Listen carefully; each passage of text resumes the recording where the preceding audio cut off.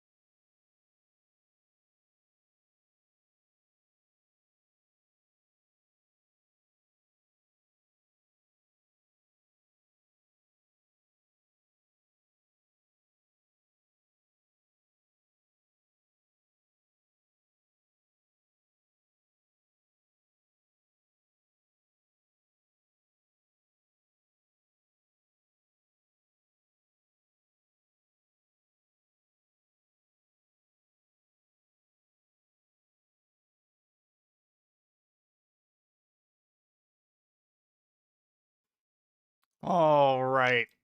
Oh, hello. It is 7:43 p.m. I am tired as shit because I've been working literally all day. Oh, yeah. Kinda. I'm also cold. Ooh.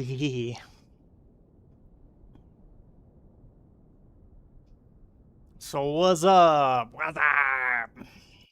What is happening?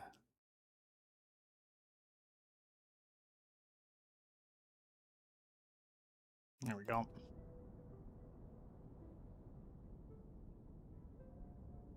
Why is my yield down to 75 again? What the fuck is going on with my zircon?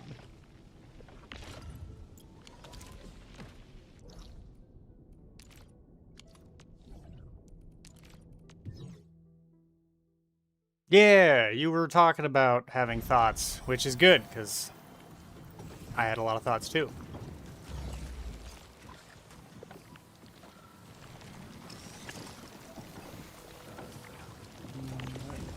Turn this off. You dump out sewage.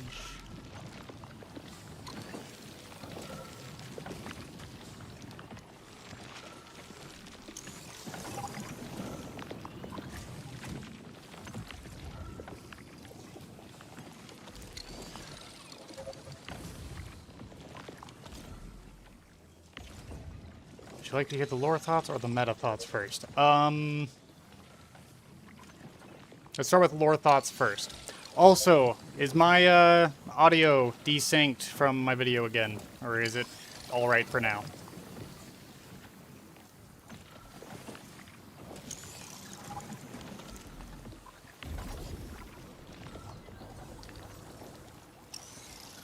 Audio seems all right? Sweet. All right.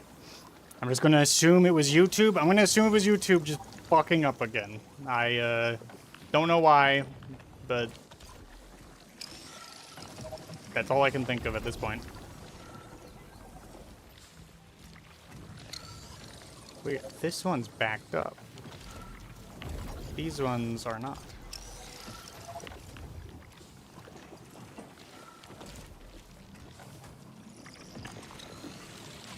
Why is that? Lore thoughts. I have a lot of questions for that final part. Pretty much everything in the last 10 or so minutes. Like, what questions? I'm actually confused because, I mean, I had a lot of questions too, but most of my questions got answered at the end. I'm curious if you have different questions or if they're the same and you just haven't found the answers that are kind of given to us after the fact.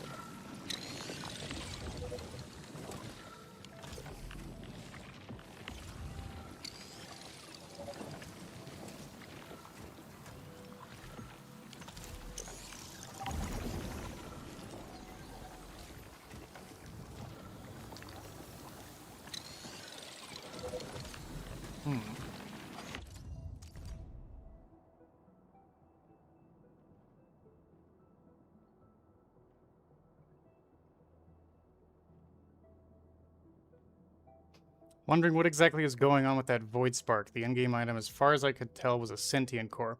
Yeah, so I also thought, I mean, it was definitely a sentient core. It's definitely a sentient core. Hunhao definitely, like, I think it was a piece of Hunhao, because we saw a sentient that was dead, and Hunhao definitely was, like, the one who was interacting with it. But I think he called it a Void Spark because the Jade clone that you fought, it was the Jade Mockery, which was obviously like the man in the wall was creating a puppeted Jade in order to try and manipulate Stalker. Um, but I think that was supposed to be like that room and where that Jade was supposed to be the core of that whole like time paradox that the man in the wall was enacting. I understand the entire situation to be Wally trolling Stalker because he thought it would be funny. Something like that. Basically, my understanding of it is Man in the Wall saw an opportunity to take two desperate timelines that were otherwise consigned to death because the Tenno wasn't in them. And then those two desperate timelines he brought back in time and then had them fight each other in a constant battle of attrition. It's interesting because there's two different lines of dialogue in the quest, depending on which son you chose. There's different lines of dialogue from the two mentors, Ryoku and I can't remember the girl's name, but the Garuda proto frame. But they have two completely different lines of dialogue depending on which frame you chose in the original quest line. And they actually, depending on which one you heard, they also explain different things. Unhouse said that he saw the constellation of Stalker's sons while going to Tau. Am I getting that right? Okay, that's one line of dialogue that I actually do not understand. Because that would suggest my understanding of what he said was that on the way to Earth, or on the way to Sol System from Tau, he saw the suns and could have chosen to go to them, but did not. Which would suggest that the timeline has been getting like shifted or corrupted all the way back like to that point. But again, that's one line of dialogue that I don't fully understand.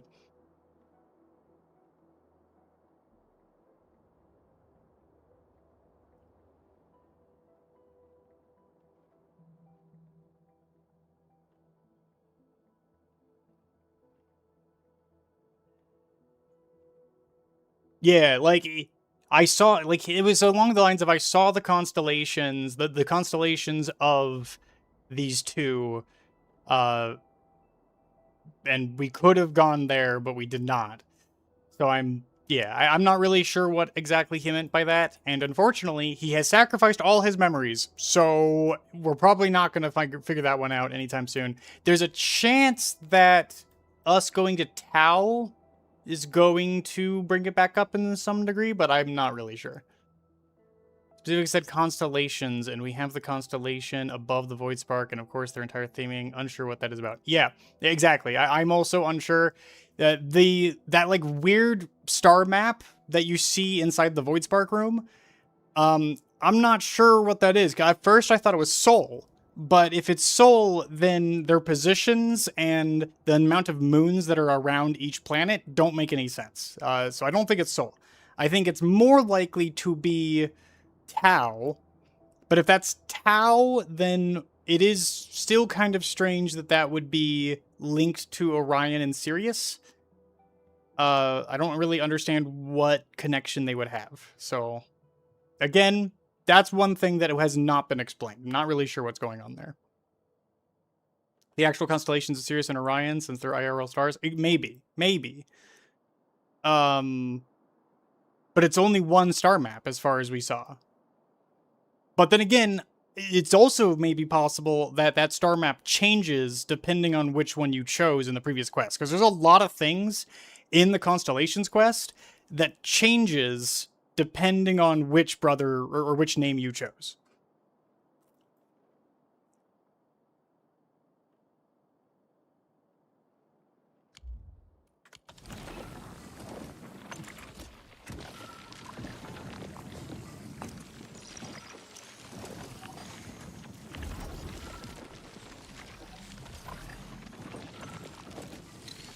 Okay, let's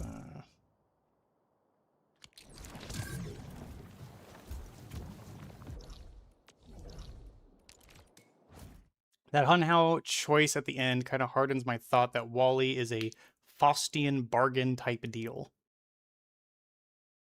Faustian bargain. You're bringing up a term that I don't know if I've actually heard before. Faustian bargain.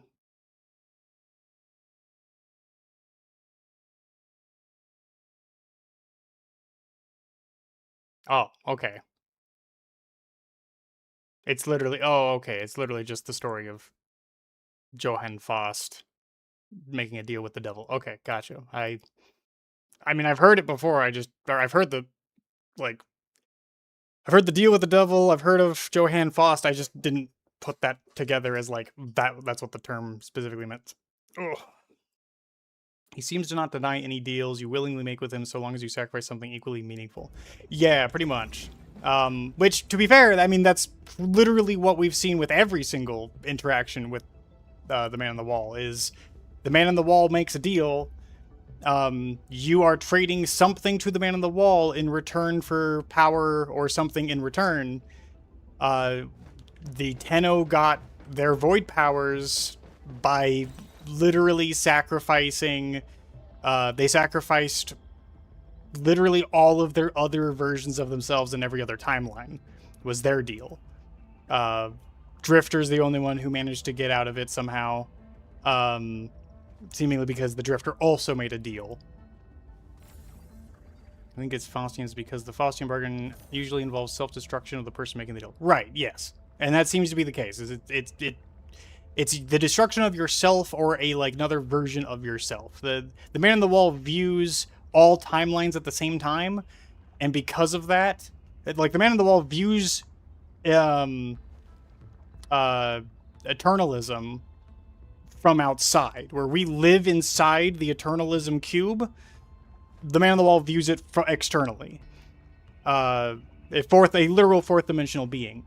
So to him, all versions of yourself are still part of you, and so which is why he's able to just kill off all the other versions of yourself as part of the Tenno deal. Now, what did the Lotus sacrifice to put the moon in the void? That's the thing I'm still interested in, because that's literally what Hunhouse suggested, is that the Lotus put the moon in the void by making a deal with the Man on the Wall herself. And if that's the case, then I'm very curious what she sacrificed. And that also brings to mind the question of, was the Lotus's fragmented memories actually caused by Ballas? Or was that caused by the Man in the Wall? Was that something that she chose to do but forgot that she did? Still not fully convinced Molly is a malevolent entity per se, but this makes every kind of interaction even more... Yeah, well, I mean, the Man on the Wall I don't think was ever malevolent. To be clear, my personal belief is that the Man on the Wall does not follow moral. It does not have... Like, it did not start off with a mind.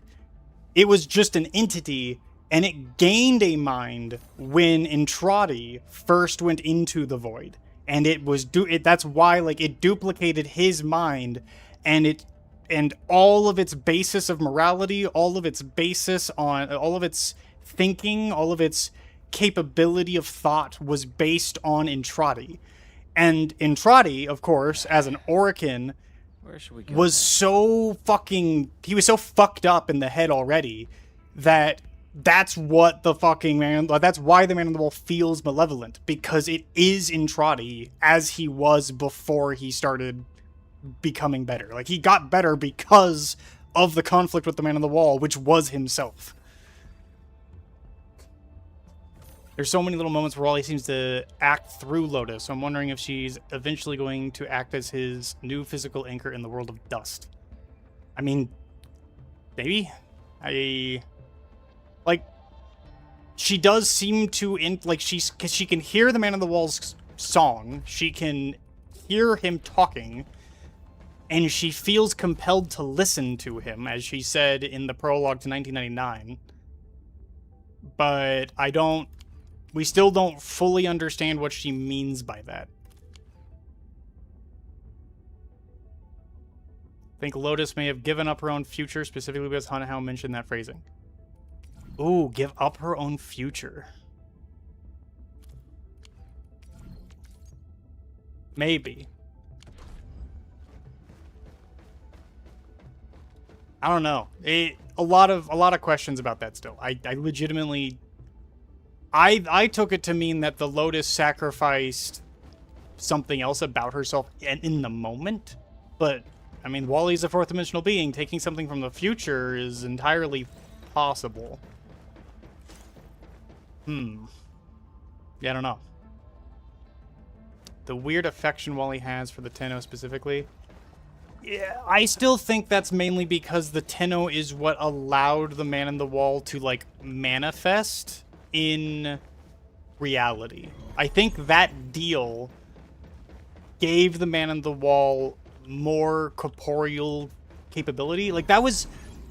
The Tenno specifically got created after Albrecht and Trotty made his, like, basically accidentally gave the Man in the Wall sentience.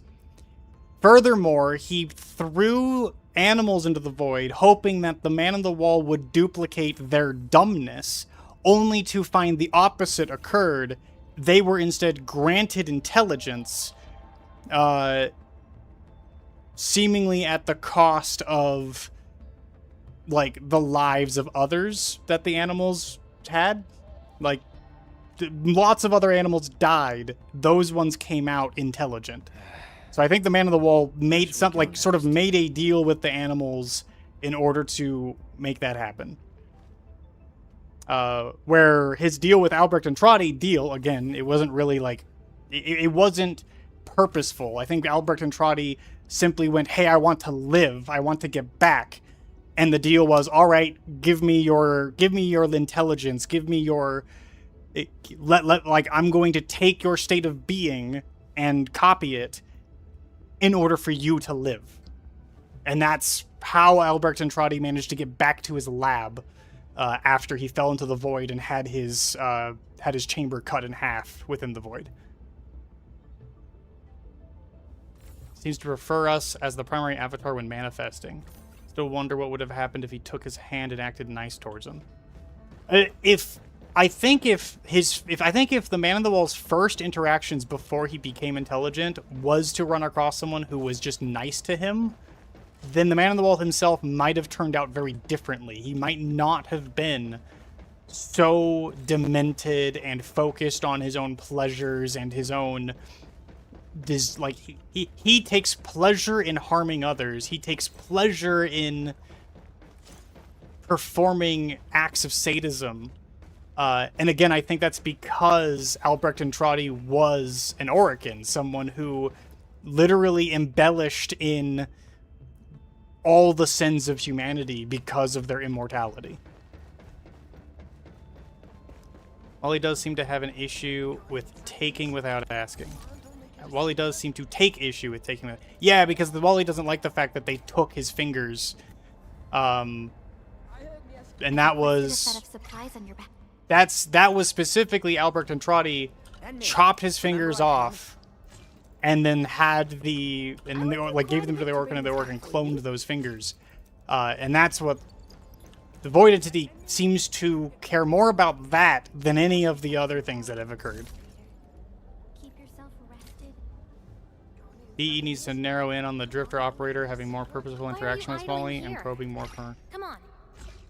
Well, but that's the thing, though, is...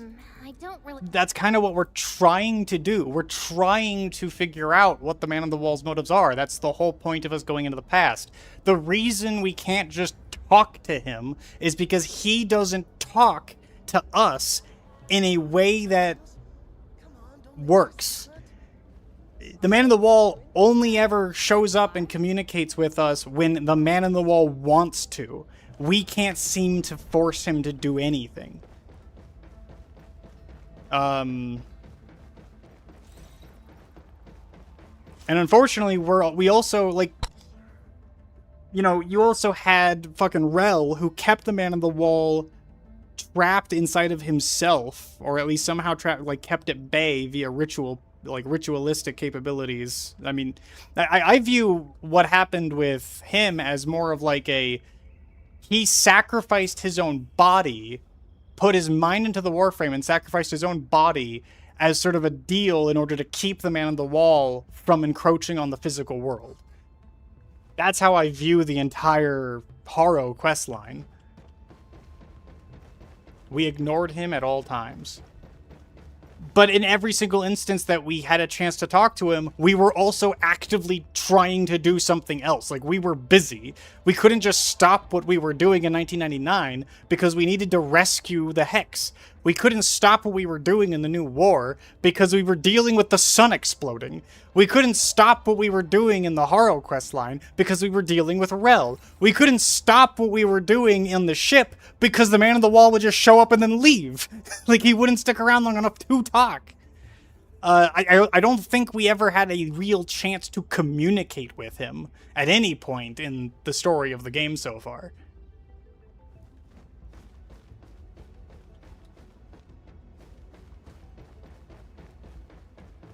And we have attempted to communicate with him. Like, the Drifter actually said some stuff in 1999 during the final quest where you actually rescue the Hex and, like, actually save them. In that quest, you have a moment where the Drifter actually talks to the man on the wall and is like, no, you don't give them back. You're not going to take them. And the man on the wall is like, okay, well, give it a shot. Try. Just prove it. So, like, communication is occurring. We always have a goal and we're always doing something else.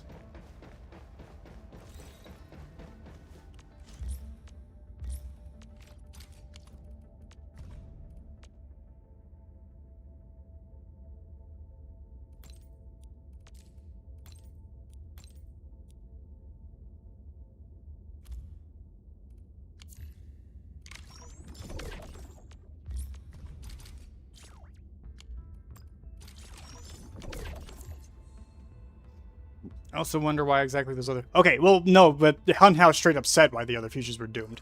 Vina's future...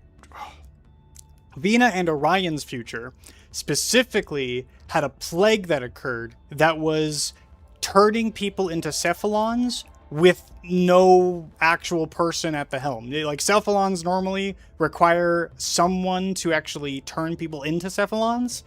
But there was apparently a cephalon plague that had turned Parvos Granum into a cephalon, and other people were just turning into cephalons. And so that was that doomed future. It was a cephalon plague that was killing off that universe. Where the other universe, I'm blanking on what he said about the other universe now, but I remember he said something else about Ryoku's universe where, like, that one was also completely doomed. There was no recovering from it. Where did that come from? Like, the plague or something else? Where did what come from?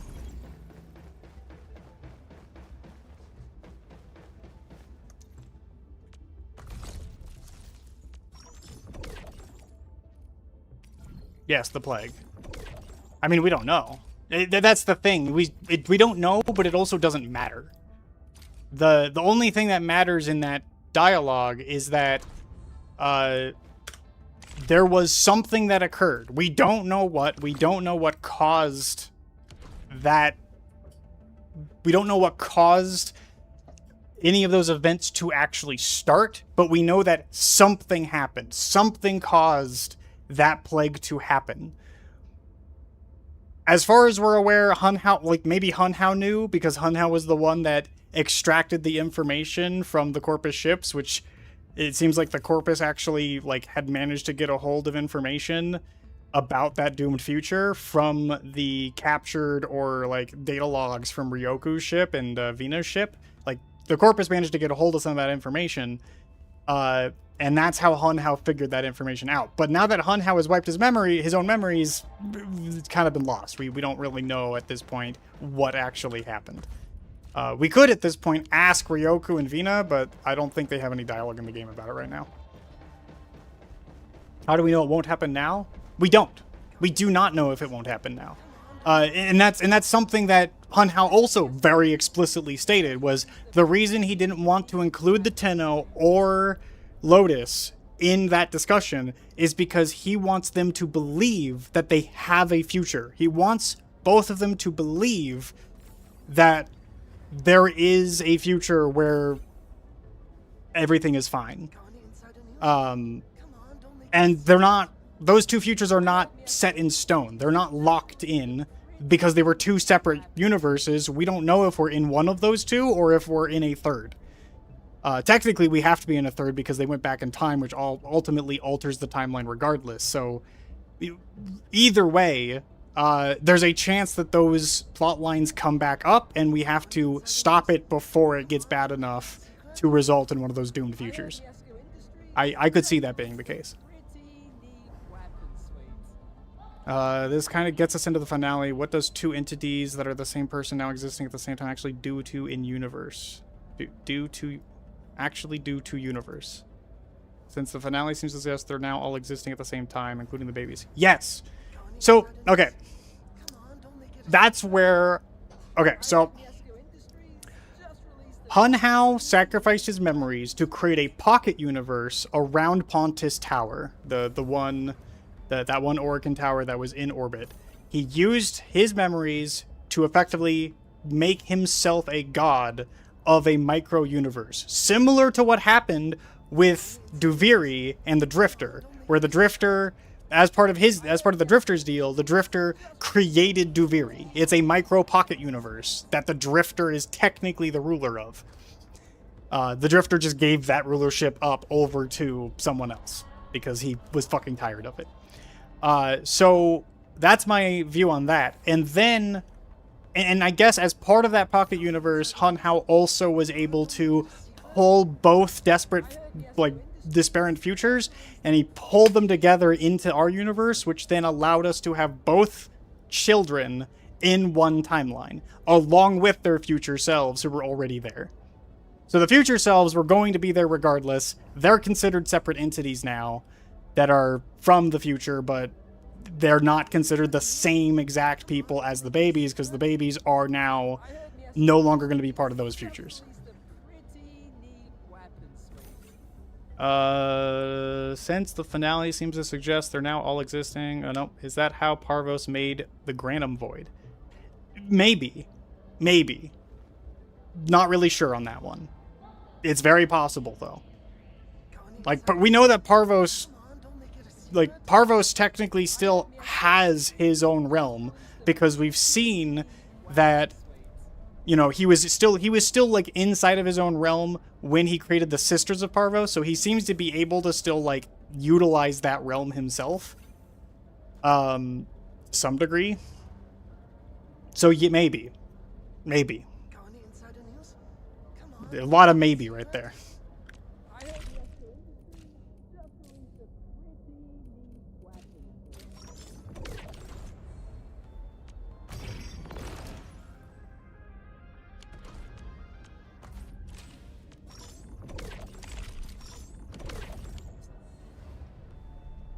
Is Stalker and the Sun stuck in that realm now, or can they leave? I mean, Stalker can definitely leave. I think it was made somewhat clear that Stalker can leave. Not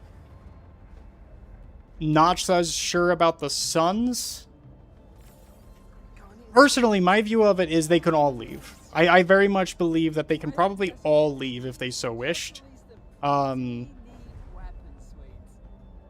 Orion and Sirius may choose to stay, purely because, I mean, from my point of view, you have Orion and Sirius, you have Ryoku, which is Sirius's mentor, and Vina, who is Orion's girlfriend.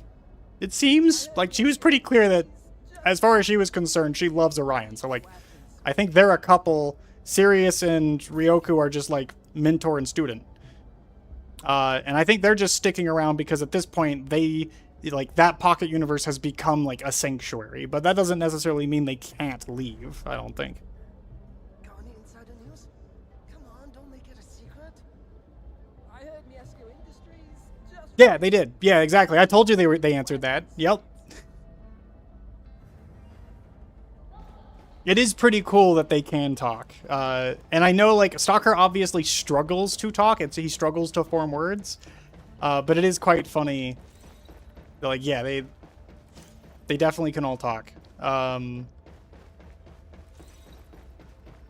also find it funny that they eat.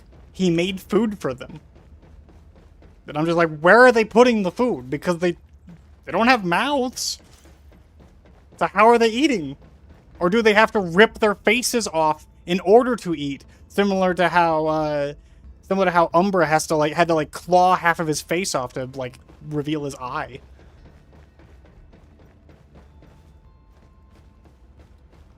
That was such a tease that they can talk but said nothing. Yeah, yeah. They can talk, but all they did was laugh. Maybe you just gotta be born a Warframe? Like, born a Warframe to talk? Because Stalker can talk, and he was not born a Warframe. Their adult selves seem no older than like 20s. Yeah, yeah, no, I don't think they were necessarily all that old. But we also don't know how fast they're gonna age either. Like they're a fucking Warframe baby. It took them 1,000 years just to gestate inside of their mother. A normal human being does not take 1,000 years to gestate.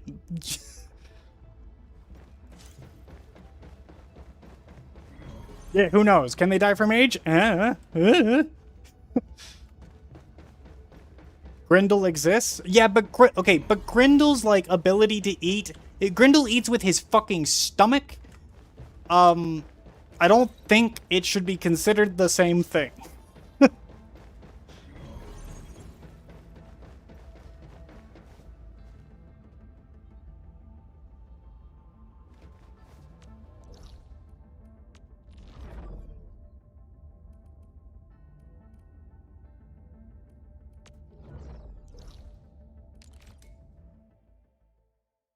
Also, Ken, have you gone to Pontus Tower and listened to all the dialogue that Hunhouse says when you just stand in front of him?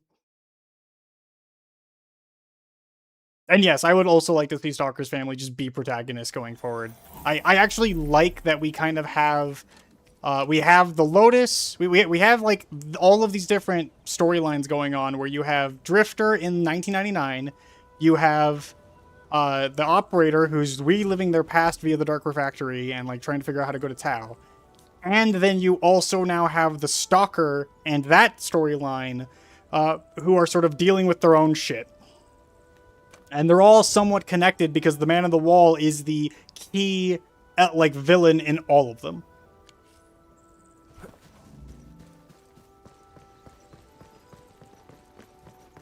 Stalker's family will be how we continue the origin story while the Tenno have their time. Yeah, actually, I kind of feel like that might be the case. If we need to have a Stalker, I think the Stalker is going to be how we keep some amount of focus on Soul, while the rest of the story, while the operator is going to Tau, and then you have again Drifter, who's kind of doing these time shenanigans, jumping into the past. So yeah, I agree. I think that's probably what they're doing, and honestly, it's working. It's very intriguing that we now have these 3 different storylines. One of which is following a character that before last year didn't have fucking any story whatsoever. Or at least didn't have much story.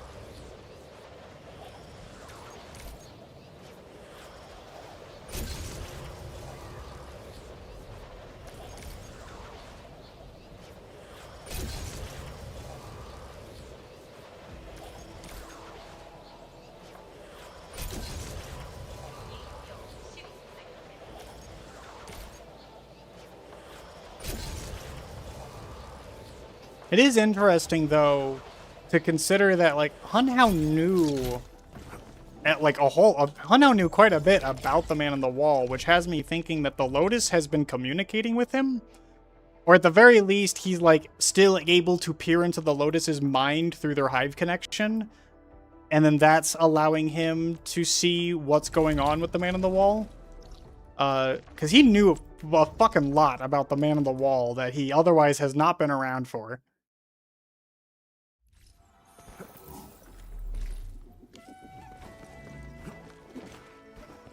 Oh yeah, I would be interested as well. I did start watching Indy a little bit last night when I was going to bed, but I fell asleep halfway through his first stream, so I didn't get very far.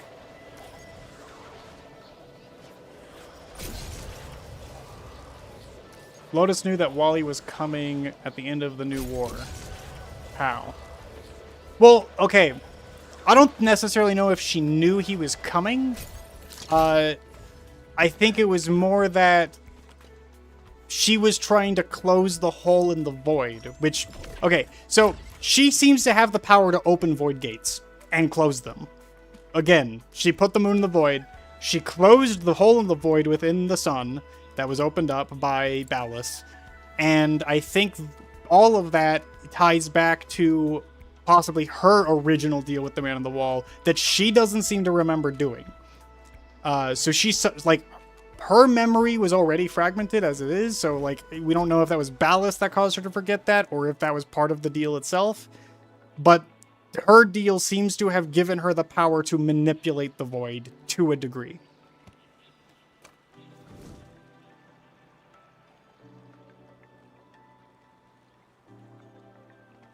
Notice also lies about Wally pretty often and only starts... Yeah, no, that's true. And again, I'm still going off of the personal, like, vibe that Lotus isn't necessarily purposely lying to us. It could be that she thinks she's protecting us by omission. It could also be that she is not able to admit that she knows something. My camera just decided to go back into the fucking alternate mode, and I don't know why it keeps doing that. I want it to stay on that mode. But I think she was... I think she was doing all of that almost explicitly, either because she was trying to protect us from omission, or because part of her deal made it so that she couldn't say anything. The weird Lua memory with Era.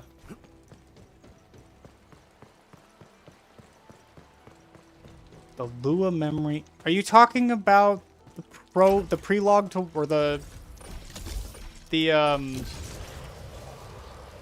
new war prequel, those three like cutscenes? Because there was the cutscene where she's talking. Era is approaching her during the middle of the old war on the moon. She then has all of the operators focus their void beams on Era, and supposedly he fucking died. Because she then later says, you died. I saw you die. The Tenno killed you. And he was like, oh, well, you can't possibly, remember everything then, because then, obviously that's not the case. But I think there's a decent chance that he did actually die, and the Era that we see later is, a rebuilt version of Era, which would also kind of be part, that would also explain a little bit of, why Ballas was so easily able to manipulate him, if Ballas was the one who actually, rebuilt him. Alternatively, it could be that he didn't die, and yeah, the Lotus's memories were fucked up by her deal with the Man on the Wall yet again.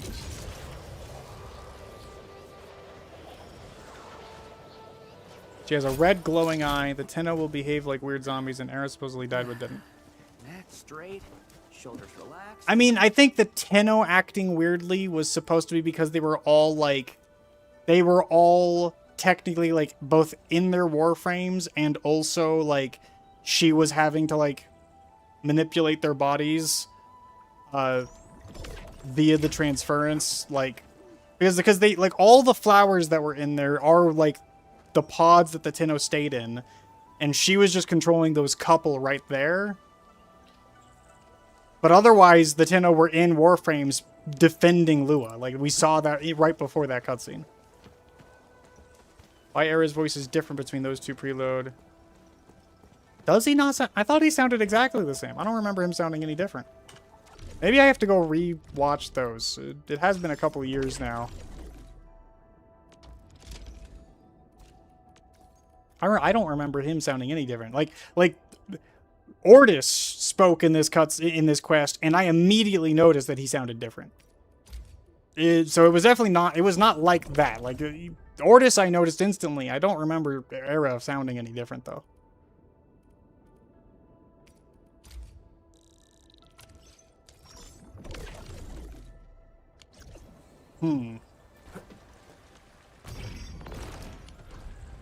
Alright, you know what? I'm going to come back to this. I do want to do CC before I hop over to Blue Archive, but you now have me asking questions that I need answered.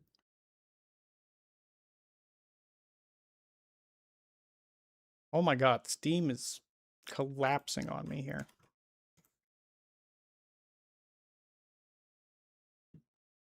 Close that.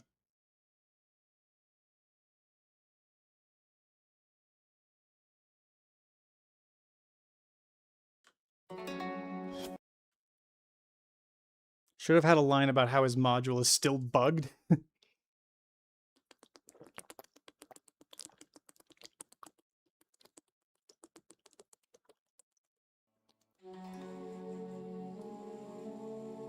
Yeah, the new voice module was a funny, like, excuse for them having changed the voice actor.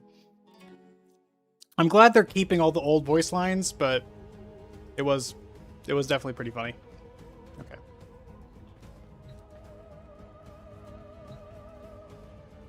Okay. Also, this has been one of the buggiest Warframe patches we've seen in a while. I've been doing. I farmed out all of my parts for Sirius and Orion. I've got all my parts building, but like when I was playing it day one, whew, they had some problems. The quest was like just buggy as shit, and it's still a little buggy, but they've done quite a bit of work to patch it. Just a second. I'm going... Hey, go ahead and move to meta thoughts. I want to go in... Where are the quests in this room? I forgot where the codex is. Where is the codex? Is it up here? Oh, it's right here.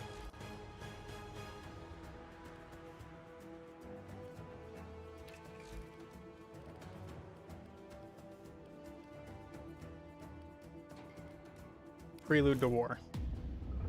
No, wait, no. No! Ah! I didn't mean to click this one! Fuck!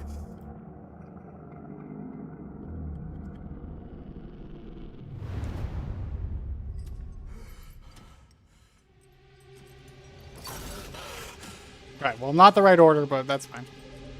We're ready, Natar. So quiet. So dark. It only needs a voice, a spark. But Mother... Mother's gone. This is all that remains. But you have her fire. And more. Meta-wise, I have been seeing this sentiment brewing among the community that I also had for a while, which is, I wish DE wouldn't force all their quests to end their stories every time. Bring peace. Huh? Bring I'm not sure what you mean. authority. I wish DE wouldn't force all their quests to end their stories Before this, every time. I attacked you. Are you saying you wish the quests had more cliffhangers? Because I feel like a lot of the quests have cliffhangers. You don't remember. Everything from 1999 to Constellations, I think the quest could have been even better if the storylines are allowed to exist throughout multiple patches And our forces to extend the time. I knew I had I mean, 1999 did, though. failed you, my sister. 1999 Failed our had family. multiple patches of content. Choice but to retreat. And the story of 1999 also, like, continued. That's why we had, more proto-frames who showed up later. And they had their own stories. Plus, you had, like, the patches that gave us more Kim messages, which also expanded the story as it kept going. Allowing more focus on everything with further fleshing out of the parts present in those storylines. Maker. And I don't know why. I'm surprised I can't skip this. Weird.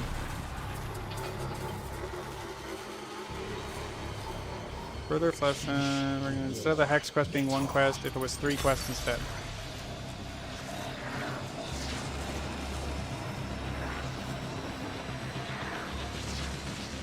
But what would they do with 3 quests of the Hex? I mean, technically we had 2. We had 2. Because you have the main quest, and then you have the follow-up after you, like, get them to a high enough standing that you can, like, go and actually save them properly. So, like, I consider that 2 quests.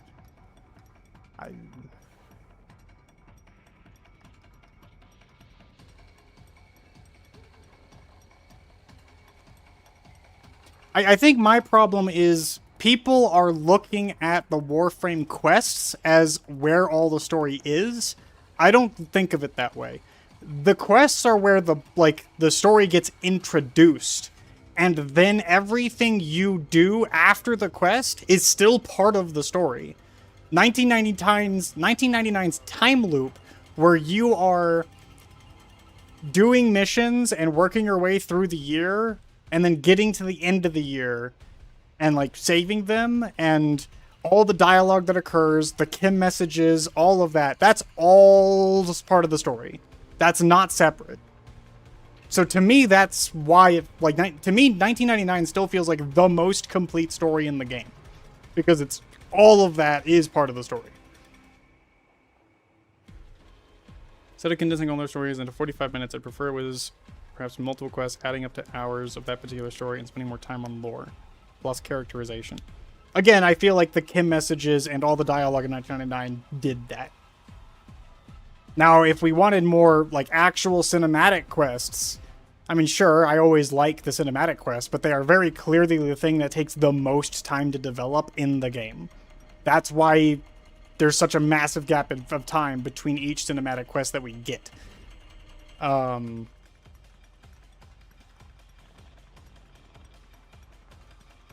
And technically, that's how Tao's working, too. I think the Perilia... fucking, what's it called again? Perilia... The old piece.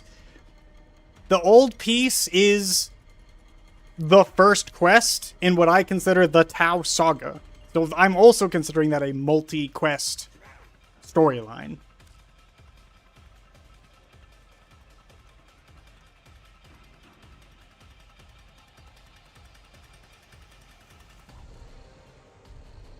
I mean, yeah. I mean, I wish we spent more time on it is kind of how I think of everything.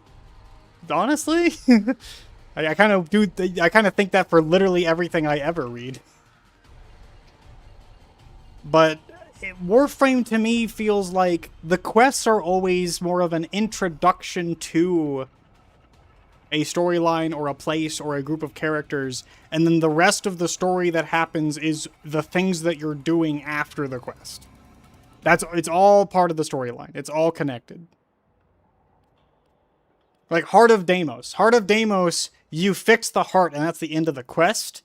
But the story of Deimos continues on as you rank them up and as you get more of their dialogue and, like, piece things together. And then as you learn about Albrecht and Trotty, that is then what leads into, you know, the fucking...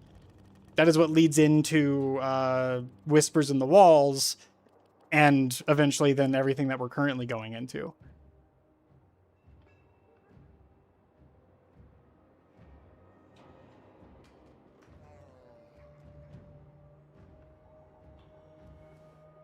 DE's writing strikes me as if you or me were writing something. Huh? What? The way I thought about it after playing yesterday was DE's writing strikes me as if you or me were writing something. There's very good authenticity about their story and a lot of lore that they're clearly thinking about, but I think the journey itself could use more meat.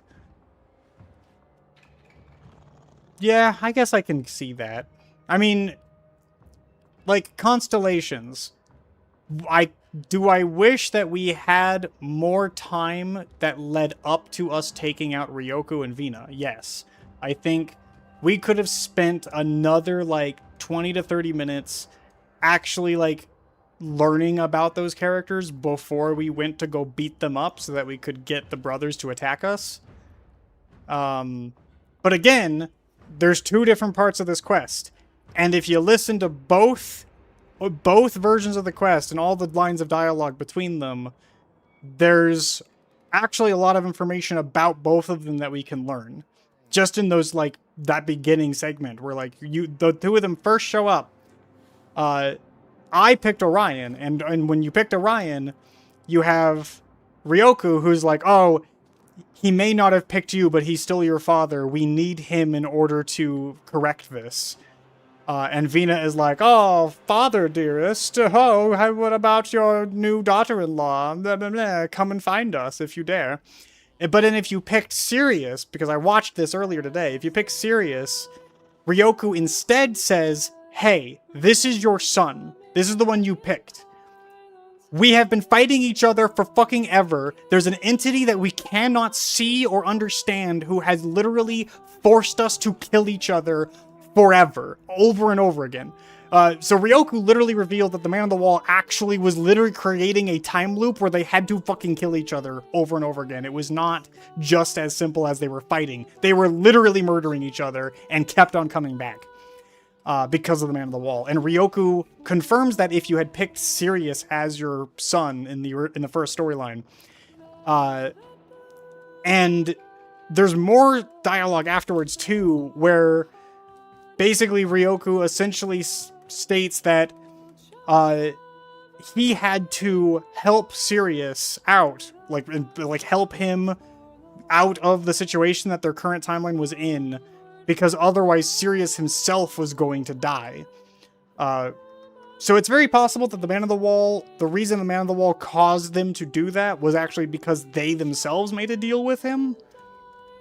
Still, that was a little shaky. That's more of a theory, but still. We could have had POV missions with the sons and get some of their perspectives and their thoughts about everything going on. That would have been nice, actually. You know what? That's a good point. If we had the ability to play as the sons and experience kind of what they were going through, that might have helped. I can agree with that.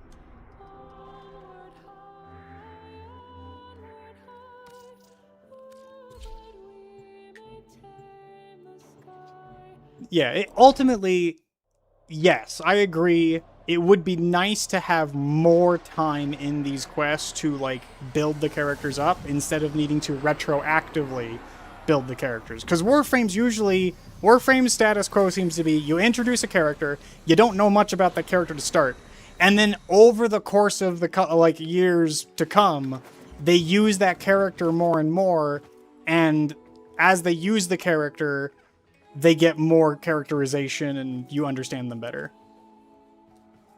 But yeah, I can agree. It would be nice to be able to get more of that front-loaded.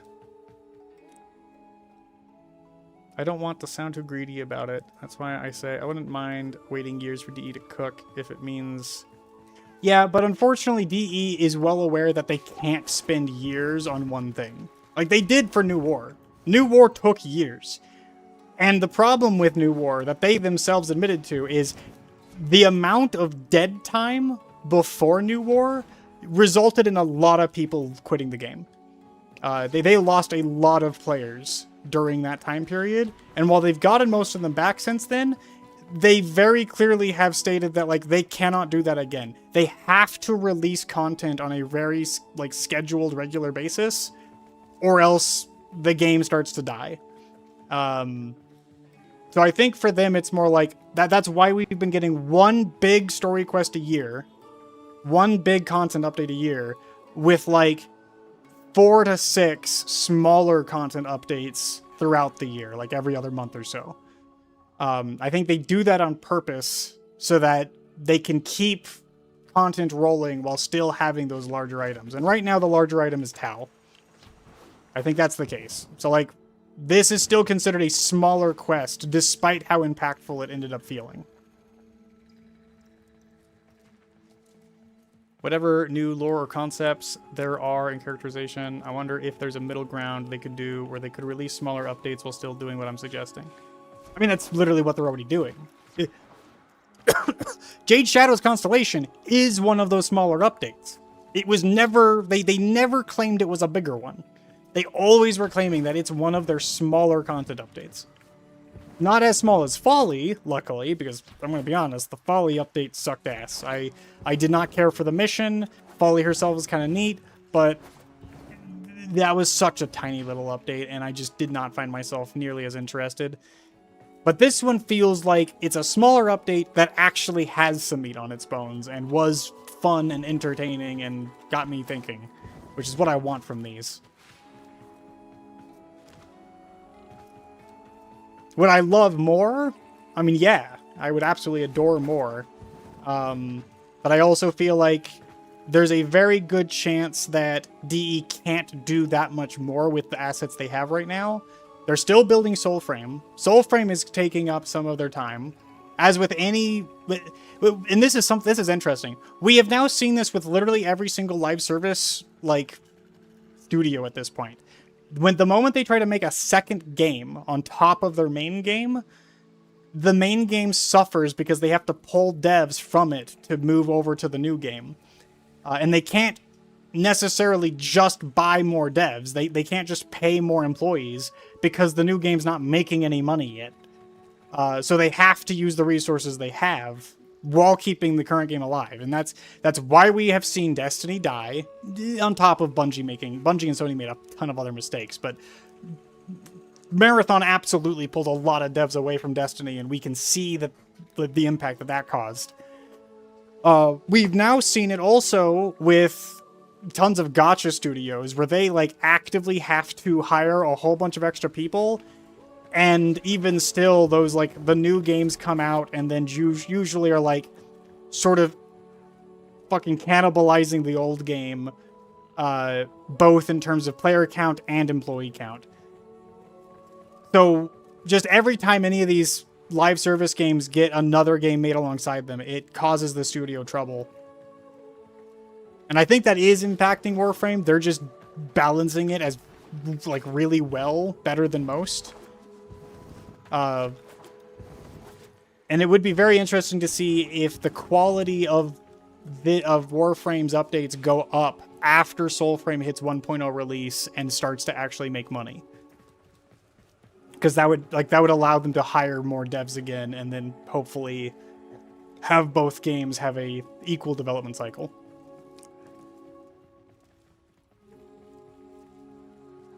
DE don't usually adjust based on reception to particular quests. The fact this one exists probably is a result because everyone loved the original. Oh, DE does usually adjust based on reception. They do. They absolutely do. But it's usually, again, like, I mean, this quest came out, what, almost 2 years? I think it was 2 years after the original Jade Shadows. It's not like they just immediately go, oh, fuck, that quest did really well. All right, we got to immediately start working on the next quest to sequel that one. I don't think that's the case. I think they are...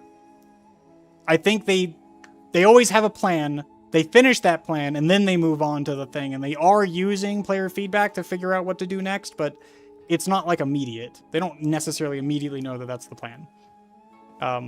And I think they always planned on having a sequel to Jade Shadows, because otherwise the ending of Jade Shadows wouldn't have made sense.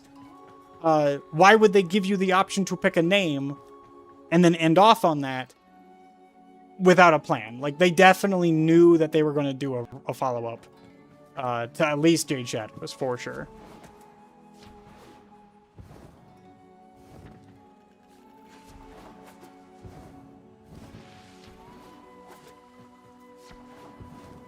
Oh, yeah. No, again, like, if there's anything about Warframe that I fully trust, it's that I trust that DE will listen to its players and always try to improve on everything they iterate on. They always iterate, they always acknowledge player feedback, and they always try to make each update better than the last without necessarily compromising their own creative vision. They have found... In many cases, they have found that line to ride, and they're not always successful. They don't, like, not everything they make is fucking perfect, but that's the nature of the creative process. If you make absolutely everything, like, if you figure out exactly how to do everything perfectly, then you're not going to be iterating. You're not going to be trying new things. Trying new things comes with the inherent risk that you're not going to do it perfectly. And DE doesn't shy away from that, which is a good thing. My mind is hushed and calm, silent and empty. I only felt like this with the recent quests because of how much I liked them. So I always felt, man, I wish I could have fleshed. Yeah, I mean, ultimately that's just how. Again, I feel that way about literally any story that I enjoy. I mean, I always come out of it going, man, I wish I had more. Man, I wish there was more of this. That's always a good thing, ultimately. But yes, I wish there was more. And I do hope that we get more Jade Shadows or just Stalker storyline in general in the future. And I think we will. I do believe we probably will. The only character in Jade Shadows that I feel had like ultimately like a succinct ending. I don't think we're going to see Hun Hao necessarily show up in the future. I think Hun Hao's story is done with this storyline. I think Hun Hao of all characters, got a peaceful ending that is now wrapped up and concluded. I think Hun Hao's storyline is done. But Stalker and his children are not. I think they still have a future. Trails is kind of a similar comparison in my mind. We're going through... Is that 20? They have 20 games now? Holy fuck. 20 games does end up with some storylines not getting as much time as they should, while others are executed. I mean, yeah. Oof. You can't win. I'm sorry, but we exist in a world where there is limited time. I know this all too well. I have such limited time. I can never finish anything I ever want to do. I have so many projects I want to do, and I never manage to ever catch up. There's just too much. And I have to make money at the same time in order to be able to do them in the first place. So that takes even more of my time. Like, I spend 40 hours a week, sometimes 50 to 60 hours a week, just making money and I have to do that while maintaining the skill set needed to make that money. And then I have to spend another 20 or so hours a week trying to do YouTube. And then I also have all these games and everything that I want to catch up on. And then I also want to learn how to do game development and coding and texture work. And I love to do writing, and I'm also doing script writing for other people. So like, I have all these projects. I never managed to flesh any of them out as much as I wish I did because I just simply don't have time. And that's just the case for everyone. Any creative process is like that. We do not have the time to make something as complete as we wish they were. But that's the process of making art, unfortunately. That's just how art is. There's literally only a single one where I feel negatively about the story, and the game instantly follows up on that. One is my favorite in the franchise now. Don't think of that, will you? Okay. I mean, that just shows that, hey, they listened. Or maybe they just were cooking and you didn't understand the cook at the time, but who knows? Also, this is fucking wild. The fact that this is official artwork is insane to me. Like, this is the kind of art you would see in, like, a fucking doujin. Very funny to me. And this art is also just really nice. I think this is cute.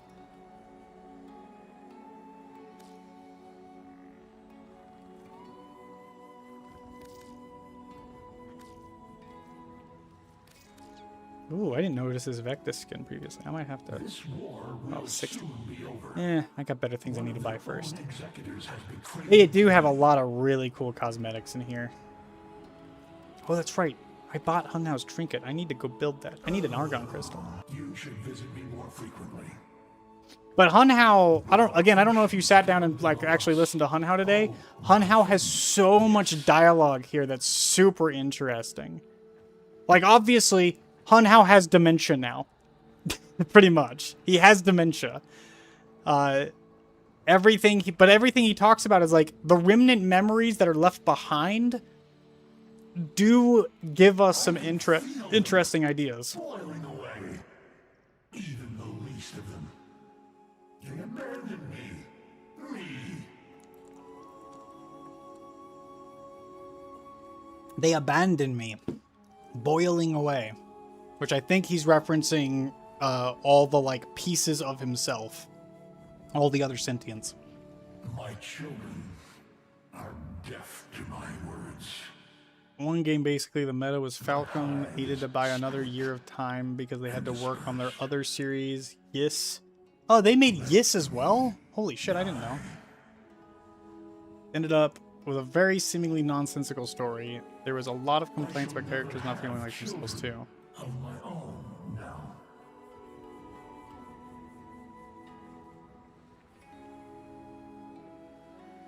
Huh. Okay. I mean, yeah, and that's the unfortunate reality. If you rush anything, you're going to end up like that. But again, people often underestimate how long it takes to actually make something of quality. Changed herself so much. I barely know her now.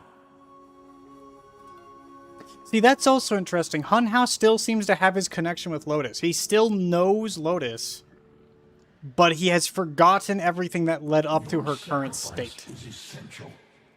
Once you are part of the hive, now you shall be part of the rail. Now you shall be part of the rail. Still not sure what he means by that either. That could be a reference to him sacrificing other sentients to build the star rails in order to get between Tau and Sol. Another like me. I cannot find her. I think that's referencing Pagatha, Lotus's mother. But Pagatha got destroyed in the sun, so she's gone.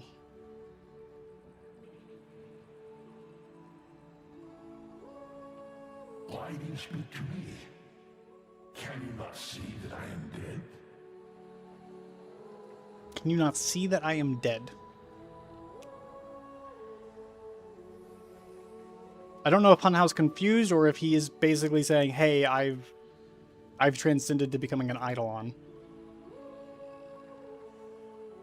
Era. Why? And see, this is where I think Lotus and Era are still technically part of the hive mind, and Hunhow is still able to see their minds, similar to what he did in Second Dream. Because in Second Dream, he was able to see inside of Lotus's mind, because she was still somewhat connected to the Why hive. have the beasts not assembled? I wish to address them. Why have the beasts not assembled? Either referencing all the Warframes here, or the Archons. The Archon beasts could be what he's talking about, because he forgot that, like, Era has taken them. Let us not speak of war. Not when other paths are open. That one's pretty simple. Curious question would be if the hive transcends the void. Yeah, exactly. But I think it does. I think it does transcend the void. Because we've seen the sentients communicate over, like, vast distances. My own bone and blood scoured from me.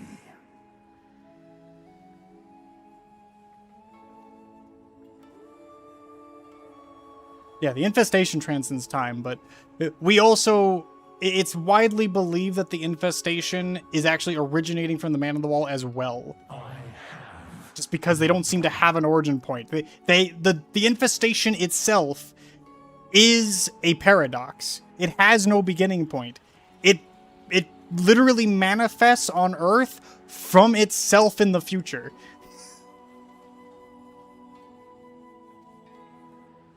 They are coming, Nata. Coming to kill me. Just as we planned. Why do you not answer? And again, Hunhow just has dementia, so like half the shit he says seems to be him forgetting that the thing he's remembering has already happened long ago. He now has dementia. There's no avoiding that, it seems. Your sacrifice is essential. Once you are part of the hive, now you shall be part of the rail. Right. Yeah, it's dementia dialogue. But again, like, some of this, like, he hasn't said the line I'm thinking of, but there's a couple lines he said where I was like, oh shit, like, that has fucking, there's lore implications. I'm just trying to get it. The beasts not assembled. I wish to address them. Where is it? Where is it? Come on. Say the line.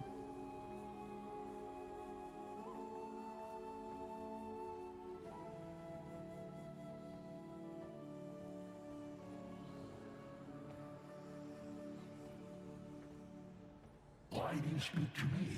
Okay. Can you Rotating not through the see same that ones now. so? You too. Is Parental with you? Parental. Do we know who Parental is?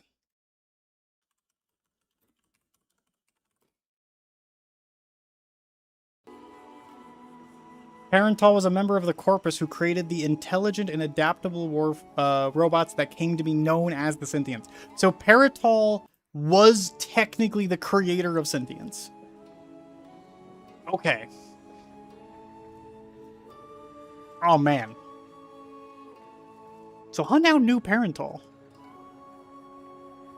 Hunhow was not created on Tau then. Hunhow existed before Tau.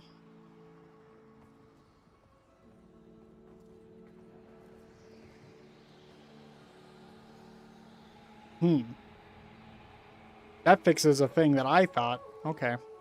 For some reason, I thought Hunhow was created on Tau. He was not one of the, like, original sentients. My legacy of dust. Here's in one of the Samara scans? Okay. I have to go look at those again.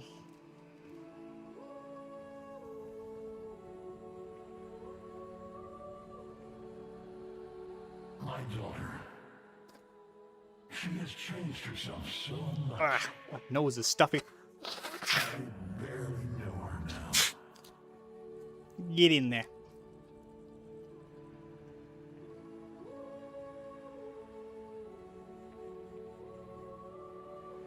See, I swear... Oh, here we go. Yeah, okay, so this is him remembering when Ballas betrayed the Orokin to Hunhow.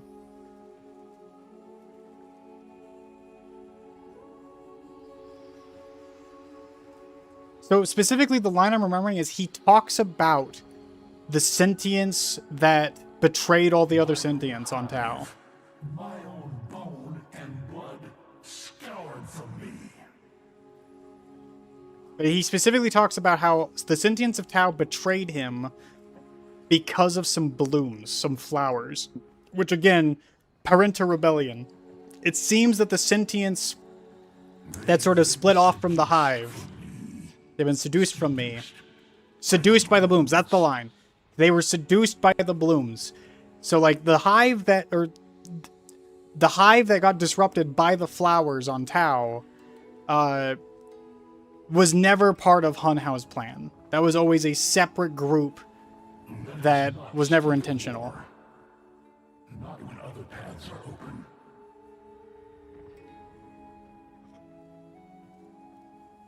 My time is must you go? Yeah. Now, I very much believe that we are going to see some amount of connection and maybe some explanation on, like, exactly what happened on Tau post, like, both the Parenta Rebellion and, like, before Hunhow came to the Sol System. Because we haven't really seen, like, Hunhow show up in the Old War. Like, yeah, we saw that Hunhow attacked Sol. But we don't really know still whether that was, like, before or after the Parenta Rebellion. The fact that Hunhow mentions the blooms and remembers them makes me think that it was before. I think the Parenta Rebellion must have been before the attack on Sol in the Old War. Oh, you think the flowers are a Wally creation? Interesting. Huh. I don't think so, though. I don't think the flowers could be a Wally creation because Wally at that time was still being held at bay by Rel. Because Rel was already doing his thing at that point in time. So I don't think Wally had the ability to interact with the sentients or anyone else yet.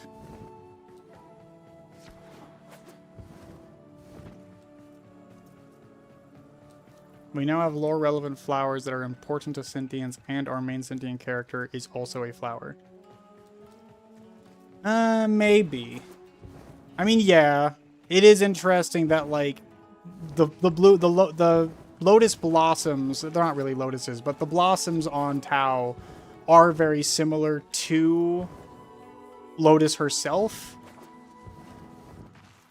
But to be completely honest, I think that could very likely just be a fucking, like, that could just be Ballas being Ballas and doing, like, you know, Ballas loves to Ballas loves to fuck with people with, like, just this grand vision of, but what's the fucking word? I'm trying to think of what you call it when, like, he creates, like, idioms, or just generally loves to put forward, or, like, name things or do things in a way that would be considered the most ironic to the person that he's doing it to. So it would make sense that he captures Nata, gives her Margulis's memories, calls her the Lotus, because at that point he's like, oh, you know, Margulis, oh, well, you know, I fucked over the Prude Rebellion, and Margulis is the one who had to pay for that crime. So fuck the. I'm gonna fucking like name Nata the Lotus in order to effectively make that a comparison to the flowers that we destroyed. And that's like his like ironic way of getting back at her, sort of, or getting back at the sentients. That's how I view it, at least. We don't know how the Void interacted with the universe before we did. I guess not. I guess not. But the war with the sentients didn't happen until after we had the Void Jump accident. Maybe the flowers existed before that point, but the flowers were not discovered until the Old War was already well in its way, like well into its process. You could have influenced how way before the story even started? Maybe. But, okay, but we know that the Man in the Wall could not influence the world. He couldn't influence our reality until after Albrecht and Trotty cut into the Void himself. That's what allowed the Man in the Wall to access our reality in the first place. So everything that happened with the Man in the Wall had to happen after Albrecht and Trotty's incident. Albrecht and Trotty's incident happened only about 100 years before the Void Jump accident. So we can then say that the Man in the Wall had about 100 years to impact the world, but even then, it didn't seem like the Man in the Wall impacted the world all that much. Furthermore, what would the sentients have to do with the Man in the Wall? They were all in Tau. No humans were in Tau yet. I don't know. Ultimately, it's the Man in the Wall. He's a fourth dimensional being. Once he had access to our realm, I guess he could do fucking anything. So they could take that story anywhere they want. But I personally don't think... I just don't believe that the flowers are tied to him, personally. Maybe I'll be proven wrong. I just don't think so, personally. I like to think of the Void in similar ways to the Cogito? The Cogito River in Project Moon? I think the Void influenced the creation of the universe itself way before Intradi's experiments. Maybe. I don't know. I'm personally... I'm going to leave that bag of worms to the side because just even fucking, even like considering that possibility opens up such a huge bag of worms. I'm not even going to consider that. Just doesn't seem worth it. I'm more leaning towards the flowers being able to bestow sentience in the same thing that happens when the void made the cavia sentient. Maybe, but like the sentients are already sentient. That like they are literally already capable of cognitive thought. It's just that normally they're also connected to a hive mind that sort of gives them directive. It gives them that the hive, like Hun Hao and all of Hun Hao's spawn have, like, they all have their own minds, but Hun Hao is like their directive leader. It's like a beehive. He's the queen, they're all the drones, but the drones are still their own thinking beings. They just follow the will of the queen. And he gave Era and Nata effectively the same level of status that he did. But they're still connected. They can still communicate with each other via the hive mind. And the flowers just gave them individuality. It split the hive. It split them out away from the hive, which effectively forced them into themselves. It forced their own individuality to come out. That's how I viewed it. Arguing that it's a creation, but without necessarily an intention. Maybe. Again, I can see where you're coming from. I just don't personally buy into it right now.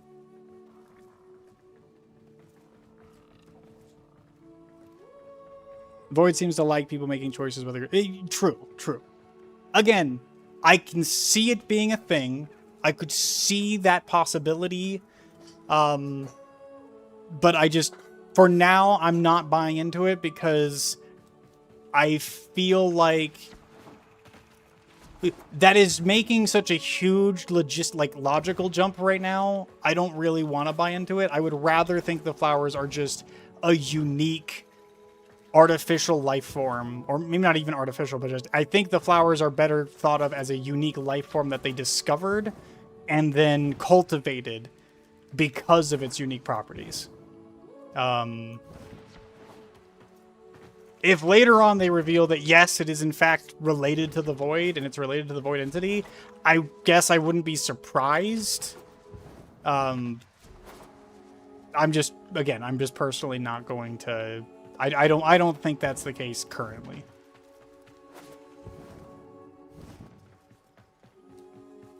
I think it's something I'll put a pin on for the future and bring back. Yeah, pretty much. Like, and that's my thing. Again, we will get to Tau. That's already confirmed to be coming at the end of the year. That's what we're going to see at TennoCon here in 2 weeks, 3 weeks. I think it's like 20 days from now. So yeah, about 3 weeks. We will find out in 3 weeks what the new Tau expansion is going to look like. I'm hoping for a whole new star map personally. And if they announce, like, if the flowers are still there, firstly, if the flowers are still on Tau, then that tells me that, like, well, then again, we don't even know how many sentients are left. Are there still sentients on Tau? I mean, we released that thing that killed all the flowers on that one planet, but did that affect all the planets? Or was that just the one planet? I don't even think that was a planet. I think that was technically a moon. Still, like, it's just, again, it's one of those things where I'm thinking way too far into the future here. I'd rather, as you said, put a pin in it. We'll come back to that. Tau is still a thing that's going to be relevant in the future, so we've got a lot. There's going to be a lot more revealed, I think, regarding it.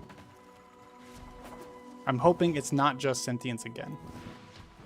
I'm personally hoping that it is sentience. I'm just hoping that we get more sentient types. I would like, and we got a pretty decent number of new sentient types with Prude Rebellion. They did offer us a couple new sentient forms. Just give me more of them. I think they're cool. I mean, we got fucking Amar showed up Amar showed up in the story, but then never, like, ended up being, like, a character to fight. It would be really cool if we could see more sentient beasts.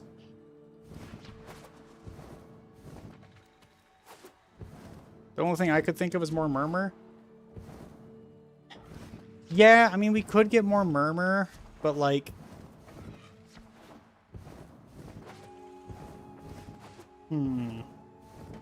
But, like, the problem with Murmur is that so far the Murmur have only been... Because the Murmur can't show up in a memory. They only show up in the void or physical reality, as far as we're aware right now. Like, memories themselves don't seem to be something that he can go... That the void entity can go inside of. So, I don't think the Murmur could show up inside of the Dark Refractory in that way. Now, the Murmur can show up in the past. He can travel back. He can send Murmur back in time. But that doesn't necessarily mean... Oh, man. Amar showed up and spoke Japanese without a translation? Yeah. Yeah. I just want more beasts. That's it. Like, I don't even care if they speak. But I think they would be a really cool enemy design to have more sentient beasts. But yeah, I don't think, as long as we're using the Dark Refractory, I don't think we can have Murmur as an enemy type. But we also don't know, are we going to Tau via the Dark Refractory, or are we physically going to Tau somehow? Based on what Lotus said during the old Peace Quest, it sounds like we had to learn go back in time and, like, recover those memories in order to figure out how to get to the Tau of Now. But why and how and, like, what are we finding out that allows us to do that? I don't know still. Yeah,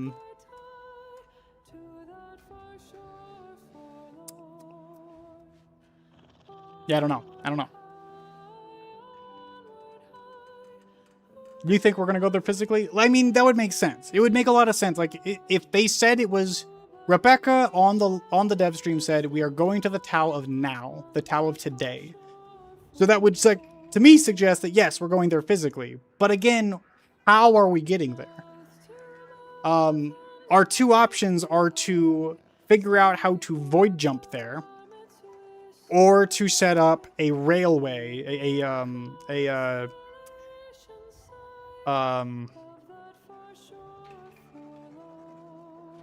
what do they fucking call them?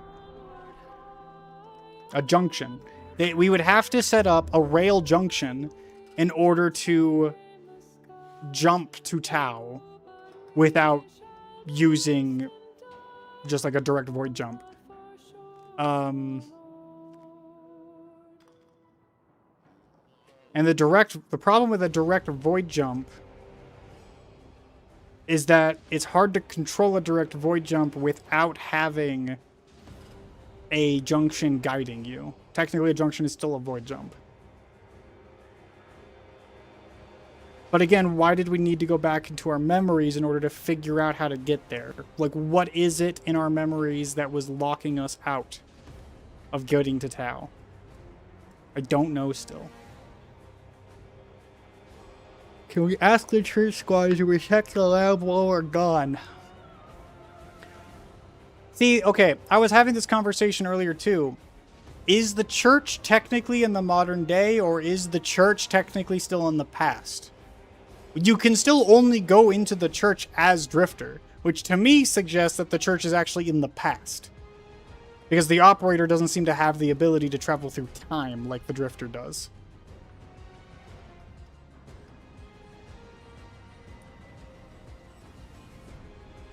But that could also just be a gameplay thing where, like, they wrote all the dialogue for the Drifter, so they only want the Drifter going into the church. It could just be that the church is on Earth, and that's just a portal to Earth, and it's just buried somewhere on Earth. And it's been there for fucking tens of thousands of years at this point.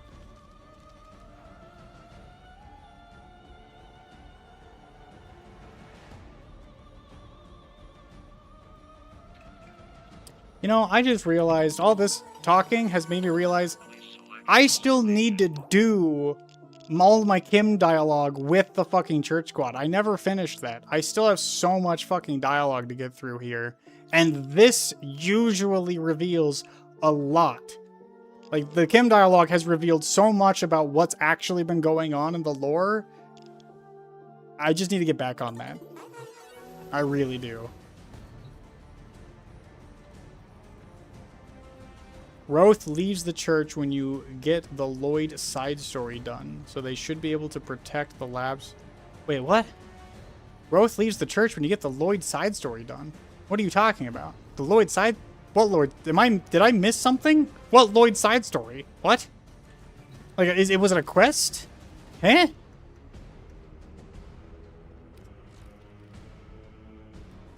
I don't. Yeah, now I'm suddenly. Wait, what side story are we talking about? How do you unlock it? What are we talking about? Is it something you gotta do via the dialogue? Because I haven't finished the dialogue. So if it's something you gotta do via the Kim system and you unlock it this way, then holy shit, I need to get on that. But I had no idea. If you succeed in the Kims, you can get Lloyd to walk back upstairs. What?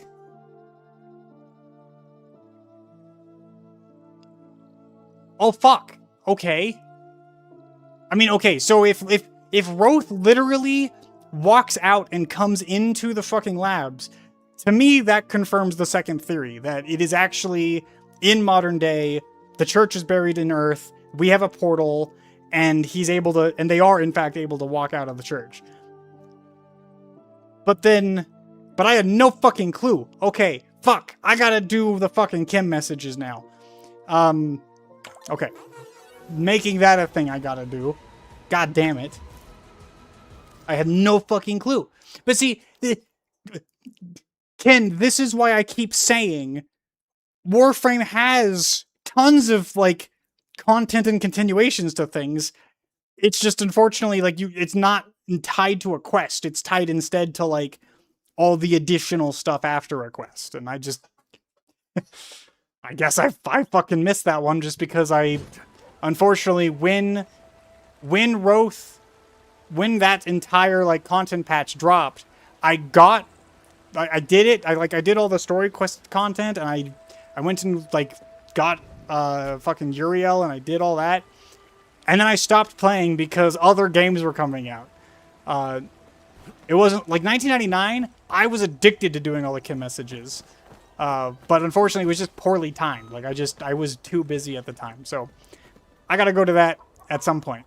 Maybe I will do that this weekend as I find time. Fuck. Well, as I find time. As if I have any fucking time. I don't fucking got time. I don't know when I'm going to do it. God, now I need to do it. Ugh. Too much. Too much.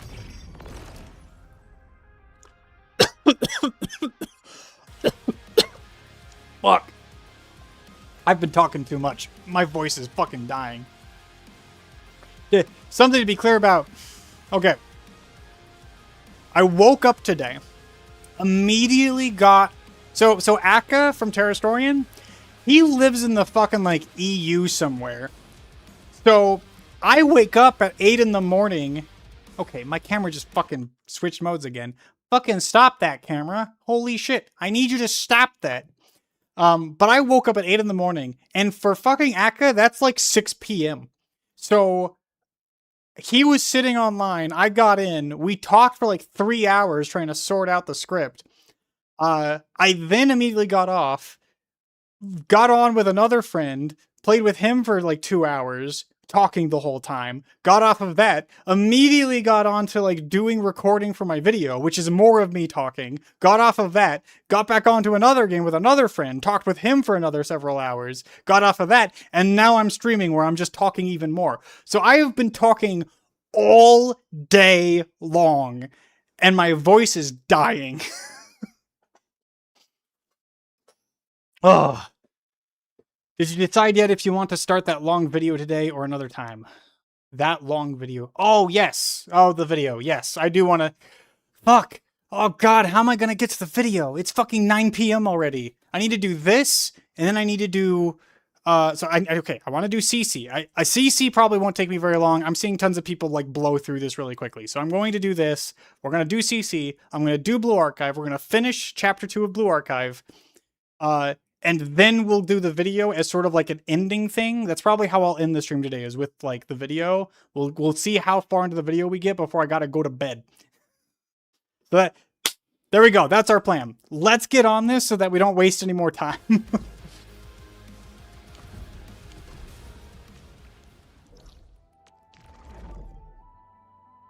Fuck. What was I supposed to do? I didn't actually read the quest. I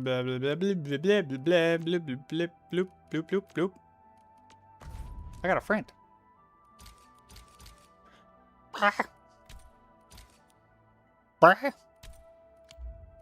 You guys got too many friends. Why are you sending me requests if you're already maxed out on your friends list? What the fuck? I don't want any of this. I want that, but now I don't have enough. Okay. Missions. Think. Message from Quinn.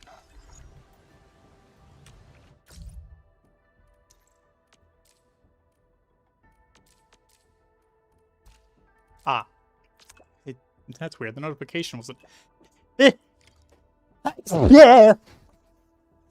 My headset almost fell off. What the fuck? Yeah. TMF told me I should ask you if you knew about the cringe lore changes to the CC lore. No, I have zero fucking clue. What? What lore changes? When you say CC lore, okay, I'm assuming you mean contingency contract. Second, are you talking about the lore in Arknights or in Arknights Endfield? Because I don't know about any lore for contingency contract in Arknights Endfield. And I'm assuming contingency contract in Endfield is going to be different than contingency contract in Arknights. They're not the same thing. So how could there be lore changes to the CC lore when there was no CC lore before now? What are we talking about?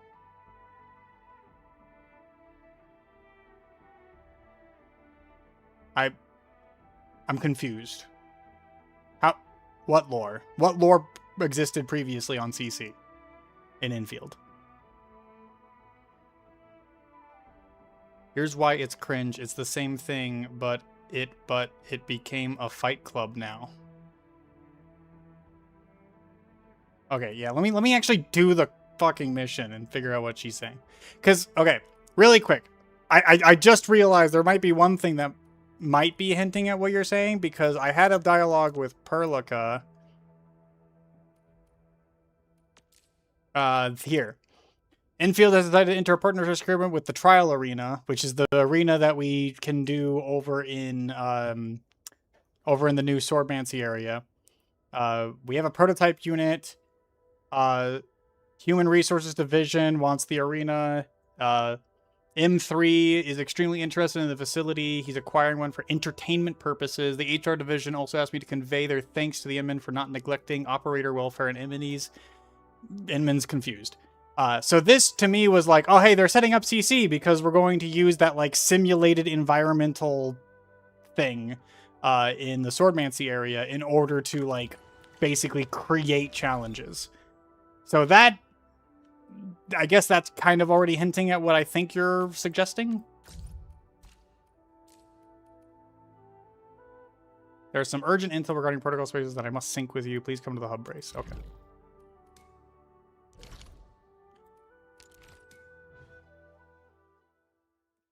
It's the same contingency contract as the one from Terra. But contingency contract in Terra was... Okay, I'll admit, I'm pretty muddy on how exactly contingency contract in Terra worked. I don't remember that much lore being tied to it in the first place. I remember contingency contract in Terra mostly just being us accepting contracts for really difficult missions. But I might be confusing that with Triple S.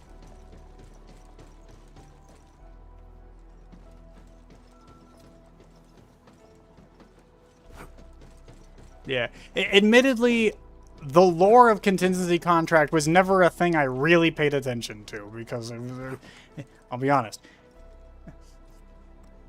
It was just an excuse for the game mode and really didn't matter. I'm sorry, but that's just the case. It was never that big of a deal in my opinion.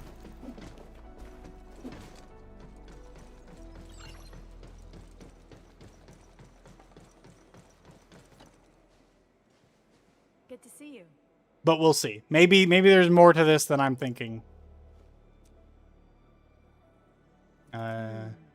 Logistic division operator in charge of the transport routes west of Valley 4 encountered something strange while driving past a resting stop 10 kilometers away. Haggard traveler. The man stopped his truck and told him about a gift for the inman and at a nearby resting stop, hoping the hub base would take a look at it. The traveler wore a wide, ragged cape and chose not to reveal his identity. Cannot? See, I hear this and I immediately jump to, oh, is it cannot? From what the operator told me, he probably wore a voice modulator too. We can't guarantee that this gift being offered is safe. Naturally, we dispatched our security division to investigate, and then just about a click or so north of the resting stop, our operator found a protocol space. It's actually the source of our concerns. This new protocol space isn't normal. Scan readings of the usual protocol space entry point, when visualized on a graph, tend to be a chaotic mess of highly fluctuating curves. But those we got from this protocol space presented a very regular pattern. Such patterns look very artificial, but it shouldn't be possible. You're supposed to be the only one who can influence protocol spaces. Yeah. See, but this is where, like, she's not really fully correct because we know that reconveners can also influence protocol spaces. After isolating the scene with a security cordon, I informed you of this finding at once, and while you rushed to the hub base, we also received a letter. Again, it is intended for you. We have checked it and found no suspicious traces of arts. Please be wary of the markings on the envelope. If I remember correctly, the sender probably represents an organization named Contingency Contract. So okay, so I don't remember Contingency Contract being the name of an organization. I just fucking never realized that. Or never, I guess, maybe I read it and just, again, blew over my head because to me it just never fucking mattered to the story. Same thing to TMF. I think nobody cares about the CC lore, but what Endfield is trying to explain is admittedly pretty cringe to me. You know what? Okay, before I continue. Contingency contract.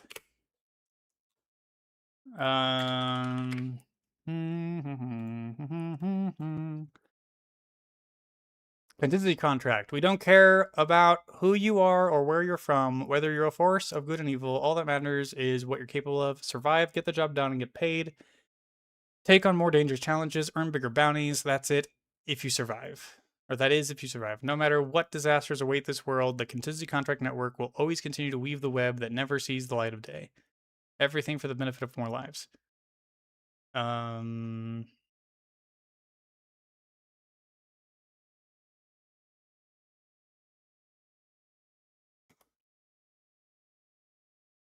Is that it? Is that all the lore that Contingency Contract has in the original Arknights? Is just this one fucking paragraph? Ugh.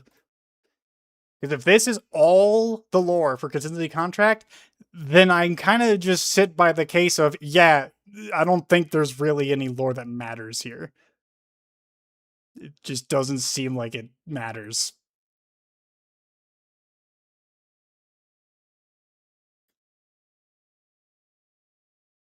Basically a PMC organization made by catastrophe measures to pay people to help others in need.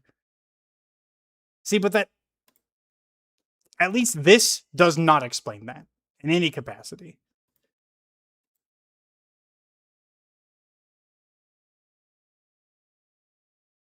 Here we go. Let me just read this because this is, I think, the intro. So this would be the story bits. Nobody knows when they started. Within the wisdom of their predecessors, constructed havens of concrete. Notice, yep. So nothing new here.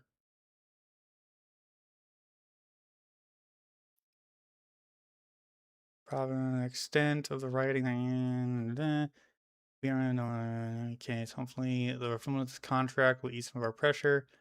We're not the only ones having trouble securing our supplies. Our contingency contract partners are having partners, so there's multiple of them, are having a rough time as well. Everyone is praying that someone can rise up to the occasion and revive this stagnating contract system. The whole way here, you are going on and on about how you wish you could do something to ease the burden. For sure, in any case, it's not like this would instantly solve our problems. As a fact, it's probably closer to the opposite. Chernobog's destruction triggered a chain reaction around the world. Sheer volume.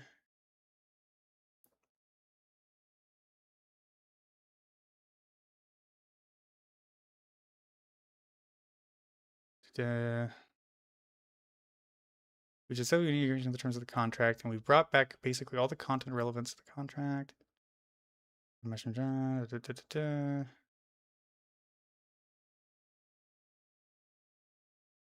understand.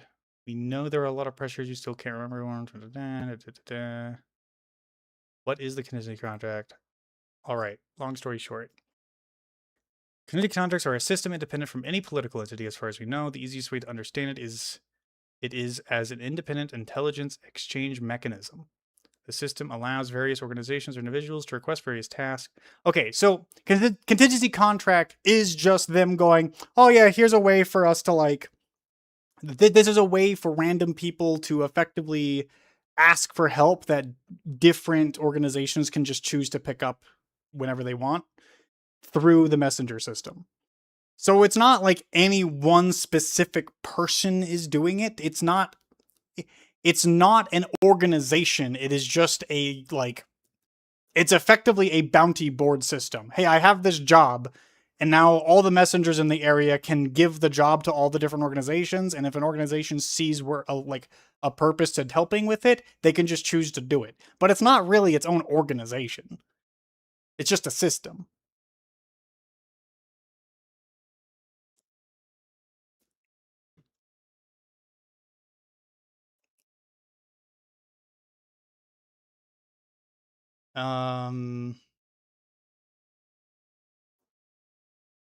Originally established by catastrophe messengers, and the contract system does come with a consistent creed. Everything for the benefit of more lives. They always tout something along those lines. I already know what you're thinking. Empty platitudes do nothing but plant doubt and suspicion, but there is nothing empty about the cooperation we've had in the past.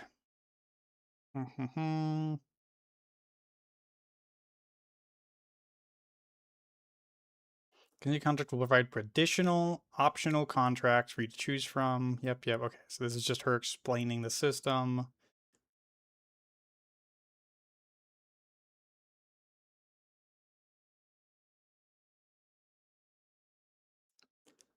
So yeah, like this is like lore, but it's mostly just game mechanics being explained. I don't usually take that for granted as being like actually directly lore connected, unless if it's Limbus Company, in which case gameplay does matter a little bit more there. We don't care about who you are, where you're from. Yep. Okay. So yeah, okay. So contingency contract on Terra is not an individual organization. It is a system in which messengers can relay effectively bounties that are given to them by random people around the world, and just like have that bounty board available for organizations and other like PMCs and stuff to choose to pick up and help with. Cool. Now Shin here is saying that this is an organization named contingency contract. They left a mark on the history of Terra. Okay, so she is talking about the same group. Now they're a secretive club dedicated to fighting ether threats with extreme measures. Okay, I mean that makes sense. I don't think there's anything wrong with that, because there's no catastrophes as we knew them on Terra here on Talos 2. So the goal of a contingency contract would not be the same. Instead, they would focus on suppressing the largest threats, which would be ether, like large ether rifts opening or ether-based creatures spawning that like could threaten the civilization band. So that makes sense. I don't think there's anything wrong with that. People say they hardly care about losses in material or personnel and often ignore the Bandicoot itself. They only want to beat back the ether side. I mean, again, that kind of matches up with Contingency Contract and Terra. They didn't align themselves with any political agency. They just focused on being a general group to help people. And they stayed neutral otherwise. So, again, matches up with what we know about them.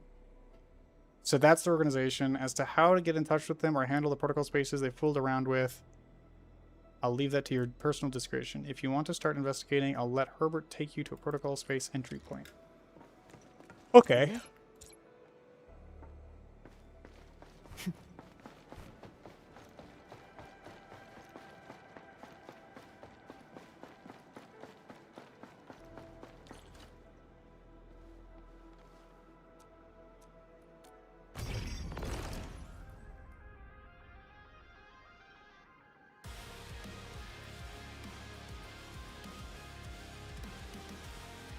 All right. I'm gonna do the thing. I'm gonna do the thing.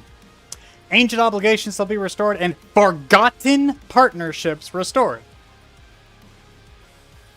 Again, administrator's the doctor. Like, come on. This has gotta be like, it feels like every single patch has a fucking hint that the Inman is the doctor. Every fucking patch has something.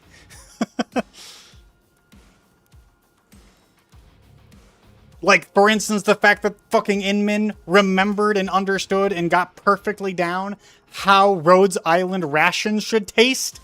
And that was the 1.2 hint. Ugh.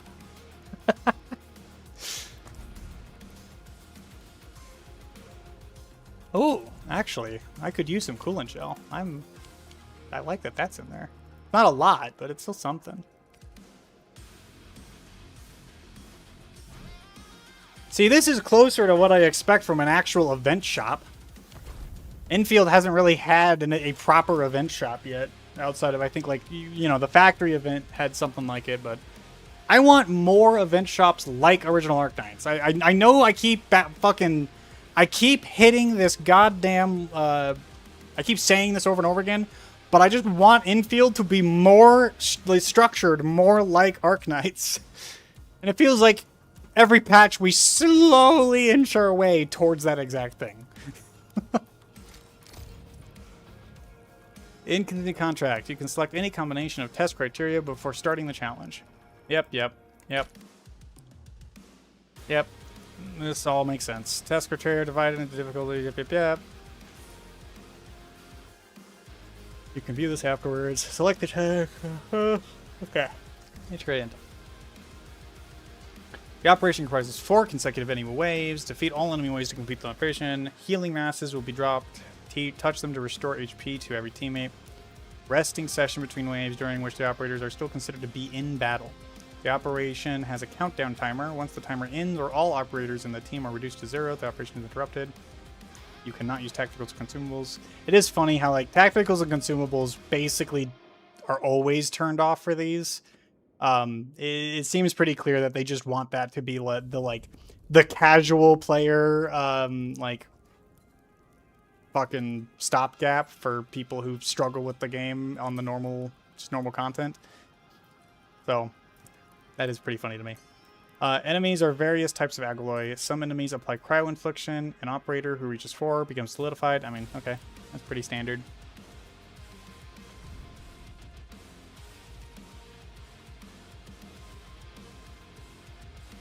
The Suthopteron. I didn't know it had a scientific name.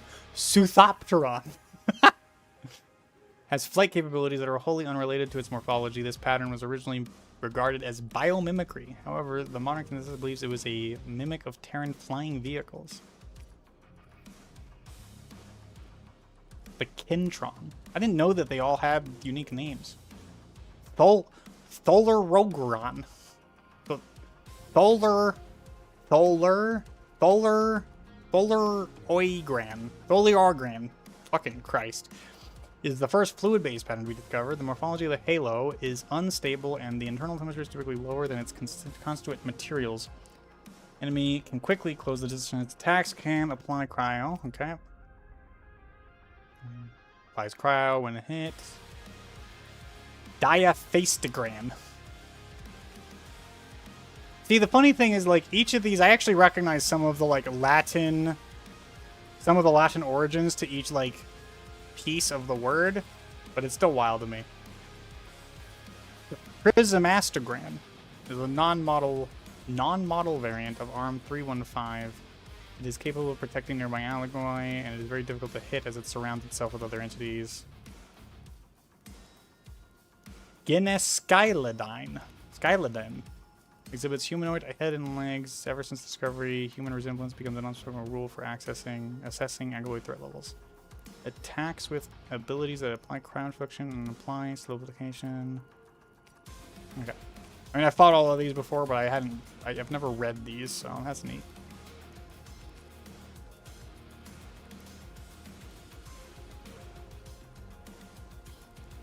I didn't know the range state suffers more heat damage. Yo, that's actually... I didn't realize that we already had, like, weaknesses applied in that way. That's actually huge.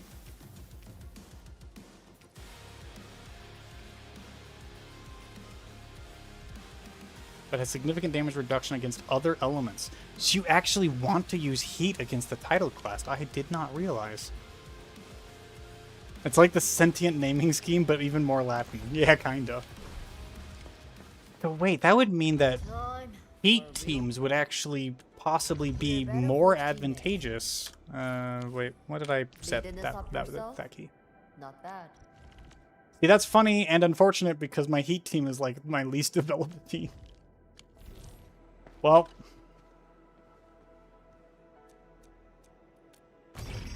Again, though, I actually like that. I wanted there to be more like that.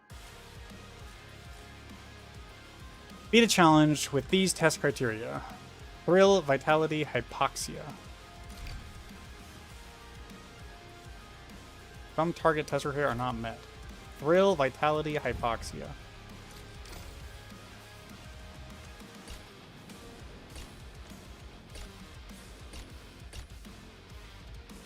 Thrill. Okay, so I need to unlock. Ooh, there's actually quite a few. Okay. In that case. So, reduce timer. Not a huge fan of that, but we'll see how it goes. I'm just gonna fucking, why not? We'll just cap these out. We'll see what capping them out feels like. Operator attributes, minus 40%, minus 200 timer, plus 80% damage. Okay. Simple enough. Oh, I actually have to make a unique team for this? Alright. I'm just gonna use my physical team. Fuck it. Ugh. Where are... Oh, there you are. Show me how to run things.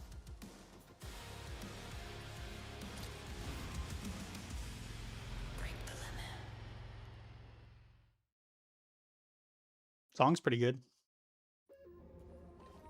Information of the contingent contract challenging waves. The section also includes the try again feature to restart the challenge. Okay, so you can just try again right away. That's good. Actually, very good, so that you don't have to sit through loading screens constantly.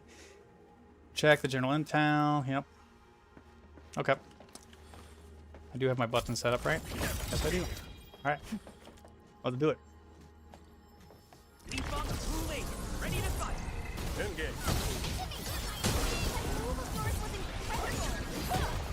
These guys are dying real fast.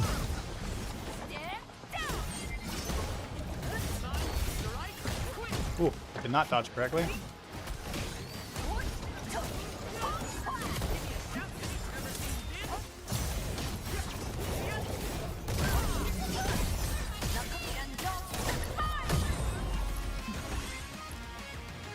Oh, that was the first challenge, huh? That did not seem very challenging.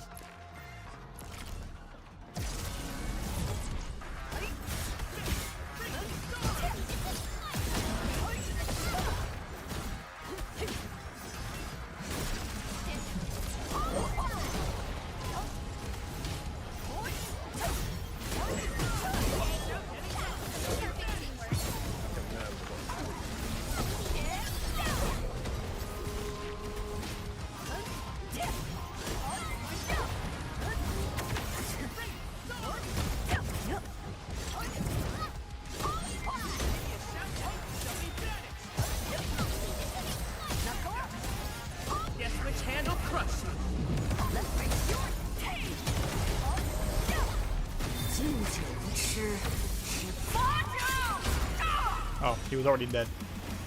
He was already dead, Jim. Oh, that's kind of cool.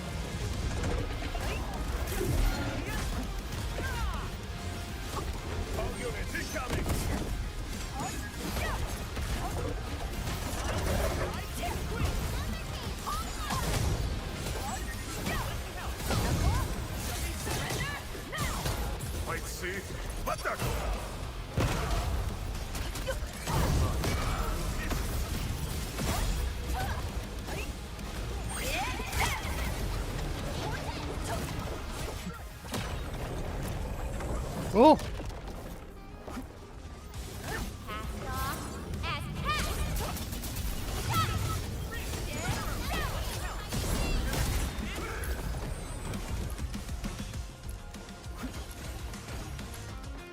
So far, this is very easy.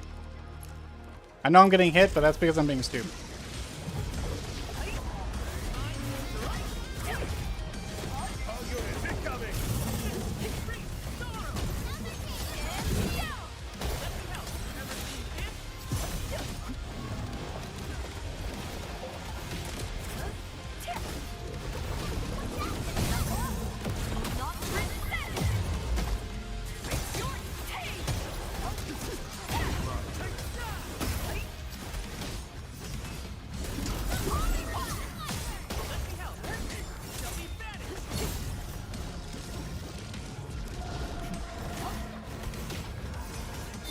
You deserve the slammer!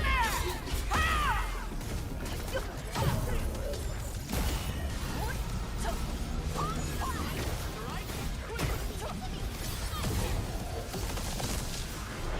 Leave now and punch!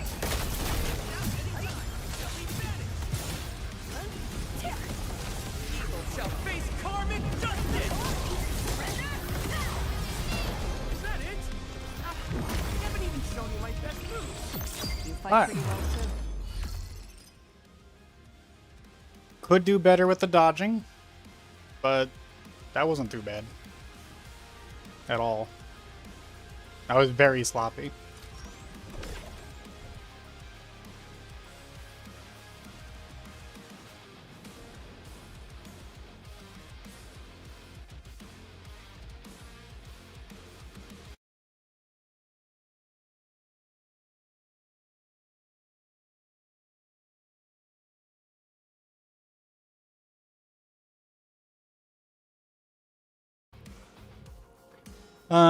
A series of effects that make challenges divided into 3 difficulty tiers. Yep. Or maybe limits some. Okay. Some test criteria are locked criteria that cannot be selected by default. Select the specified. Okay. Successfully completing a challenge with a test criterion for the first time provides a reward of vitrified coins. More coins can be earned. Yeah. Okay. So far, pretty standard stuff. I didn't even notice the timer. I didn't even see what the timer was.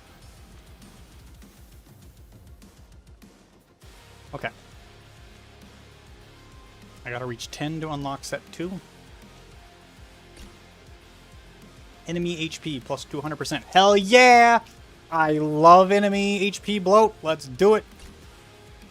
When an operator applies vulnerability or arts infliction, minus... damage dealt of the corresponding type by the set operator is minus 90%. Ooh, baby. That's pretty crazy. Damage taken by the controlled operator plus 100%. Okay. I gotta dodge better. Dodge cannot be performed. Okay. Sounds fun. No healing masses are generated between waves. Okay, okay. Whenever an operator casts an ultimate damage dealt by said operator, subsequent ultimates are minus... Wow, okay, so you cast an ultimate, and then the next... All your future ultimates are... do no damage. Okay, so only one ultimate is basically what I'm getting out of that. You only get one ultimate that you can utilize. Operator's basic damage dealt, minus 70%. Enemy movement speed plus 100%. Enemies also do not suffer more than 25% max HP of damage within 0.1 seconds. I feel like if the enemy health is high enough, this is literally just free. There's no reason not to take this one. Whenever the controlled operator is restored for 10% HP or requires a shield with 20% max HP, every enemy in the battlefield is also restored for 8%. Okay.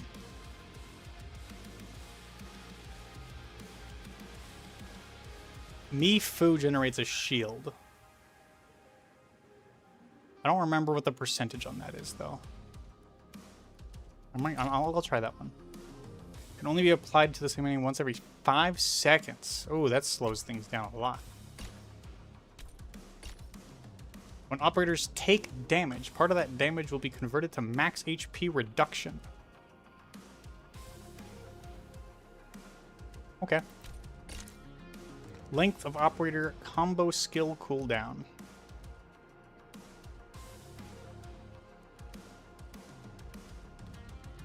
Length of operator combo skill cooldown. Battle skill damage dealt. Okay, so you get faster combo skills, but damage from your battle skills goes down. Okay. Damage dealt plus 100% for any damage not dealt by basic attack, battle skill, combo skill, or ultimate. Damage not dealt. So basically you do double damage with elemental bursts, if I'm understanding that correctly. Battle skill damage dealt minus 60%. Okay. Both of these lower the battle skill damage, which Fu doesn't want to do. Fu wants to use her battle skill.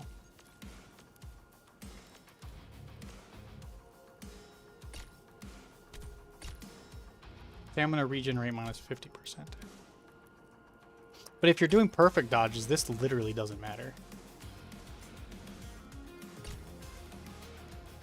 Or almost doesn't matter, I guess.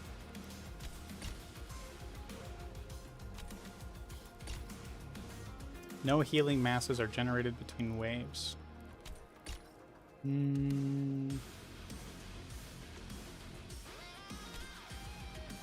Let's try this. We're gonna do 17. That unlocks the next tier of challenges, regardless.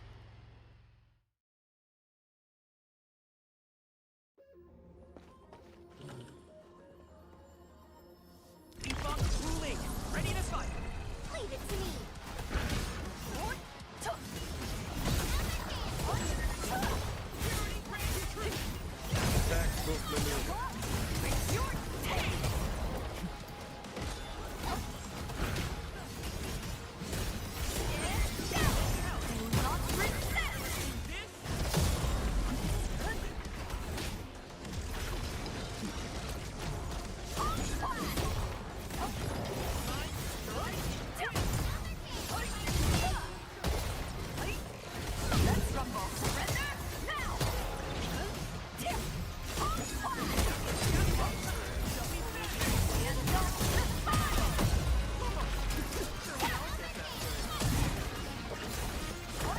Once known, be dead.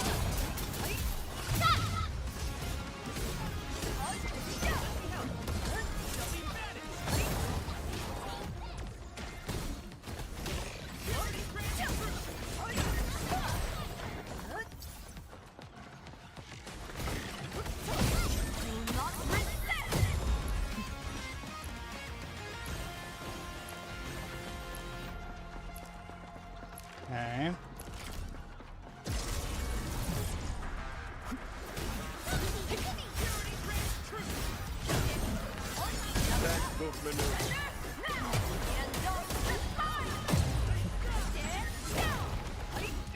You gods are formation.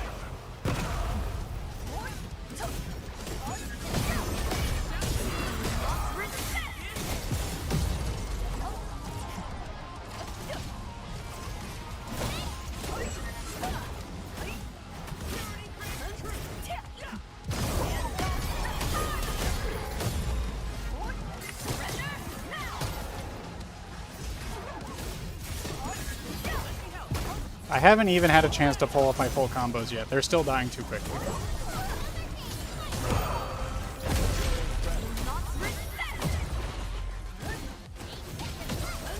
I'm also used to... I have Chin and him on the wrong button still. I'm used to him being on 3, not Q. Oh, fuck. Okay, I was not paying enough attention.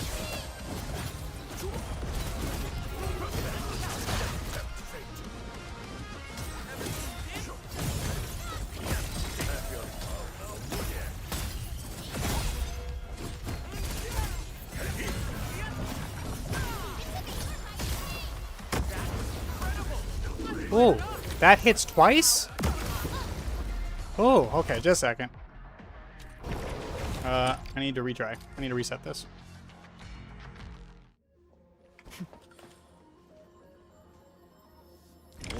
Never about glory. They can't handle my lane.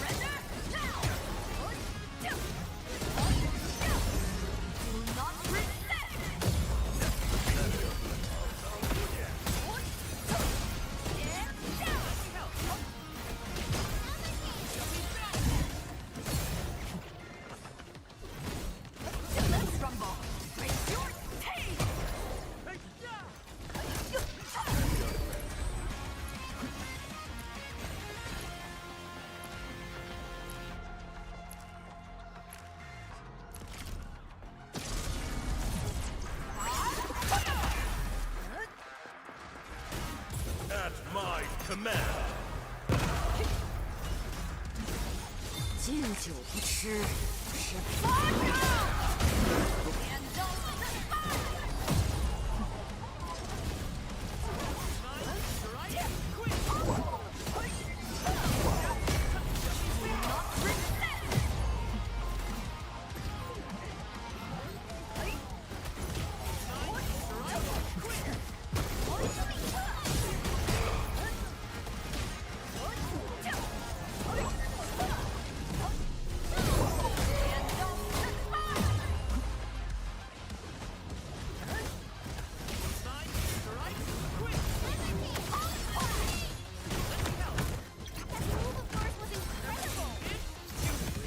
Shall face karmic justice!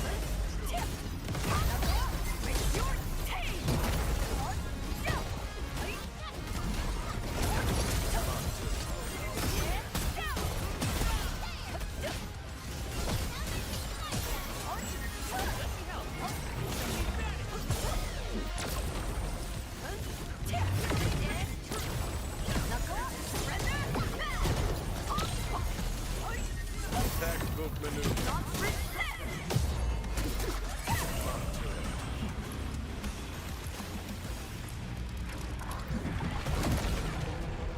Okay, spawn the next group, please, before my ability wears off. 敬酒不吃吃罚。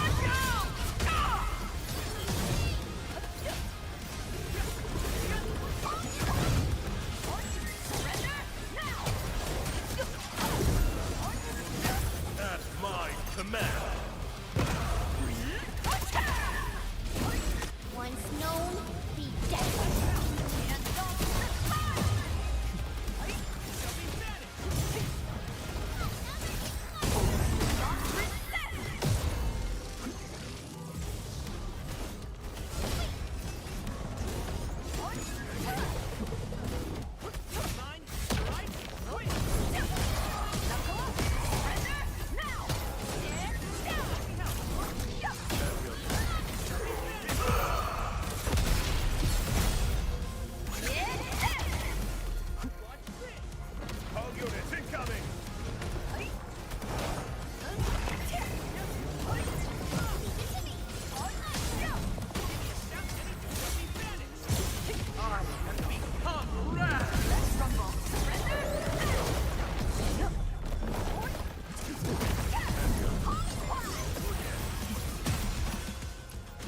Okay, okay, so far so good.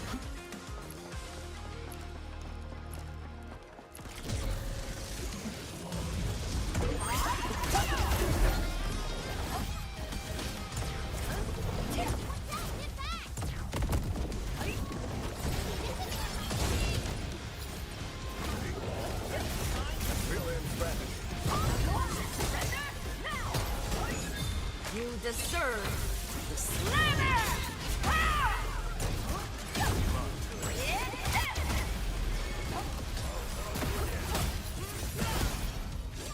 Shingatsu formation.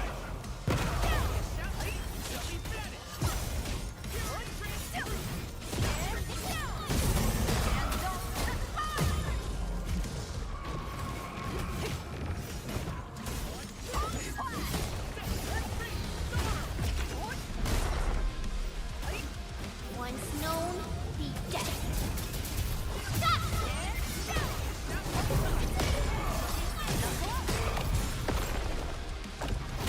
Ooh! God, that does a lot of damage. Okay.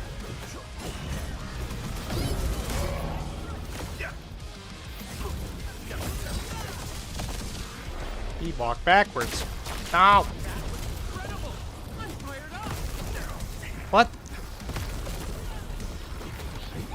Okay, this enemy is still very confusing to me.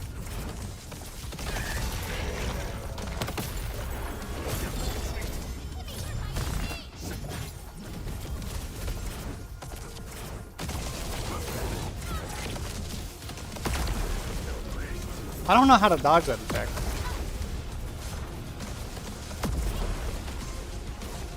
There seems to be multiple hits, and I can't tell what hits are which.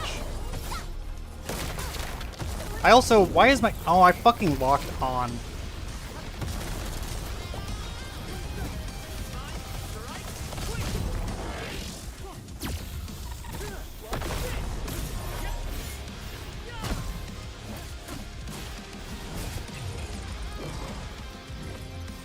Oh, I ran out of time. Interesting. Okay. That feels a little tough. Okay.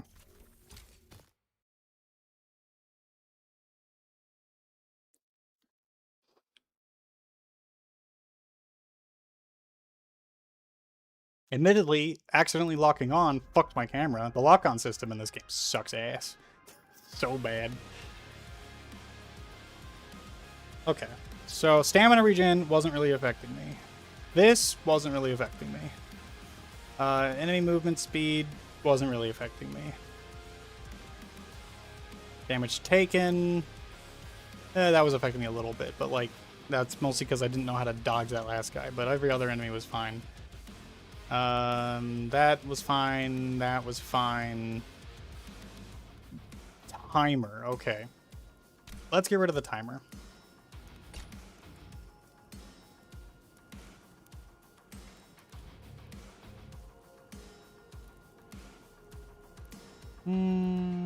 Yeah, let's try that. If there's a fight, I'm in. And we're going to swap you two around because I'm used to that. Soldier is born. Break the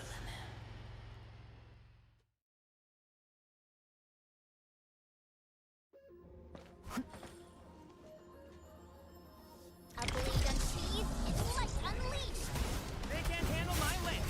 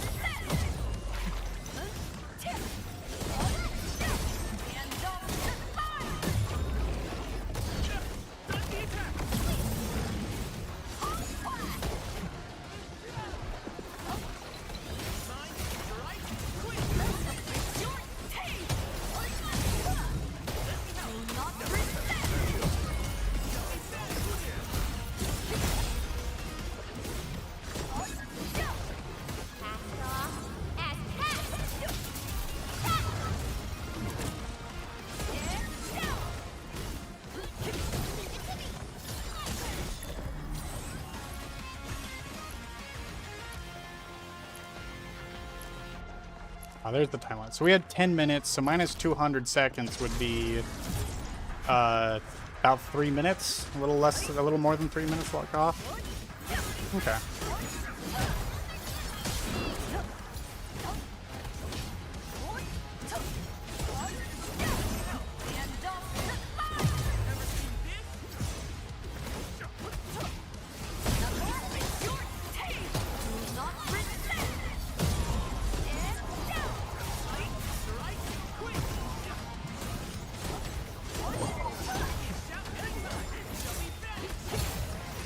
Guess which hand will crush you.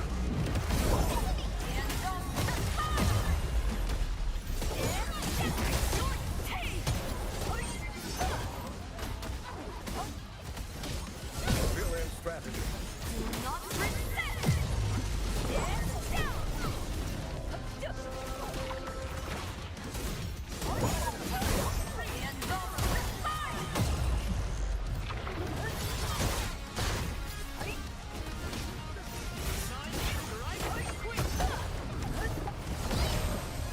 You gods, formation.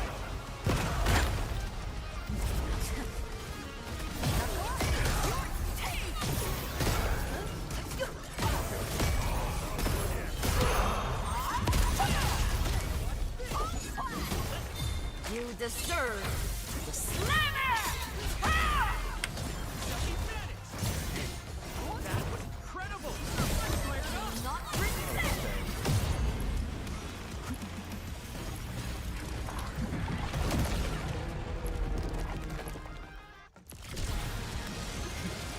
It is interesting how the Originium seems to actually go away when the Ether emerges. Ooh, that hurt.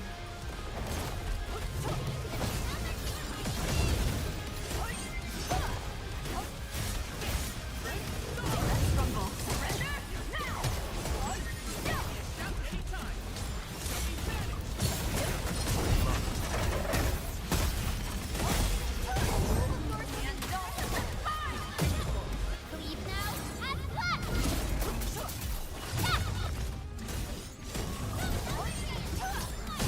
Do not resist! Surrender now!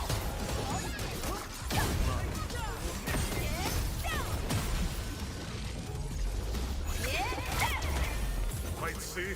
What the?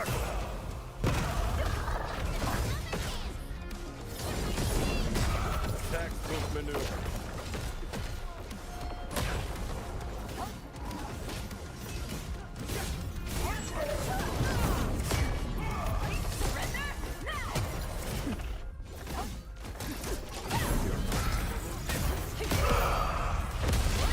I'll teach you the hard way!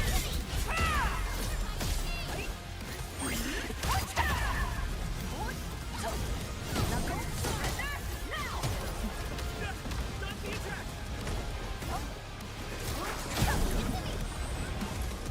31 HP. 31 HP in a dream. All right, last one. Last one. I gotta take less hits.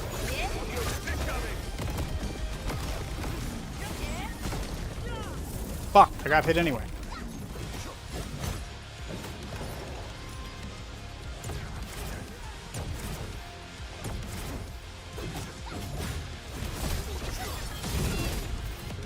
Shall face karmic justice.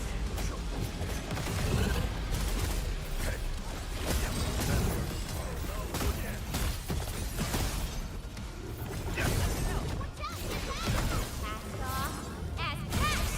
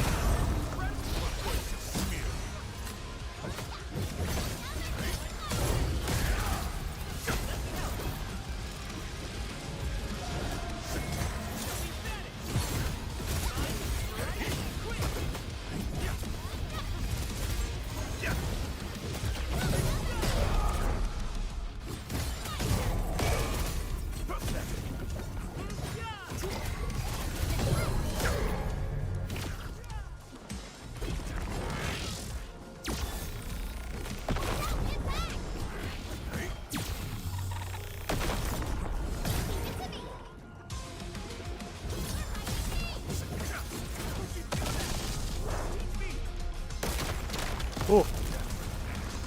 Once known, be dead.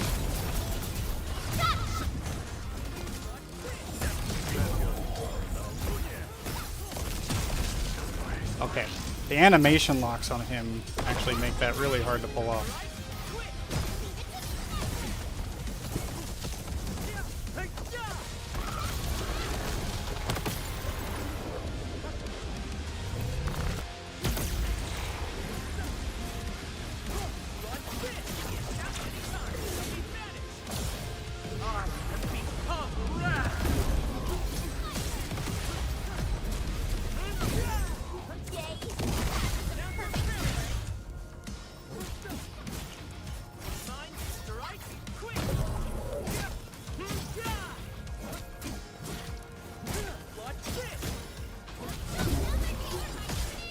Leave now and flash. I think I need to save some ultimates for this guy. Ooh. And I also need to learn his goddamn movesets. Goddamn. I am struggling with him.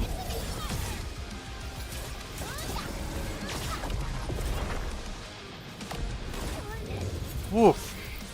Yeah, his movesets are really tough, actually.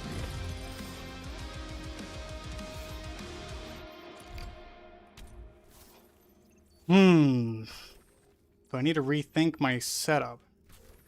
He does supposedly take a lot less damage from non-heat sources. So maybe I need to have heat damage. So Rossi might actually be someone I should consider. Because Rossi's ultimate would be able to do quite a bit of damage while he's in his ranged mode. Okay. I need to rethink here.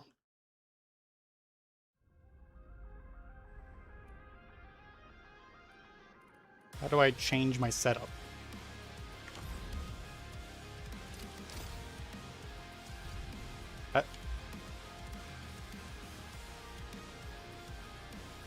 Get ready. Oh, that's right. My blades are always ready. Okay. As they never rest.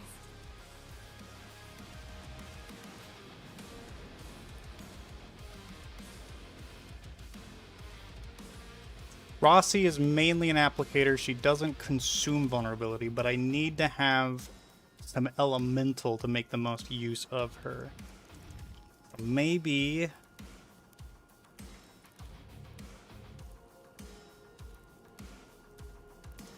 maybe the play is this.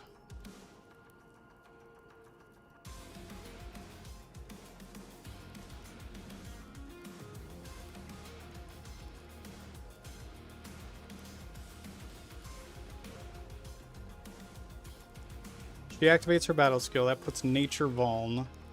She'll then be able to activate her combo skill. That applies 2 vuln. Her battle skill applies a 3rd vuln, which triggers Mifu. Mifu gets her shield and then starts going in with her attacks. I use Pog to recover some SP.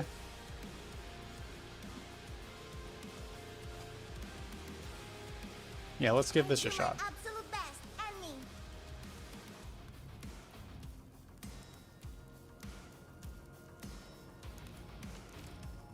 And actually...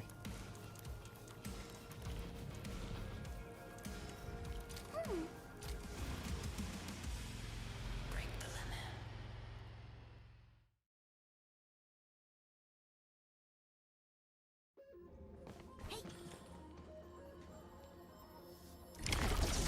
Fight. Engage.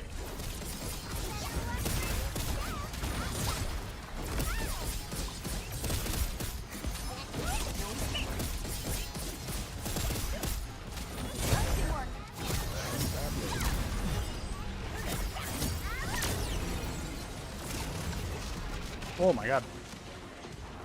That was cheeky.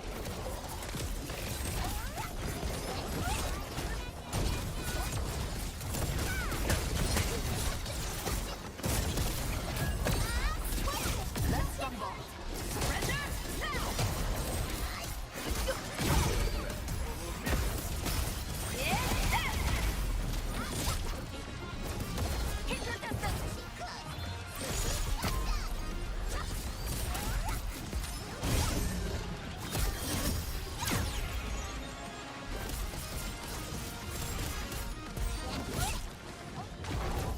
farm that guy a little bit for SP.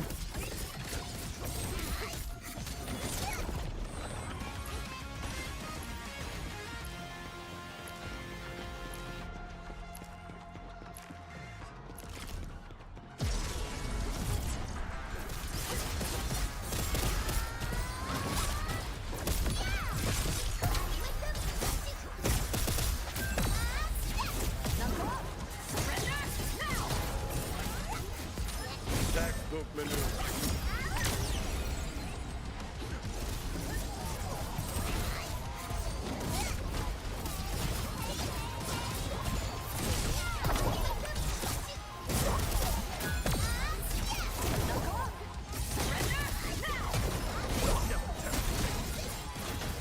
Damn it. An enemy died before I could pull that off.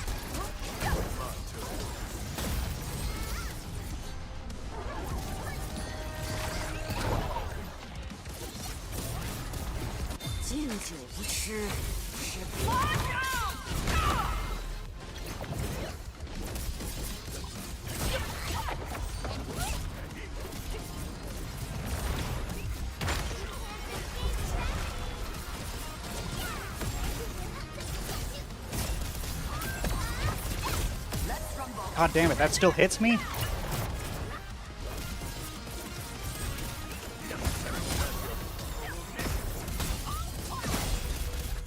At my command.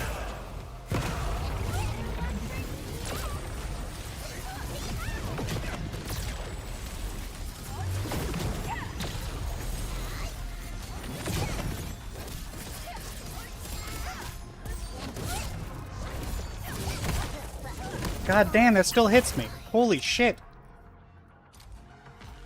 Animation locks suck ass. Like, I actually kind of wish... animations could be sped up.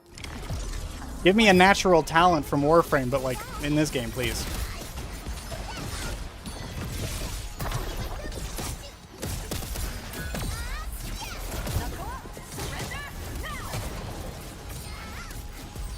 Textbook maneuver. Okay, they were already dead. That was a wasted fucking battle skill. I need the enemies to actually die slower. Keep your distance.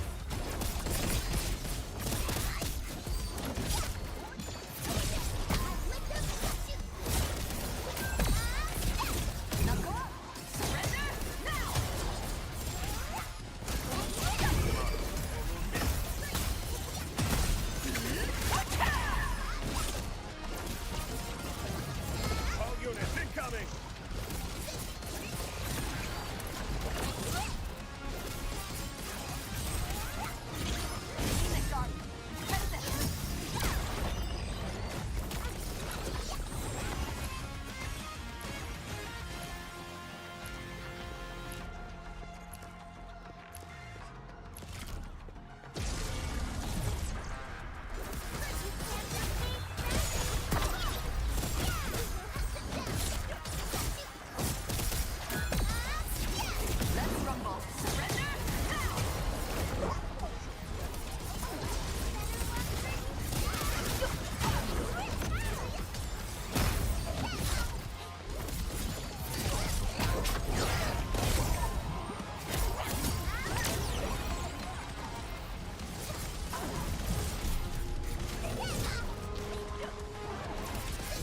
You gods, formation.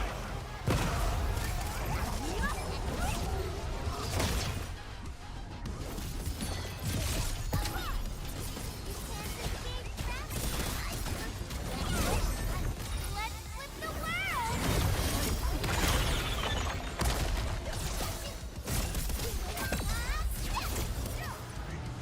That's brilliant strategy.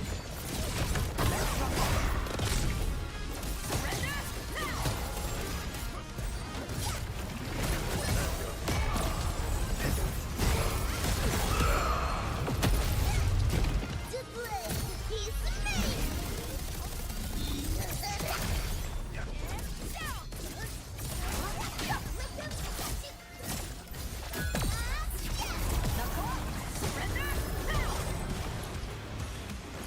Okay.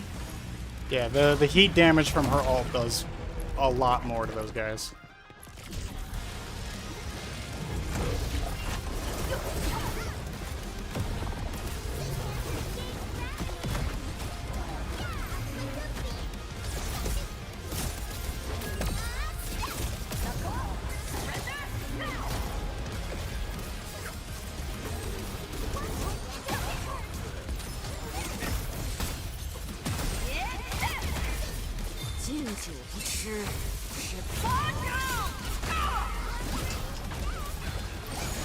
Textbook maneuver.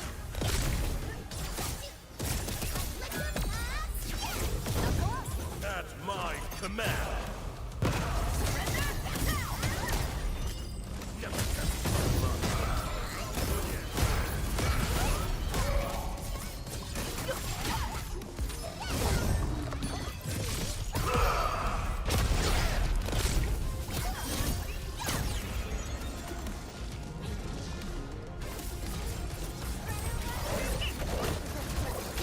Oh, I did not see that attack coming. Fuck me, dude. Alright. I might actually need to think about putting a healer into the fucking team. That hasn't happened in this game even once yet, so this is fucking... I'm actually enjoying this. God damn.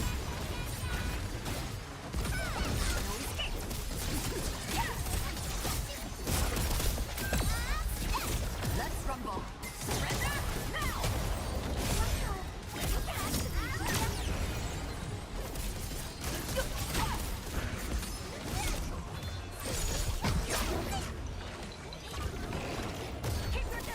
Cool.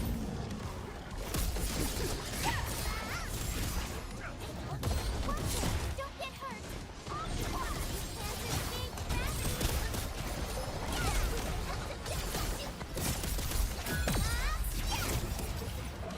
All units incoming. I did not. I thought I was out of that.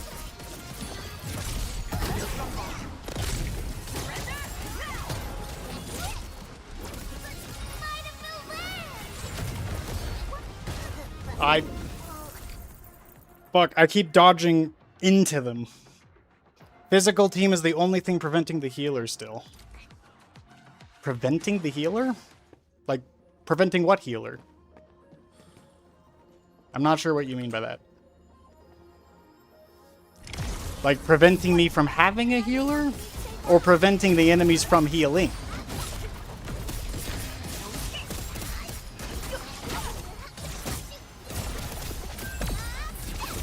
Textbook maneuver.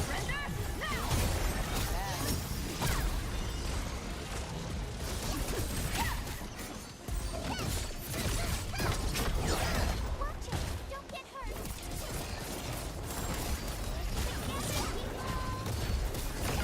Oh, I didn't realize you had a range attack.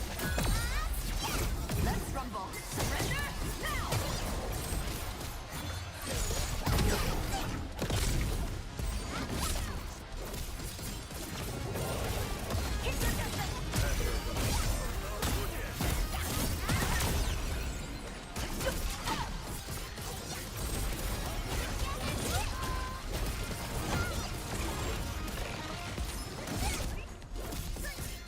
Farm these guys really quick.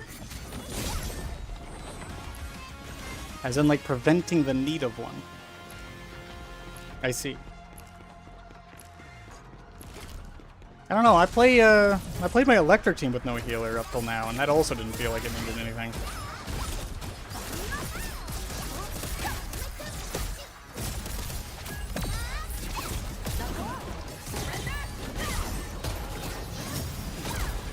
Honestly, I might throw Ember in just for the extra survivability.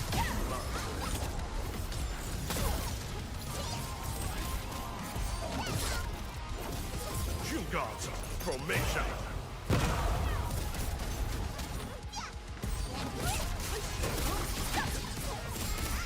I'll teach you the hard way.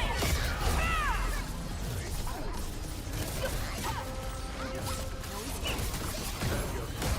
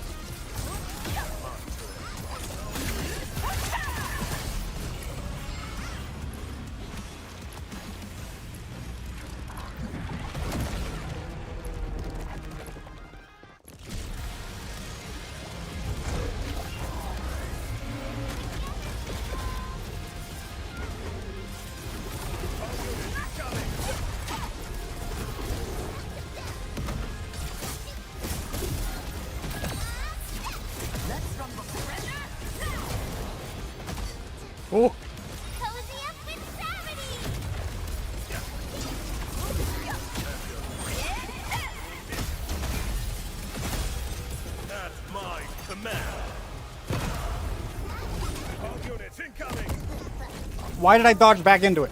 Why? Why did I dodge back into it? Ah!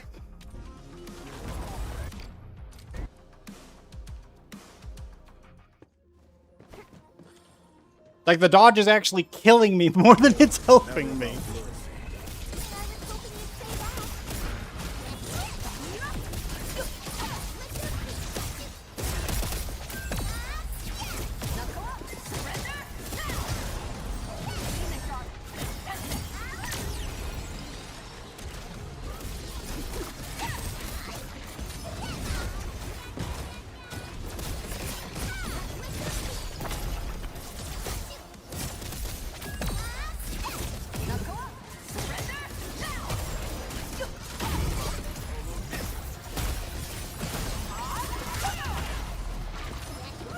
All units incoming. Oh, fuck. You know what? You need to die.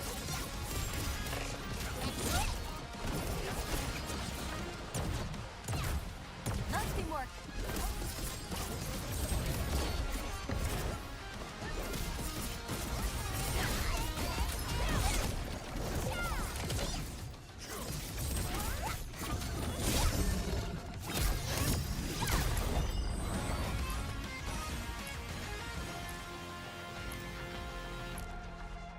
Okay.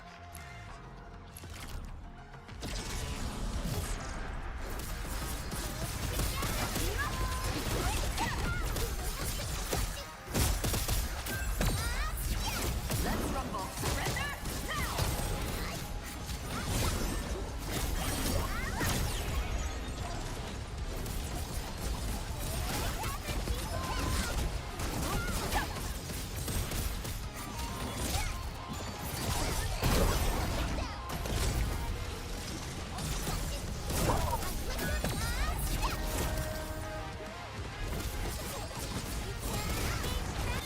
You deserve to slam it. Woo!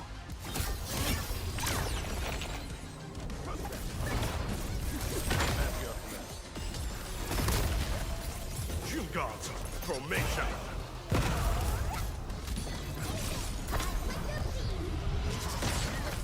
How? Fuck. Oh, these fucking... This enemy specifically. This specific enemy is, like, actually fucking me over so much. I'm struggling with it. Its moveset is really difficult for me for some reason.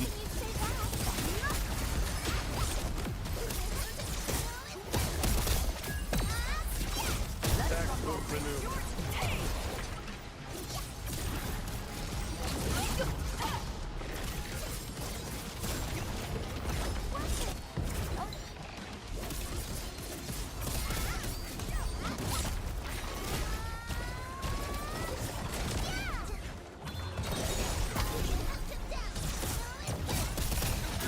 Not the enemy I wanted to target, but it'll do.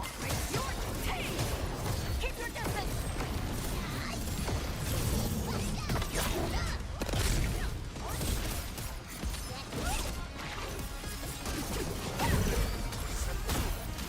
Fill in strategy.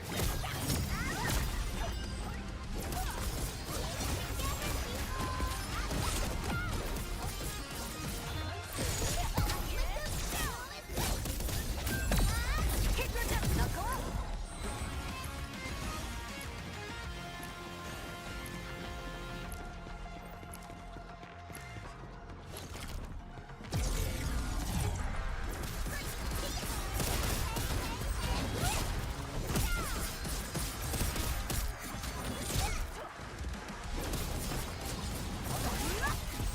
Attack move maneuver.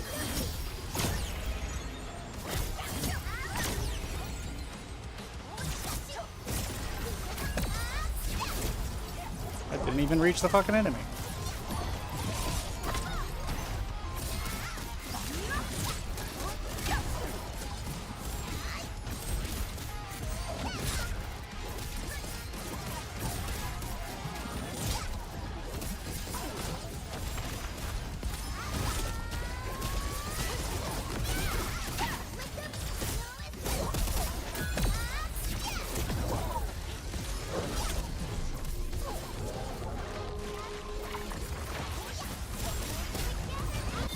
You deserve the slammer! You gods, formation.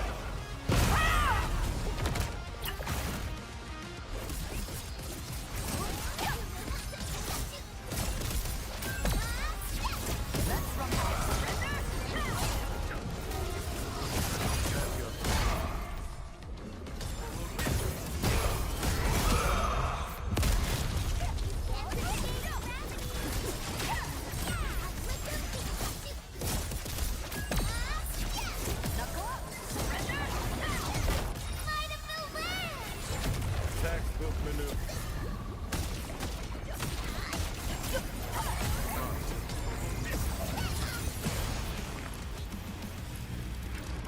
I don't even know if Angelina's ult did anything. I didn't see it hit him.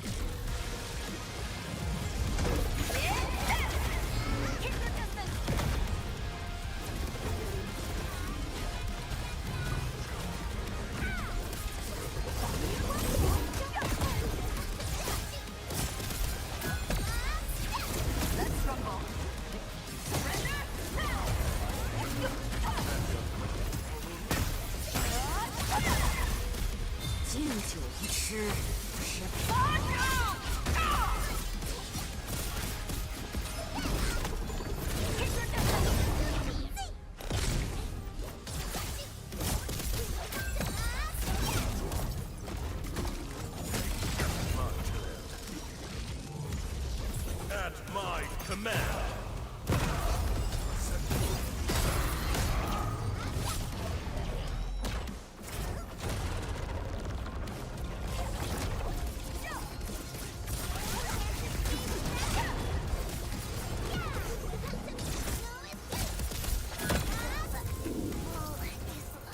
I was in the middle of an animation. Fuck. God, I gotta slow down. I gotta slow down. Be more methodical. Don't just constantly try and activate every combo as fast as possible because that gets me animation lock and then I die.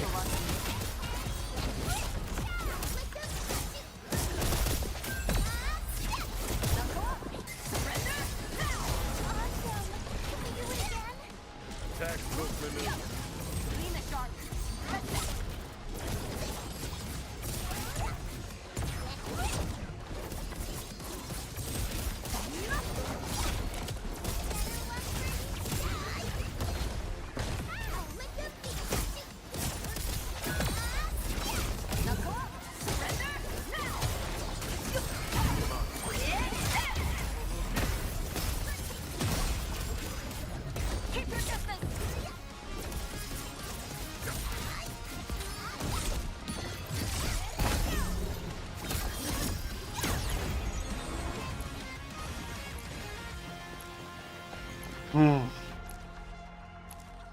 Okay. I might have to switch to Blue Archive here soon. But I'm actually pretty happy with CC. This is fun. I'm actually quite enjoying myself. So far, good job. Good job, Hypergriff. I've actually quite enjoyed how CC has carried over so far. Textbook maneuver. Just doing my job.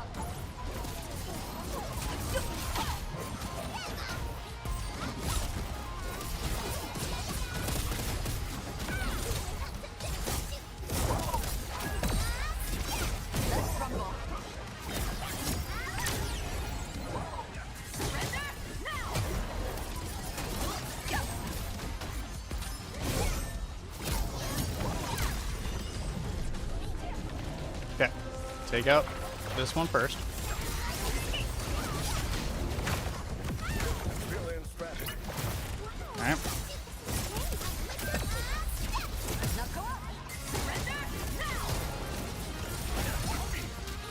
Okay, that missed.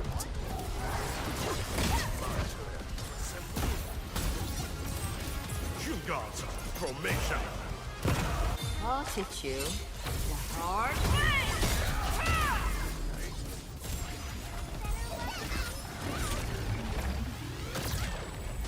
Damn it.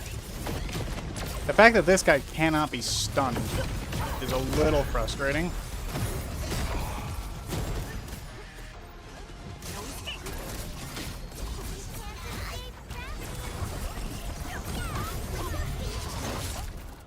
Oh, I got the temporary stagger. Textbook maneuver. Oh, no, no, messed up.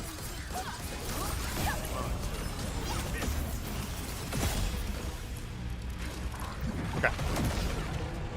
Slow down. Slow down. Slow down. Think more. Hit buttons less. And I fucking immediately failed to do exactly that. Fuck me, dude.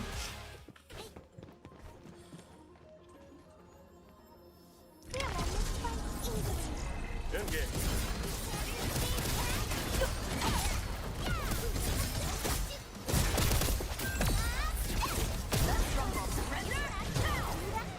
Thanks, team.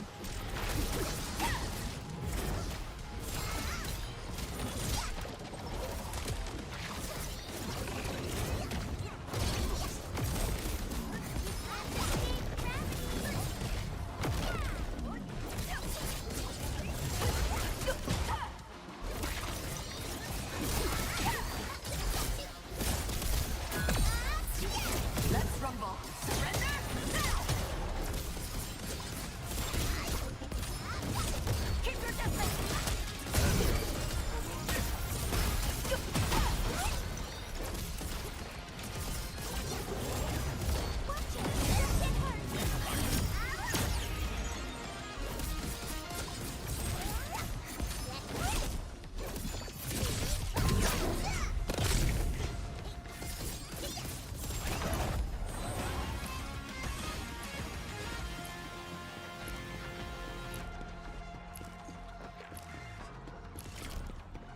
I'm only...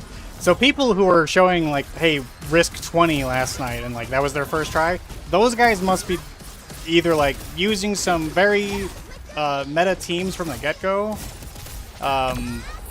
or are, like, already, like, max level 90 and everything, which I'm not. I'm actually still... I just remembered, I'm still technically underleveled. That's probably not helping me here. I wonder if it's that much easier when you have everything maxed out? I'm curious now.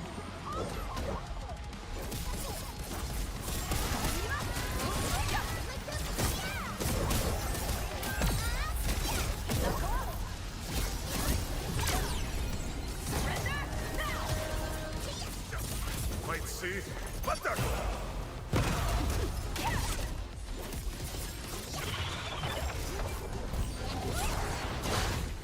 Okay.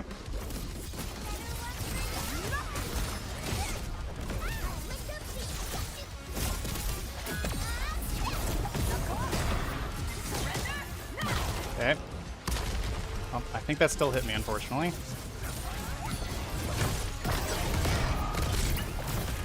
That also still hit me because I was animation locked again. Oh, oh. Nice, nice. I'll teach you the hard way. Textbook maneuver. Okay. This is the part where I need to be careful. Okay, okay, okay. There we go.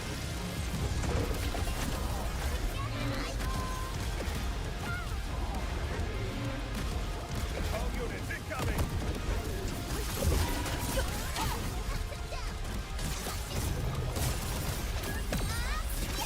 Let's rumble. Surrender now.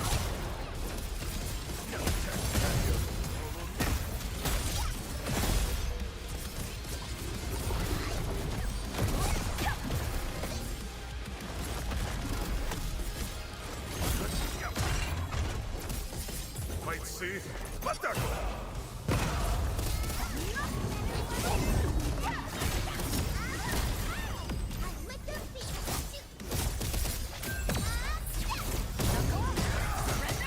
Fantastic camera angles game, thank you.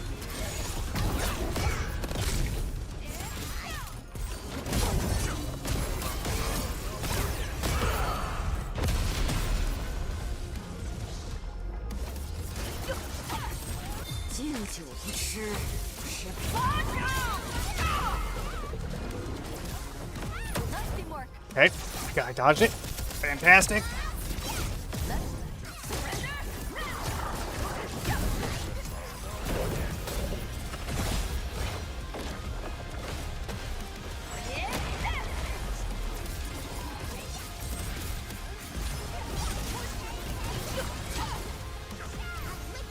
All units incoming!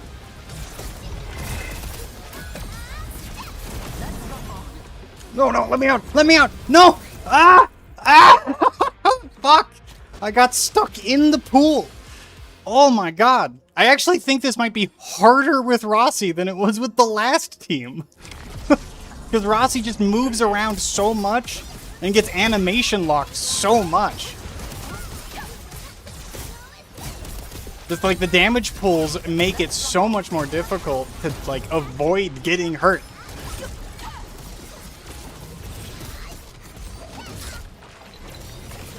All units incoming!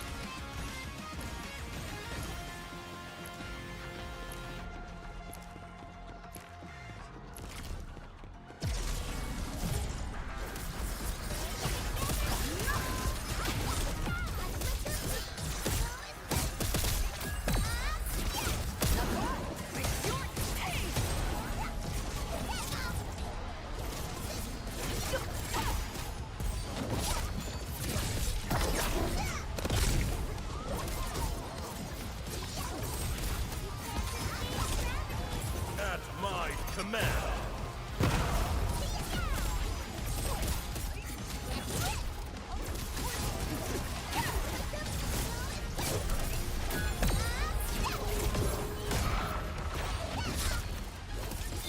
You deserve the slammer! Ah! Nice teamwork.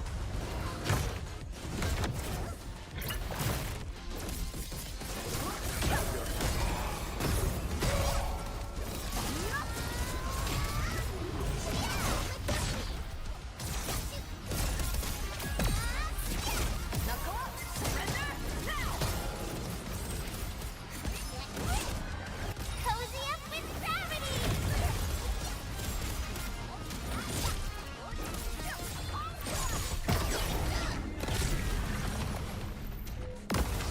Fill in strategy.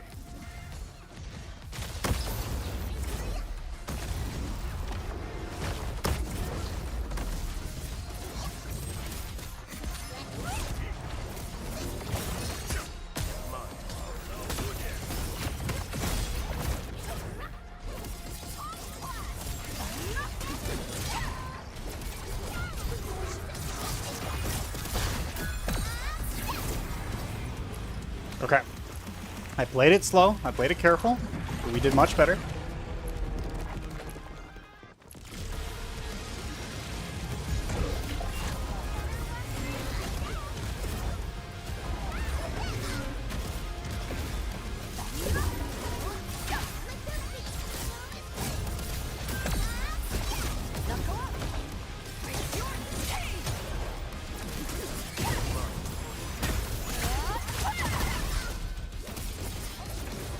Might see.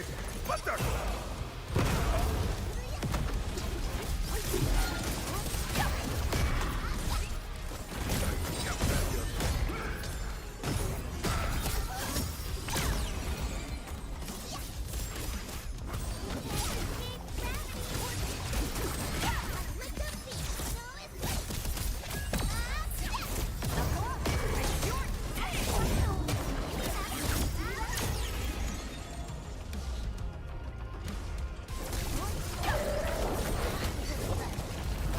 How big is this guy's fucking hitbox? He has fucking annihilated me every single time. Mostly because I can't tell when he's actually gonna hit me. Oh, I'm gonna give this 15 more minutes of attempts, and then we're switching to Blue Archive. Tomorrow I'm probably gonna just be doing nothing but this, because holy shit. Engage.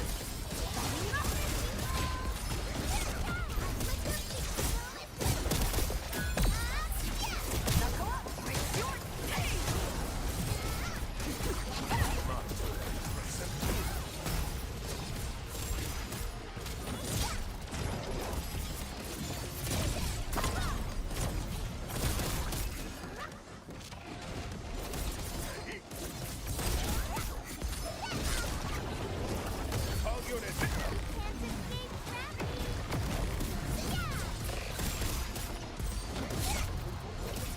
Keep your distance.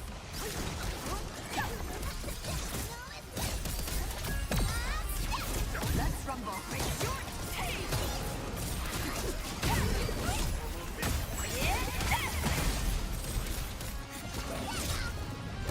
Watch it. Don't get hurt.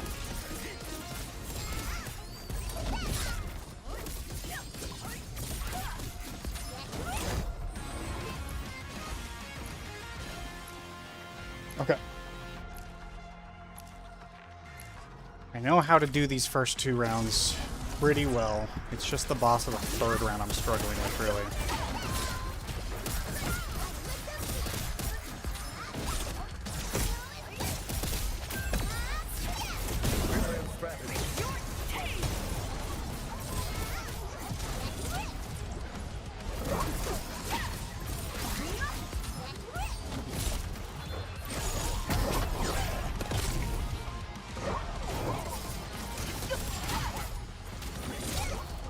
You gods, formation.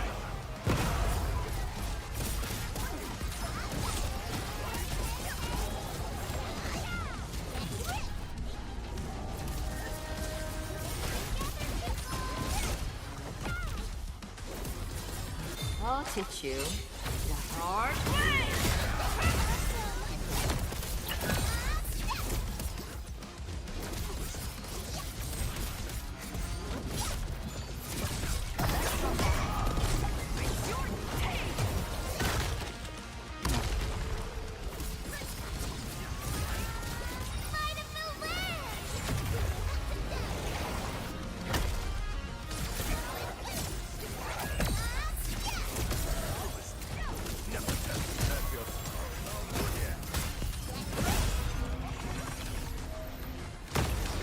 Brilliant strategy.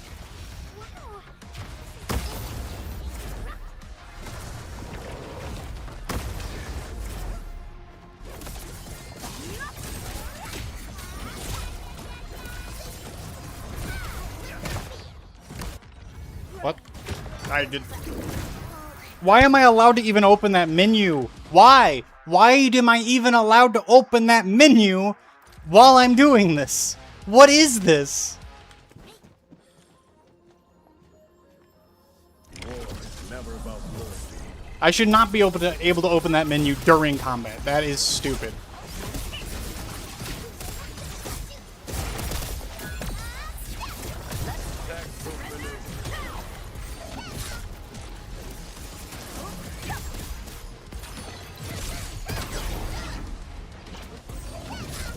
Watch it. Don't get hurt.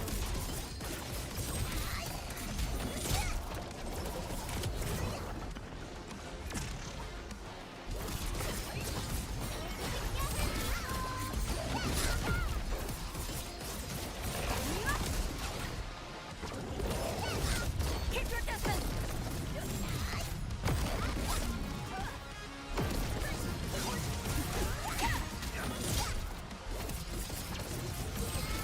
Watch it. Don't get hurt.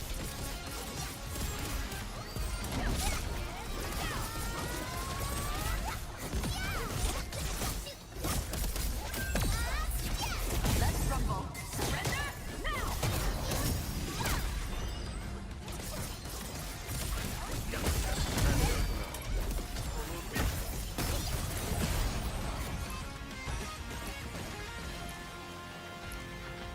Okay. If I do... This is gonna have to be my last one, looking at the time, unfortunately. I say unfortunately because am legitimately enjoying this. It's tough, but that's exactly what I was asking for.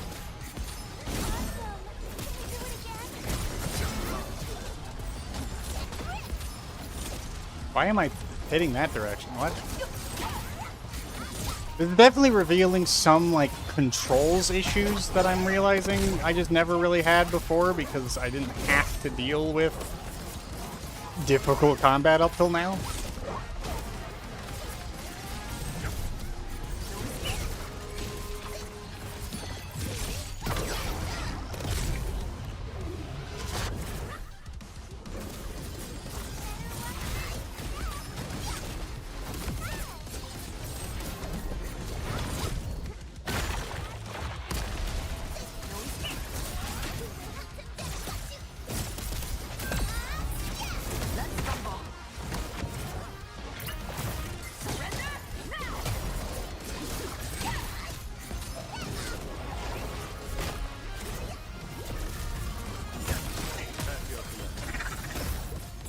God's formation.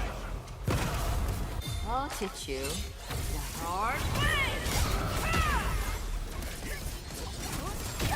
I did not mean to press that button. Whoops.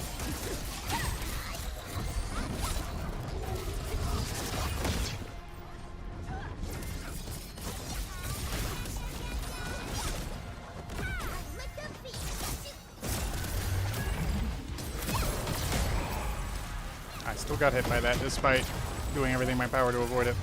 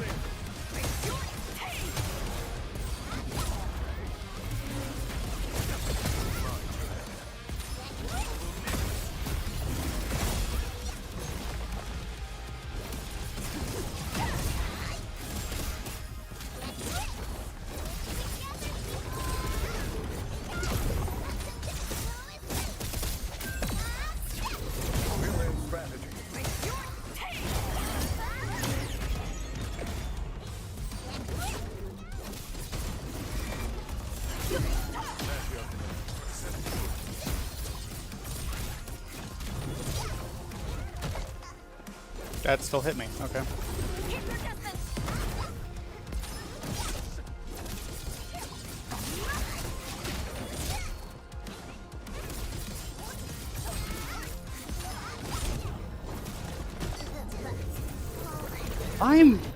Okay, I might just be getting tired because I can't fucking dodge these even though I was dodging them perfectly earlier.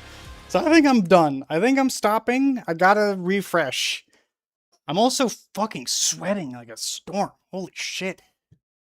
I don't know if I'm just actually... You know what, actually? Did my roommate turn the fucking temperature up? Ugh. No, he did not. I guess I'm just, like, actually that focused that I'm fucking sweating. Ugh.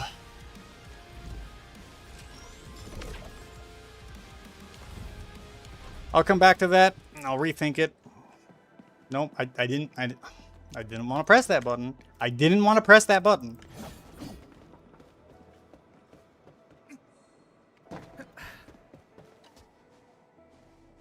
Uh-huh.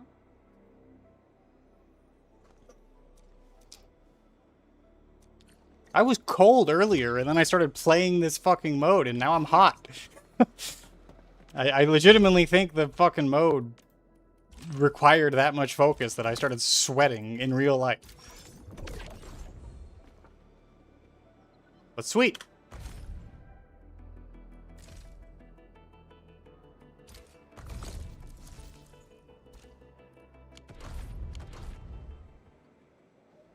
Alright.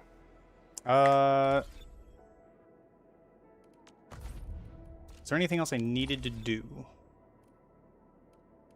I need to use... I have 2 days. I can do that later. Man, it's so hot for me too. Lol, curse my AC-less apartment.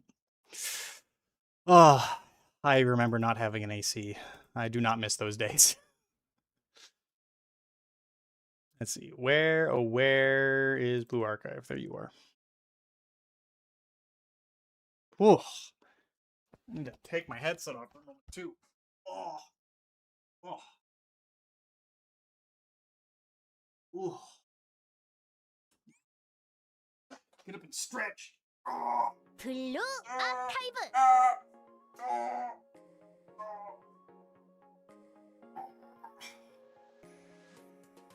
Ooh. Ah. You can go over here.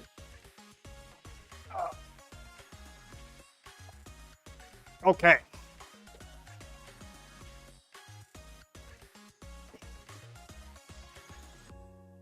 I don't care. I'm sorry, what?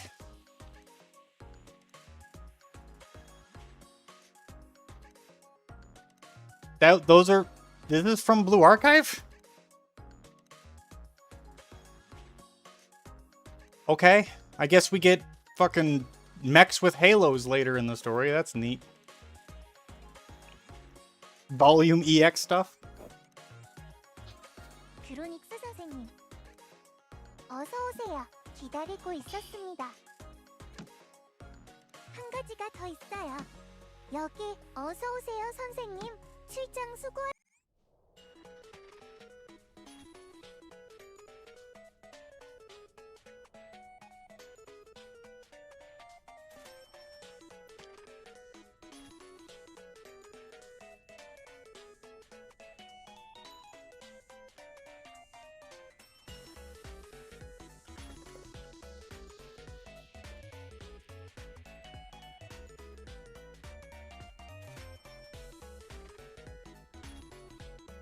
Alright, really quick. I gotta share this with you guys. Don't mind the server. This is just my own personal server. I'm not letting other people into this. This is for me and like my personal friends only. But I have a friend who is getting to a certain part of the story, finally. He's been slowly getting through it. And he got to this moment and was like, oh, okay, that's just not fair.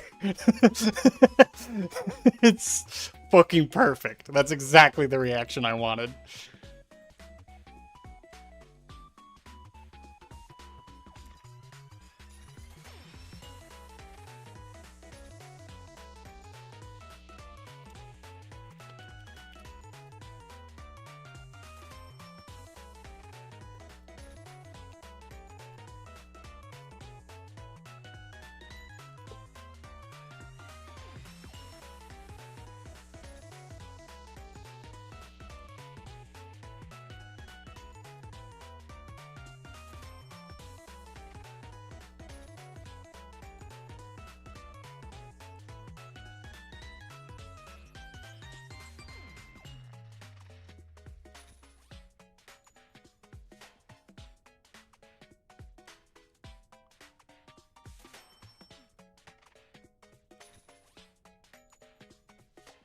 Hey!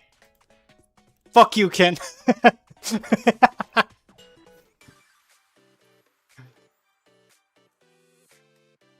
Is this the one who you spoiled about precursors or the other one? No, this is not one I spoiled about.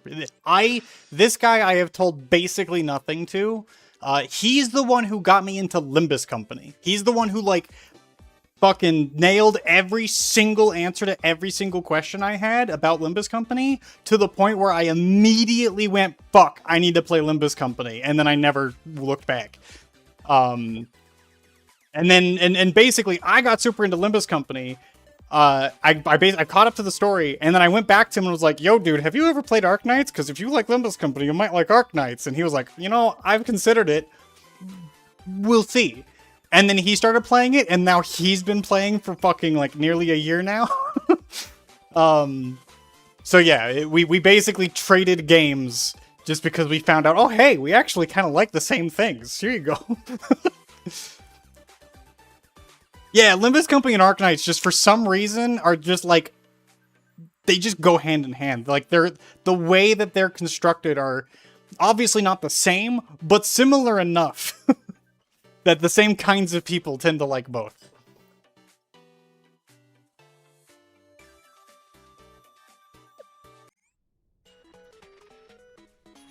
I want you to add trails to that trifecta, but not until... Well, obviously, like, I'm not... this is the kind of guy... So, my friend Zen, Zen is his username. He... So, I actually met him through Final Fantasy XIV raiding. It was another friend of mine who introduced him to the raiding group. We started raiding. We haven't played FF together in a while now. Mostly because we kind of fell off raiding.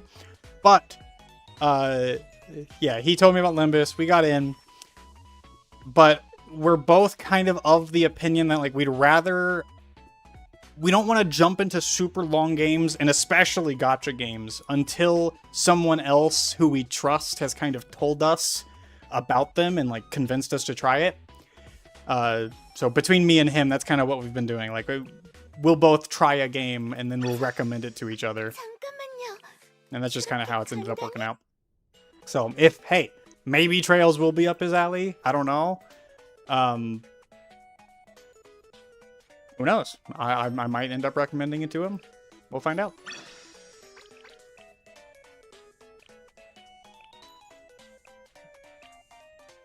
Why did it go there? Oh, that's why. Okay. It's funny because I haven't felt a need to do any leveling at all. It has not felt like it's necessary in any capacity. The gameplay of this game is, like, basically non-existent to me.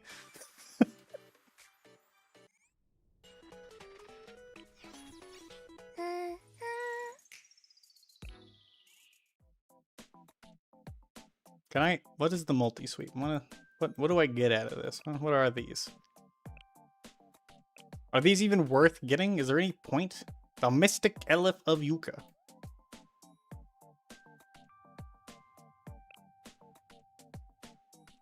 There's a few stages that you need your own characters later, but those are far off. Wow.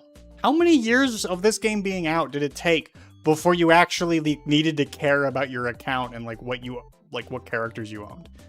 Because it doesn't... I don't know how much story was in this game when it launched, but it feels like the first couple of years weren't really that big of a deal.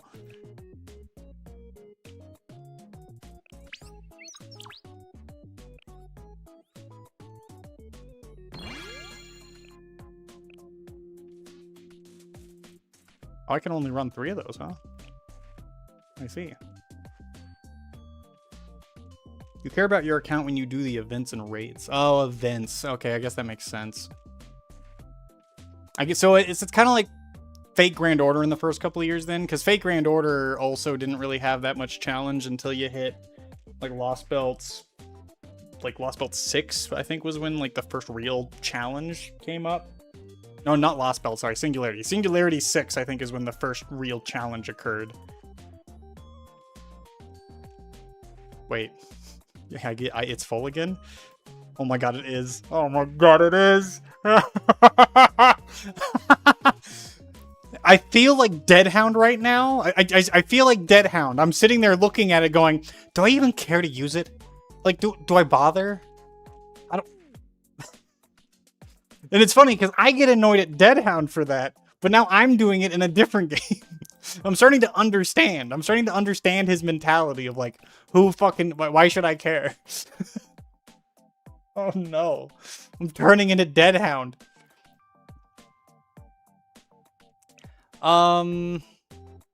These are just gear, right? This is like equipables. So there's not really, I don't really think I need to care about that because I'm gonna get better stuff as I go. So there's probably not a point.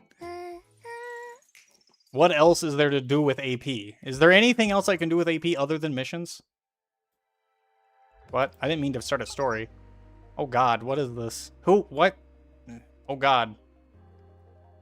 And they're a linear? Like, did you mean linear? Linear tier system? As for the items, basically gear has fixed stats, but the items are different depending on the role of the student. Okay, yes. Excess AP in storage expire in 24 hours, so it's a waste if you don't use that. No, don't tell me that.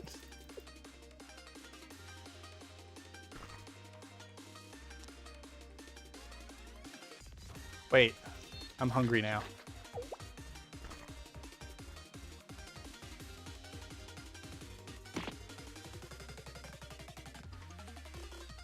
Apostles of justice and breaking things.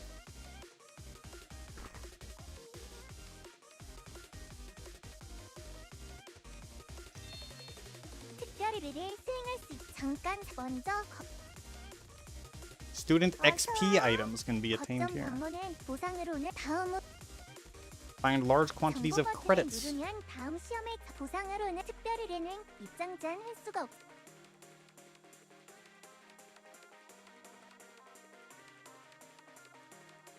Earn 3 times rewards from special commissions for 2 days.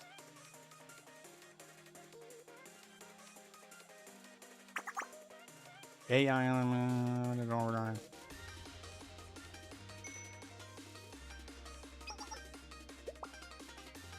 You know, all of these games like use AI is just a common thing, and they're like, oh yeah, AI went haywire, go kill them, and it's like, dude, if AI went haywire, fucking most of that shit's connected to the internet.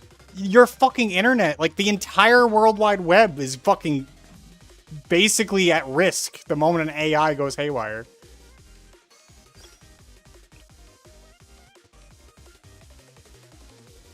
Okay, so this does consume some as well. All right. Commissions is money, XP bounties is skill materials.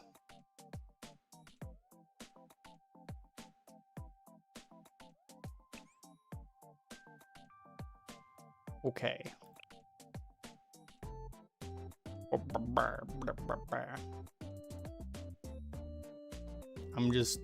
I don't really know exactly what I'm doing yet, so I'm just gonna throw some random units in here and hope for the best. I'm just gonna pick my favorites. Oh. That's right. The last two are like supports.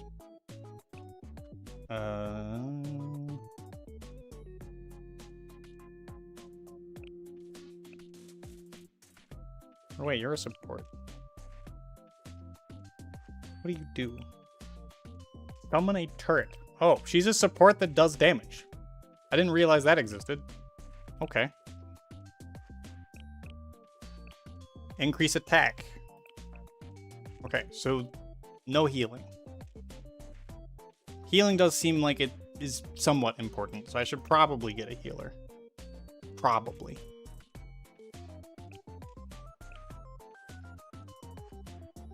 Consumes 1 water pressure? Hey. Accumulates. Okay, so she gets a buff and then she consumes the buff. All right, got it. Simple enough.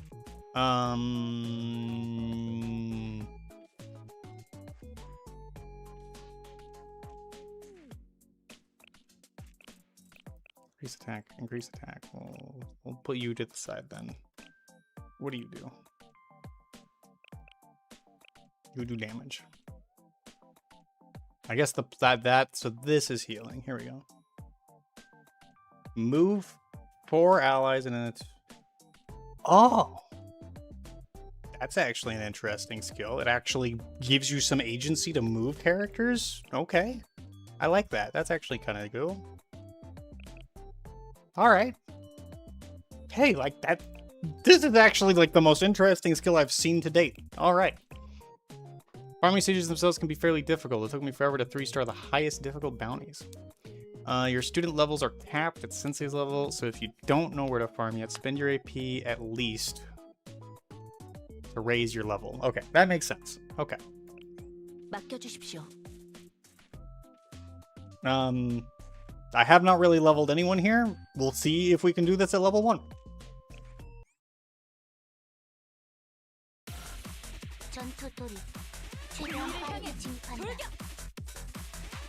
Yo, you got a fucking tail? Yo, you're dope as shit. Yeah, I don't know if you guys know this about me, but I love fucking okay, wait. Let me rephrase that. I love Tails. So already she has, I didn't see the tail in her art, so she has instantly leveled up significantly. Whoop, I didn't realize I clicked something.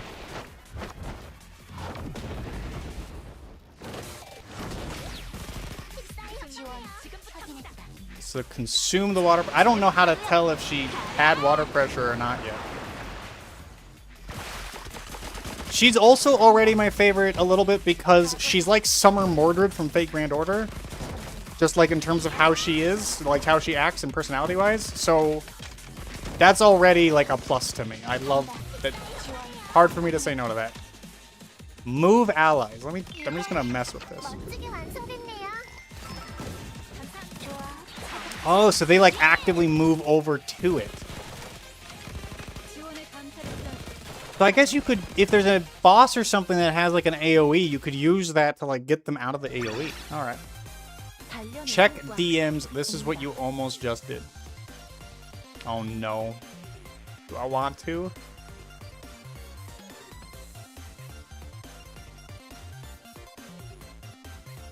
Okay, just a second. Let me pull up Pix's video here.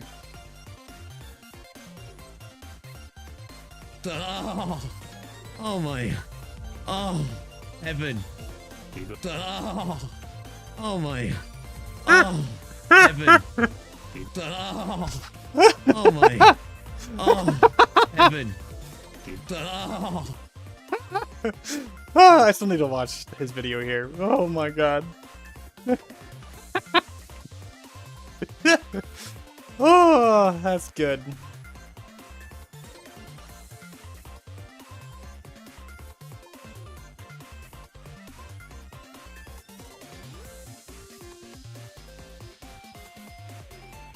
Sorry, you now got me looking at chat. I should probably not be doing this.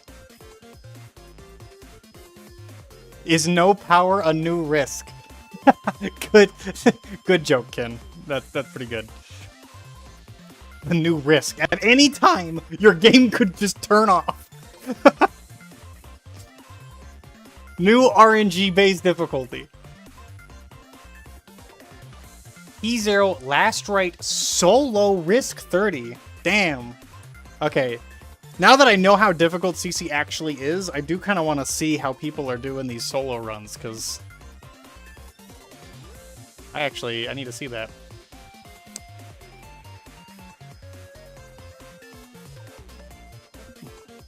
There's a raid where you need somebody who can move the team to avoid it. Oh, there is one. All right, sweet.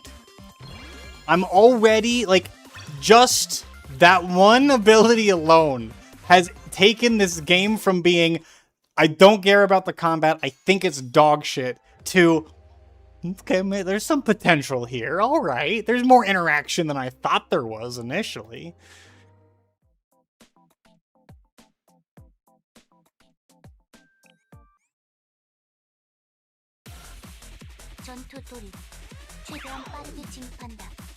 I still wish I actually, like, controlled my characters more than I do, but it's fine.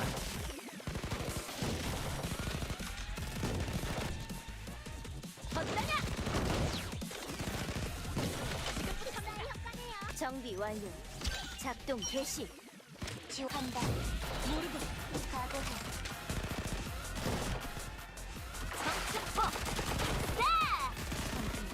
Oh, you're almost dead.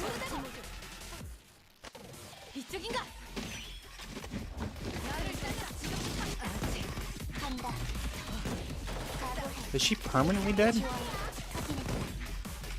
Oh, I guess so.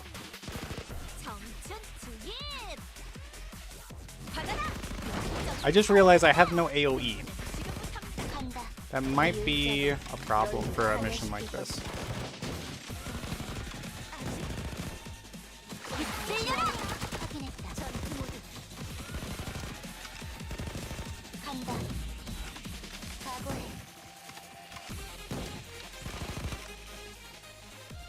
갈고 닦은 기술력 확실히 목도하도록 해. 지원 확인했다. I hate the later stages of this one. They're also very annoying on high-low difficulty. 받아라. 전투 모드.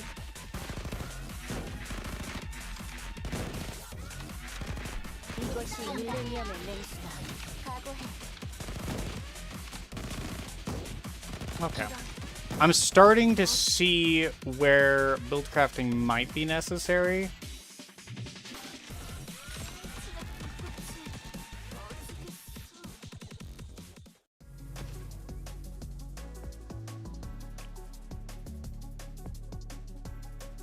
Yeah. Come on. Get me out of the fucking mission so I can do it again. Okay. So, AoE. 좋아. You do some AoE. I'm also not getting skill points back very quickly.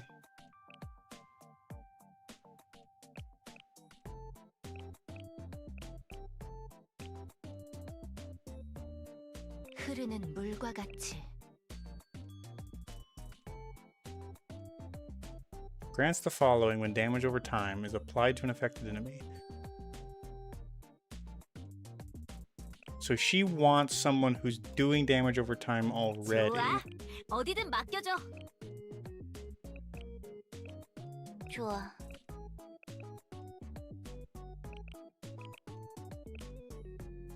Which I don't think any of these people do.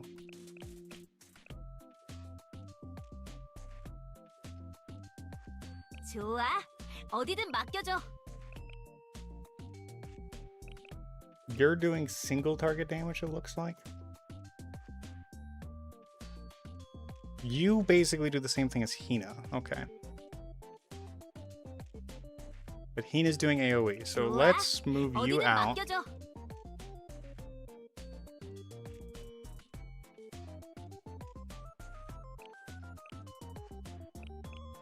Healing, attack, defense. Okay, you got some more AoE.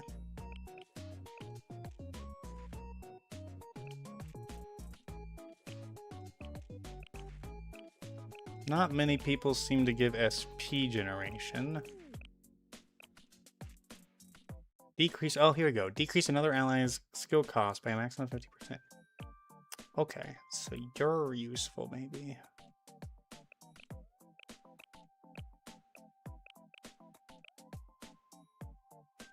But I still don't have anything that's doing dot statuses.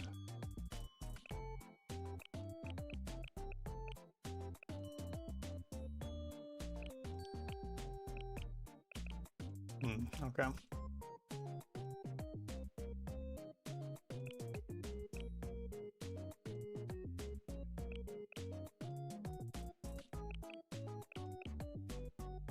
Cost recovery.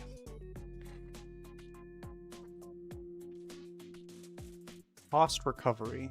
So cost recovery would be skill points, if I understand correctly. Oh god, you guys have been messaging, I've been reading, I'm sorry. The raids are fun, but also sweaty in their own right. I hate the later stages. Marina is actually good for this. You just gotta build her. Marina. Which one is Marina? That's Marina, okay. See, regarding moving, one of the strats for this is to use a moving skill so the tank moves forward and aggroes all bots. And you want full yellow damage or at minimum red since it's neutral to yellow. I forgot about damage types. Moi cat headphones is the most generic yellow AoE. I'd use Marina. Man, I don't know how you remember this many names. Rina, Momoy? Who's Momoy? There's Iori. Who's Momoy?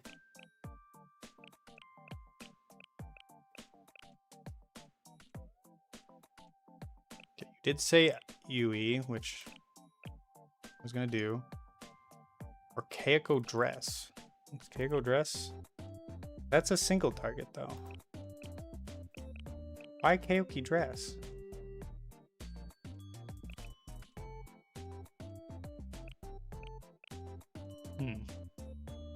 And then I still don't know who Momoy is. Who is Momoy?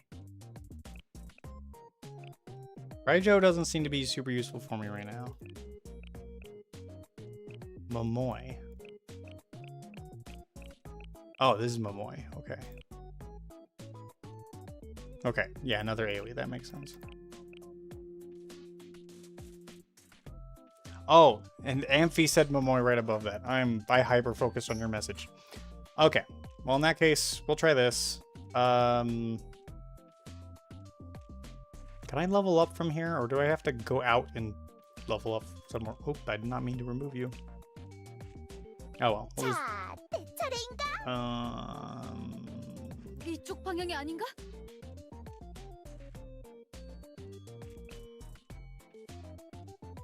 starting skill. You can choose what you start with. I see.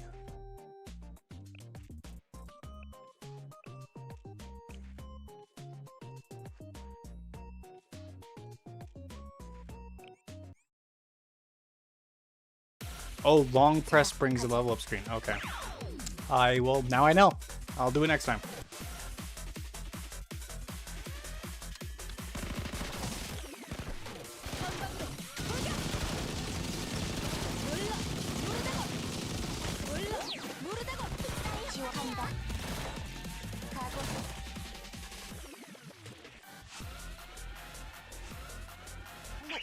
뭔가요 이건? What did she just do? 나 완전 받았으니까. 좋아, 이대로. 용서 못해.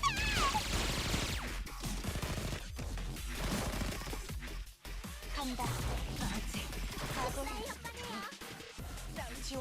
쌍 요리입니다. 대략 페이지는 항상 주의 깊게 확인해둬야 해. Alright. I think I just need to level up. I think I've concluded that.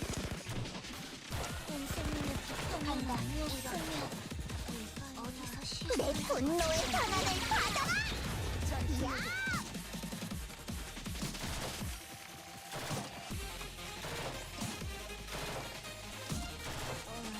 갈고 닦은 기술력 확실히 묵도하도록 해.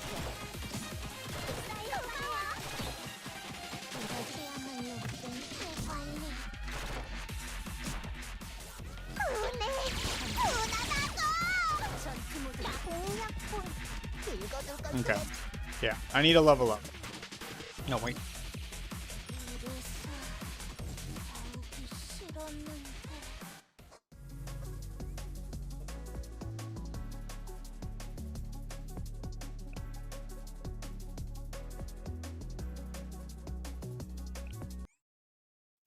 I do wish this game loaded faster. It should not take this long to go in and out of a mission.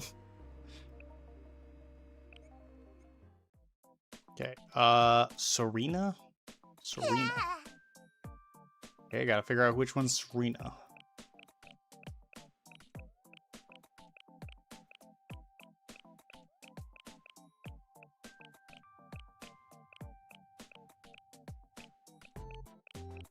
I didn't see anyone named Serena. Oh, special. Oh.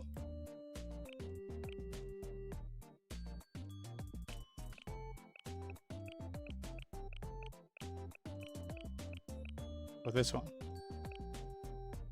Moves one ally to a designated ally, recovers health. Recovers with the lowest HP every second. Okay.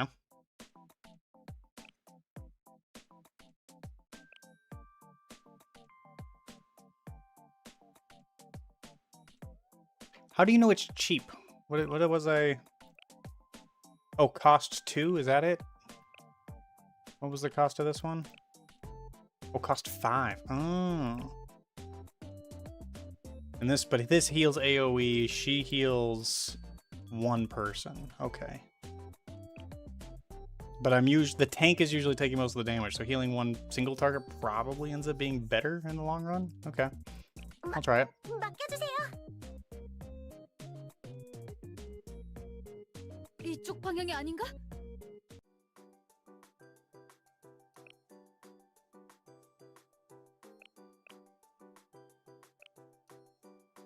오늘치의 배급인가?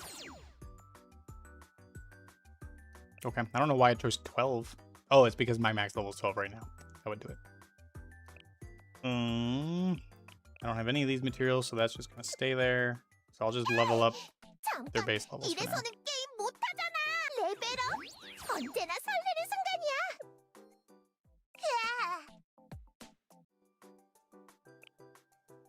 Oh, click that button. This UI is taking a while for me to get used to. 저에게 뭘씩 줘? Oh, fuck. This button first, then this button, then that. Why is it 4 fucking button presses just to level up?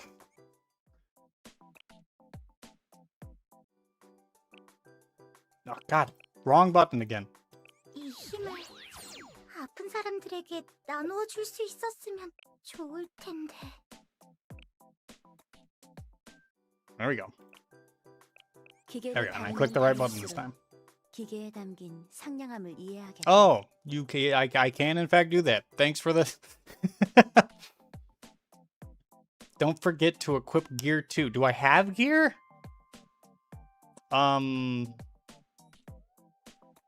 좋아. No, I guess I do. So wait, do I not get a choice of what to equip? It seems to require... It seems to force me to equip specific things. Is there no, like... I don't like... 이쪽 방향이 I'm 아닌가? confused. 이쪽 방향이 아닌가? So there's no other... There's no other gear to equip.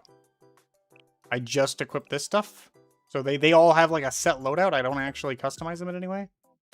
That's the linear gear I mentioned. Oh, okay. 이래서는 게임 못하잖아. I mean, I guess that could be a good thing. You don't have to go and like farm out specific gear to like get your team loadout set up properly. Ugh. There we go. Oh, okay. And then I can just multi-sweep from here.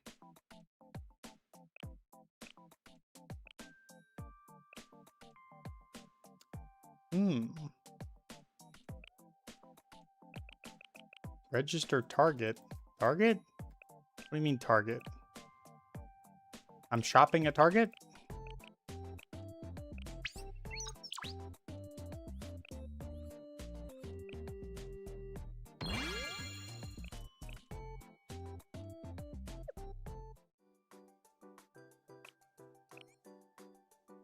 Okay.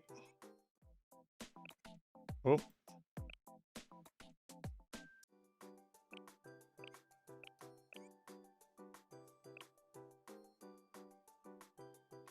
Sweet. All right. Everything should be good. Anything else I'm missing? Level up the gear. 좋아. God, why is there so much shit to level up? What the fuck?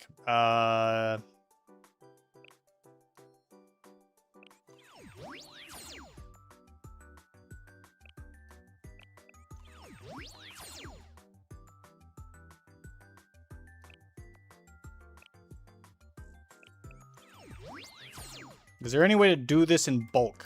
So I can like just level up everything all at once in one go? Oh, bulk growth on? Is this it?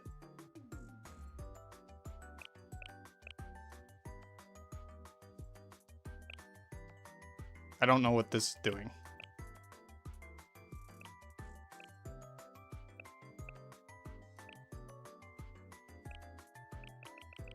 I can't level up more than one thing at a time?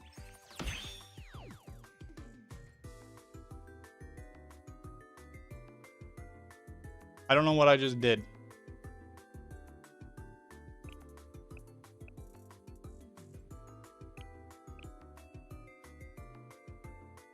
Huh? Oh, am I out of XP materials? Okay.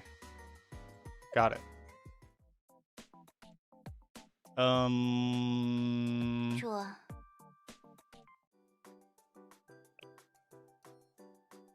There's no like way to do it here though. What is this button?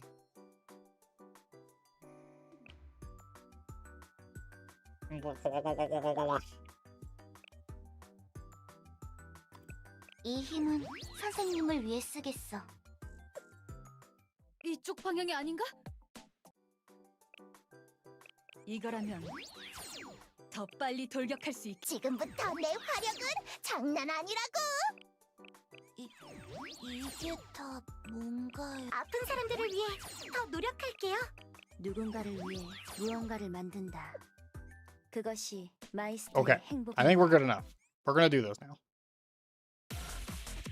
자, 가자.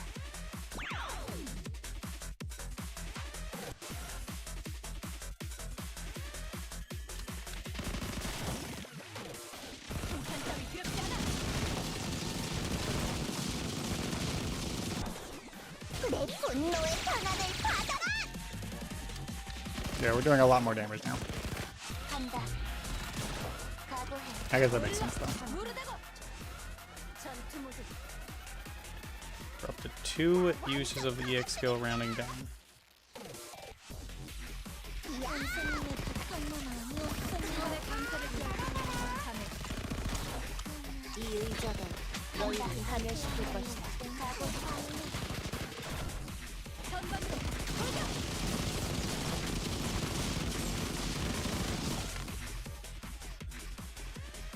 내가 아이스크림 사와야 하잖아. 너희 때문이야. 우리들의 승리야.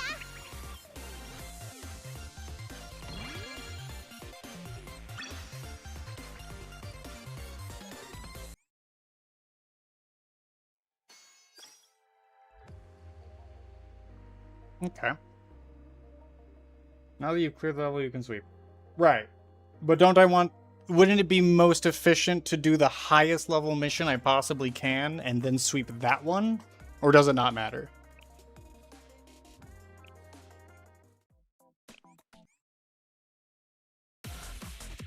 자, 가자.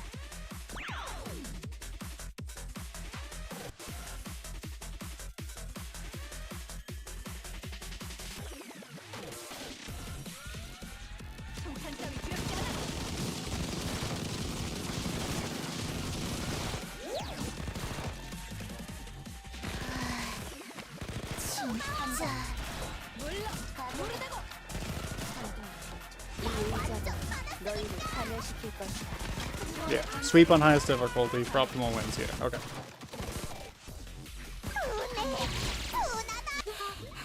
여러분을 위해 준비했어요. 지원의 강타를 껴.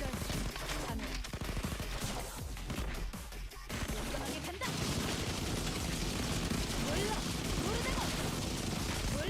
간다. 갈고 닦은 기술력. 확실히 묵과하도록 해. 내가 아이스크림 사와야 하잖아. 너희 때문이야. 소중히 써주세요. 지원의 강타를 껴야지. 아픈 거다. 간다. 각오해. 이쪽으로 간다. 지원을 갈고 닦은 기술력. 확실히 묵과하도록 해.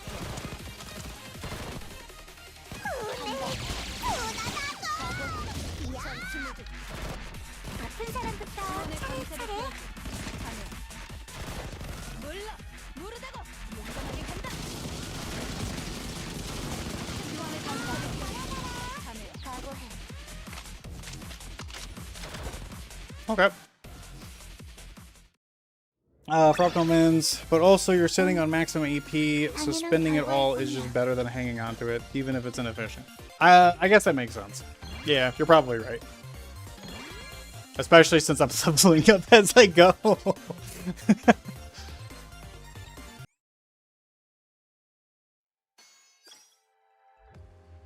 Well, let's do this one then. We'll just start a sweep, go.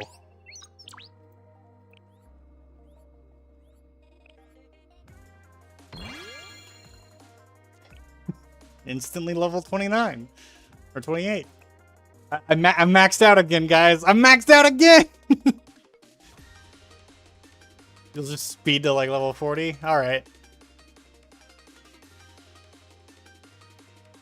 But I want to see what the highest level I can get is. a second. Let me see what I can do with this current setup. 자, 가자.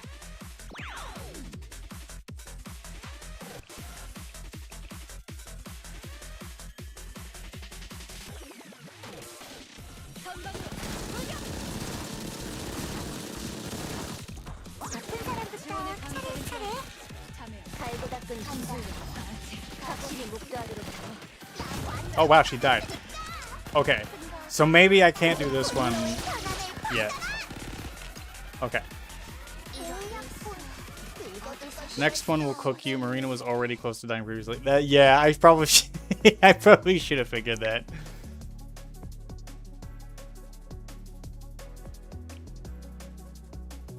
Hina EX is pretty expensive. Yeah, but I don't think I've been using Hina's EX, have I? I don't think I've been touching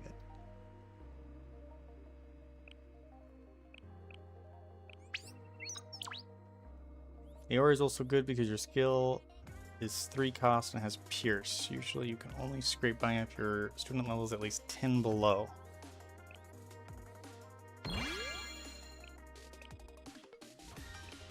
Alright. I'm not maxed now, at least. So really quick. Don't I want to also be leveling up the skills? How do I get... Oh, there we go. Okay, I can just use a shortcut. I need iron ore and beginner training.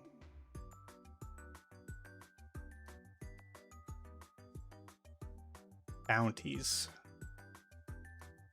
How do I unlock bounties? You can't do bounties yet.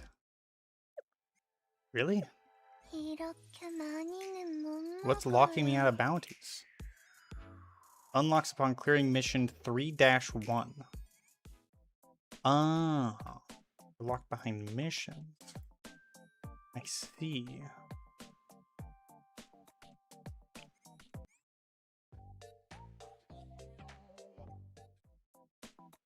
Oh.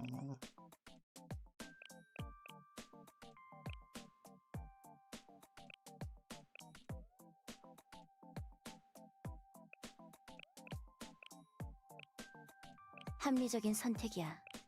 귀찮지만 뭐 해야만 하는 일이니.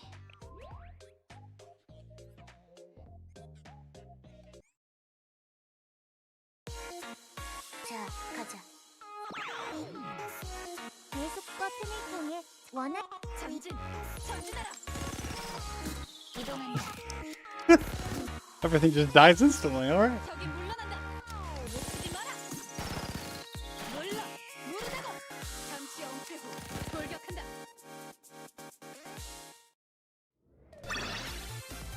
우리들의 승리야. Level matters way more until about the 50s to 60s. How fucking high up do levels get? What the fuck?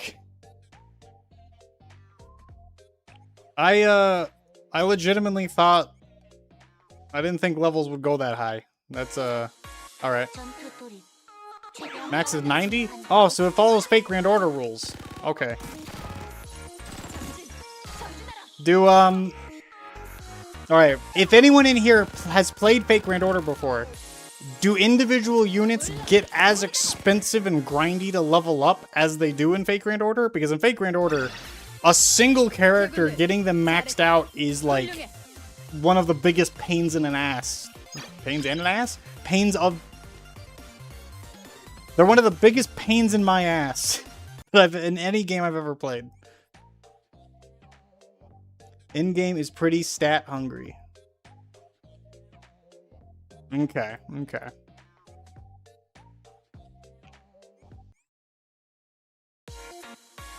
전투 돌입. 최대한 빠르게 진입한다.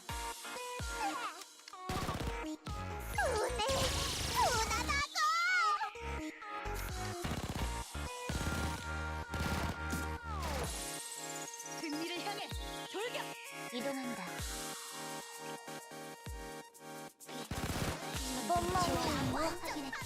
이걸 쓸 차례네.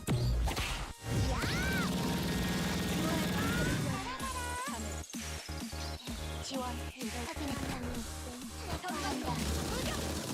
Oh no, she can't move.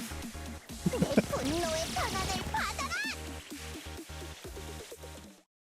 You could probably get a single student to level 90 in like 1 to 2 days of sweeping 언제나 stages. 유효한 전략이다. 1 to 2 days of like natural AP regeneration, or with like my hyper amount taken into account. Skill materials are extremely scarce and mostly come from event shops and daily. Okay, gotcha. So it really is like Fake Grand Order then, or just materials for skill level ups, and like in Fate, of course, you also had Ascensions, which were using the same materials, but yeah, okay, it sounds a lot like Fate in that case. The event stages also have increased guaranteed drops. Yeah, okay. So yeah, like Fate. It sounds more like Fate than Arknights, to be completely honest, with the way it's set up. Yeah, okay. And of course, yeah, higher difficulty means more.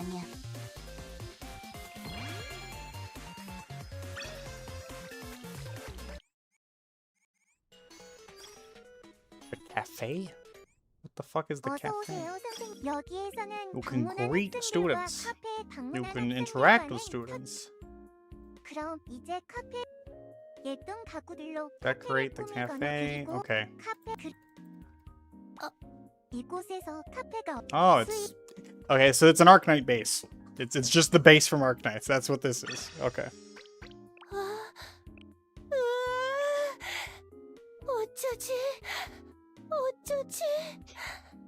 To max a single student with everything costs about 70 million in credits and a lot of other materials. Getting purple skill books, Blu-ray books, artifacts are harder. Okay. So we've got the Arknights base. You've got material generation similar to Fake Grand Order.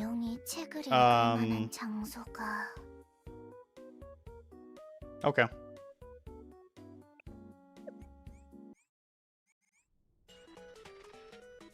Invite Hanako?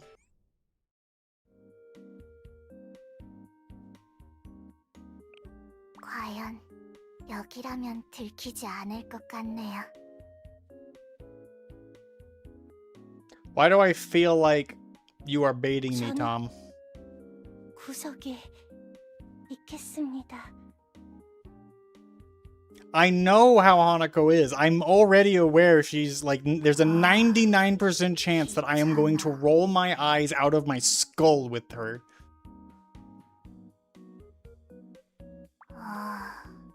귀찮아.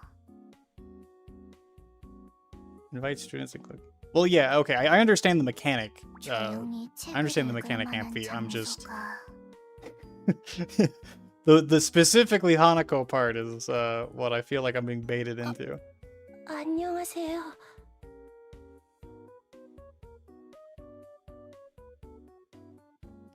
Where is...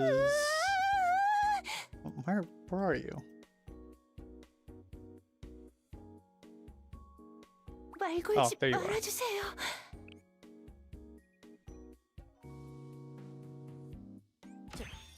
저는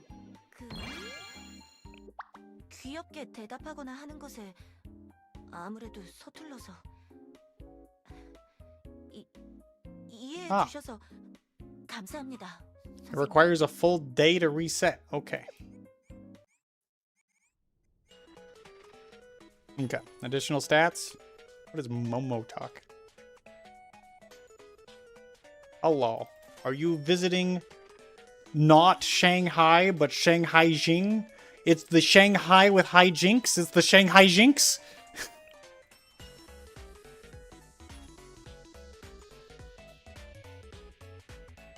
2 EOS today. How many risk? I was attempting to do risk 18, but I was both very tired, and I was also finding like the boss enemies, like the last 2 stages with the 2 bosses. I was actually finding them somewhat difficult, surprisingly, at Risk 18. I also have found out that I gotta take it slow. I was attempting to just smash my fucking head against the wall and like press my abilities as fast as possible and get combos going as fast as possible, but playing Rossi specifically turned out to be a bad idea because she moves around so much that I was ending up in AoEs as the bosses were attacking. So I'm probably going to rethink it when I get back to it. We'll see. I don't want to do that story right now.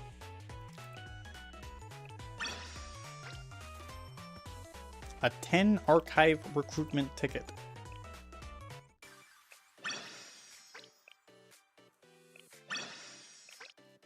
Oh no, I've maxed out my sanity again. Oh no. Oh no. I still can't play yet because my laptop keyboard can't press any numbers. Just change your key bindings. Use something other than numbers. I don't even press number keys. I use my mouse. So this is the Logitech. So I use these two. I use these two plus this button up here. Those are my ability buttons. I don't use my keyboard at all. Like, okay, my fourth character uses Q instead of a number key. So I have 3 mouse buttons plus Q, and that's all my abilities. This is a newer one. I actually used to use a MMO mouse with like, there was about like 18 buttons on that MMO mouse.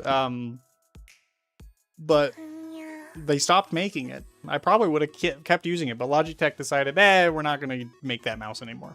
Probably just not very popular. But I liked it. I really enjoyed having a gaming mouse personally.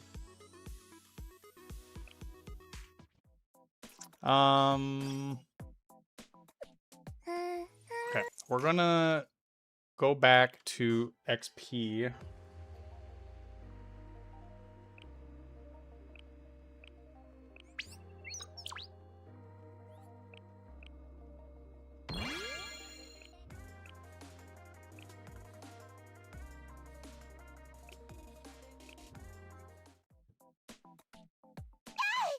잠깐, 이래서는 게임 못하잖아. 더 강해지고 싶어.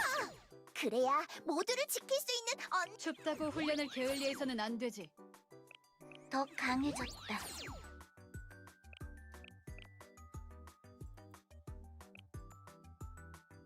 I don't have enough money. Oh, I ran out of money before I ran out of XP. All right, I guess I gotta go do some money farming.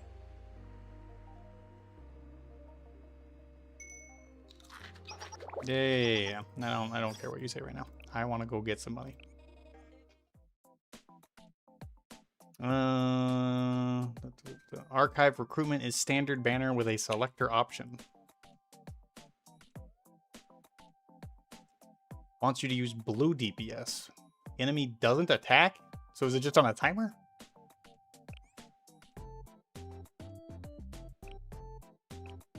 So blue DPS, got it. I don't want to use you.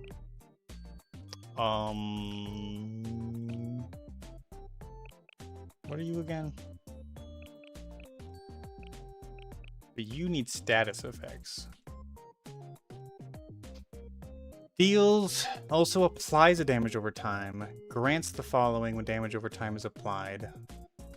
Oh, wait, she also just applies it. Okay, I thought I had to, like, use something with her, but no. Okay.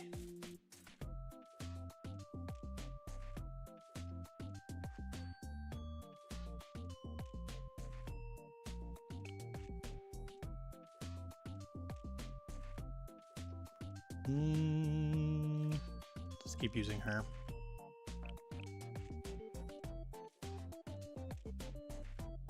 Yeah, we'll just keep doing the same thing. 맡겨만 달라고, 선생. Quickly. Oh, wait, I can't level you up. I don't have enough. Okay, we're just gonna go.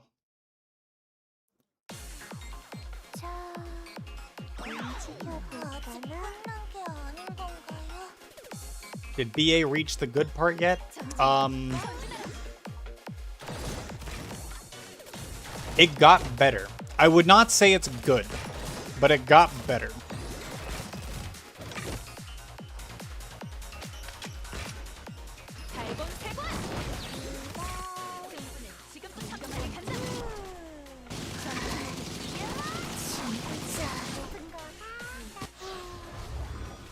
그렇구나.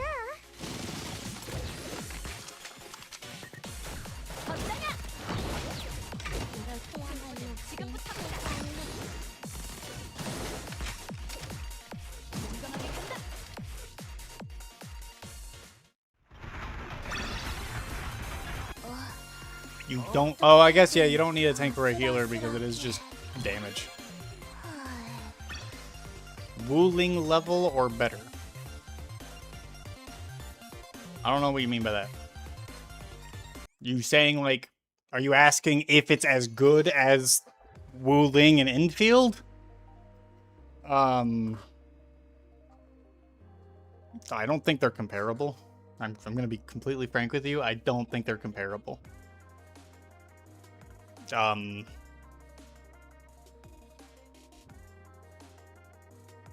mean... Okay, if I had to give them a number rating, I would compare BA so far to Valley 4. Valley 4 was like... In terms of story quality, Valley 4 was like a 3 or a 4. So far, BA for me has been a 3 or a 4. Wuling was closer to a 7. BA hasn't gotten to 7 yet. But I can see it reaching 7 if I give it more time.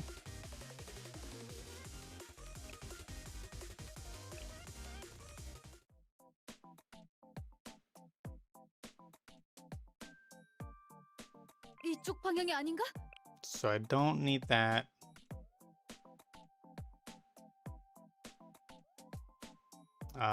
Just, I guess, pure damage. What is this again? Okay.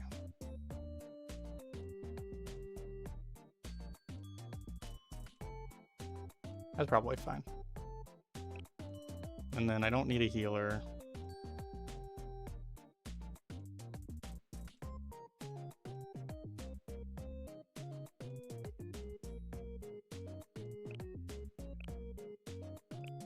I guess that synergizes with her. Okay, try it. 제게 맡겨주세요. 뭐라? 나 또 틀렸어? 몸 안에 뭔가 신비한 힘이. 자, 찾아볼까나?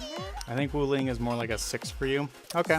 I mean, Wuling has been getting better and better as the story has gone on. I would say like 1.0 was like a 5. 1.1 was starting to get a little better, closer to 6 or 7. And then 1.2 was very solid. I would say 1.2 was a 7 for me so far. I know we're still technically in 1.2. No, we're in 1.3 now, aren't we? No, so yeah, 1.2 was a 7. 1.3 is like, again, 6 or 7. So far Wuling has been on average 6 or 7. For me.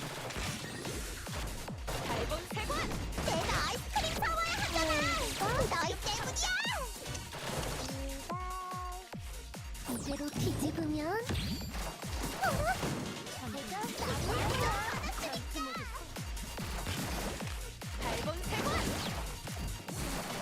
내 분노의 변환을 받아라. 여기서 볼게요.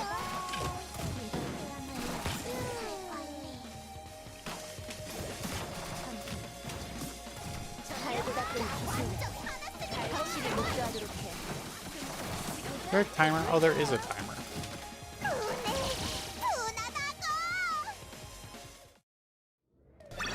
If you read all the note... All the note? Like all the archive files? Because if you're talking about all the archive files, then yes, I do read all the archive files usually as I try to come across them. I try to read every single one of them. But yeah, I mean, so like I take the archive files as just being part of the patch personally. If you're not reading the archive files, then you're not experiencing the whole game. kind of how I think about it.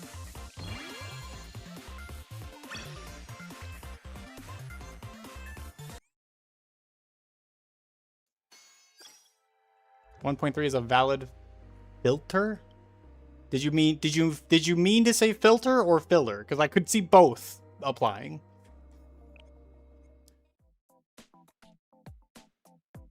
흐르는 물과 같이 매니저 일과 단련에는 공통점이 있습니다. 둘 다 자신을 믿는 힘이 요구됩니다. 방해되는 것이 싹 치워버리면 되는 거지. 다음 스테이지로 전진. 어떠냐? 지금부터입니다. 벌써 돌게요. I like how like most of the gameplay is not even me looking at the rest of the screen. I'm just looking at the fucking at this bottom right here. That's all that matters. 이것이 윌레니엄의 맹수다. Oh wow, he died already. Wait, did he die already? No, what? Hey? What just happened? I'm confused. Did I really run out of time already? Eh? Okay, just a second. I don't know what just happened. I gotta see that again. 방해되는 것이 싹 치워버리면 되는 거지. 움직일 때 언제까지 해야 하는 건가요? 벌써? 내가 도울게요. Oh, I only get 30 seconds on this one. Oh. I didn't realize. Okay.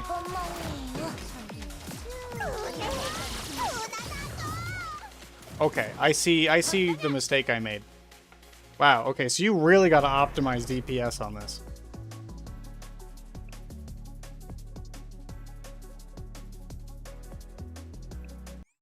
I don't know what you mean by timer resets for each enemy. There's only one enemy.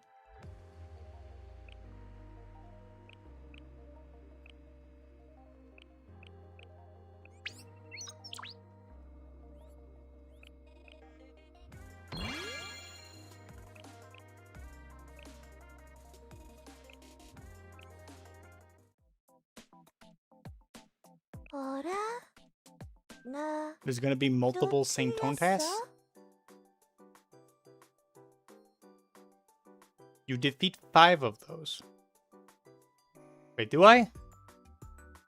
Have I just not been paying any attention? I thought the boss was just like, you do damage, the boss like drops a thing for a moment and then recovers, and then you just keep doing more damage. Is it actually me killing it and another enemy is spawning? Because I have not been noticing that. No, I have not noticed that whatsoever.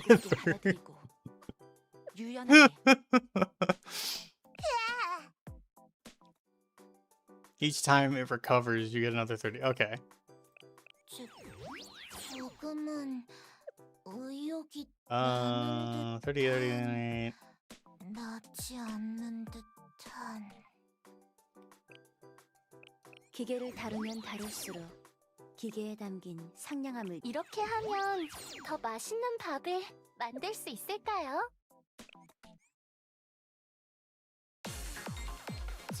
And the boss has a bit more health than before. In general, blue DPS is a bit hard to get.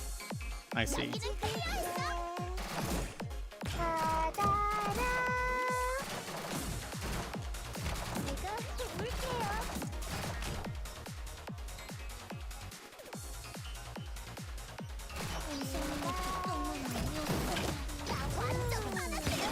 I see. Okay, and that reset it.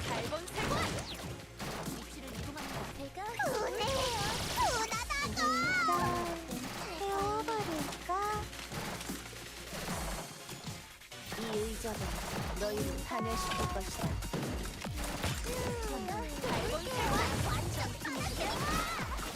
내가 아이스크림 파워야 하잖아. 너희 때문이야. 일단 태워버릴까? 여러분께 아니에요.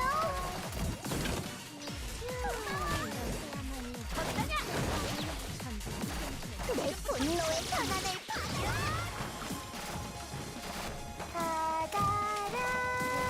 볼게요. 이것이 밀레니엄의 맹수다.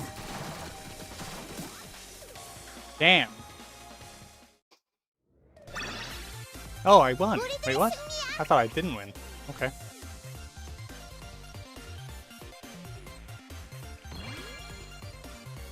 Oh, but I didn't restart. Oh, okay.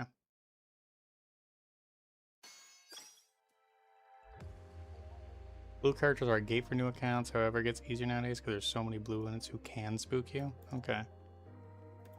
What is how does stars work again? Oh, it was just based on the number of kills you get, I guess. Okay. I feel like I can do that. I just gotta hit the right abilities in the right order, I think. 다음 목표 일단 태워버릴까?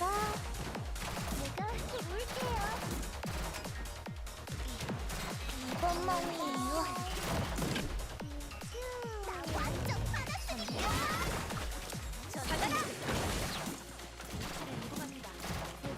이 여자가 너희를 파멸시킬 것이다. 받아라.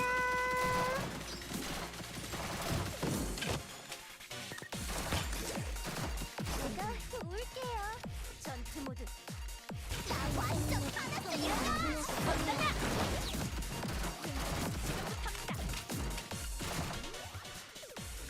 내가 아이스크림 파워야 하잖아. 너희 때문이야. 내가 해볼게요. 고마워. 그야말로 멘탈 관리. 이것만이에요. 잘 본. 내가 해볼게요. 이것이 밀레니엄의 맹세. 받아라. 내가 아이스크림 파워야 하잖아. Ooh, I almost ran out of time on that one.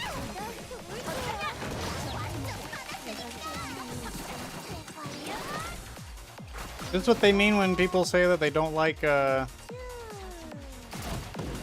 timers. Because I'm kind of feeling it. 내 분노의 전환을 받아라. Do I get that? Do I get that? I killed it.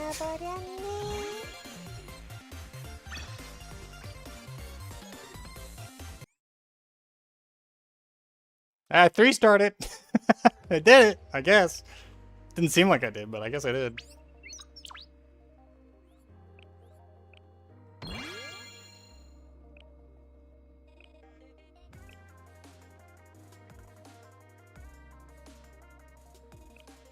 I'm just gonna sweep the last of these until I'm out of AP. Sweet, I did it. 이렇게 많이는 못 먹어요. Then claim these. Oh, I maxed out again. I guess I gotta go do more. Oh no.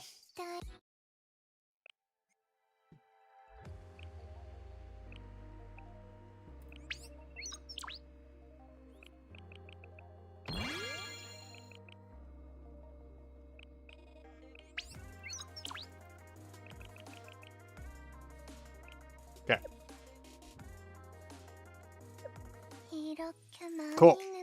I have exhausted my AP finally. We did it. 잠깐만요. 그렇게 벌써? 벌써?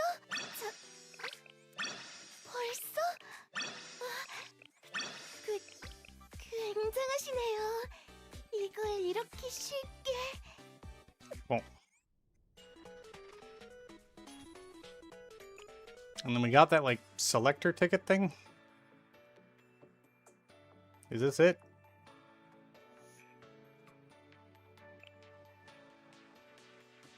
No, this is not it.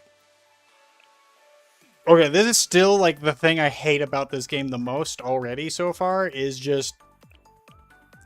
why are there so many banners? I can't tell which are which, and there's so many goddamn different banner resources. I literally am just confused.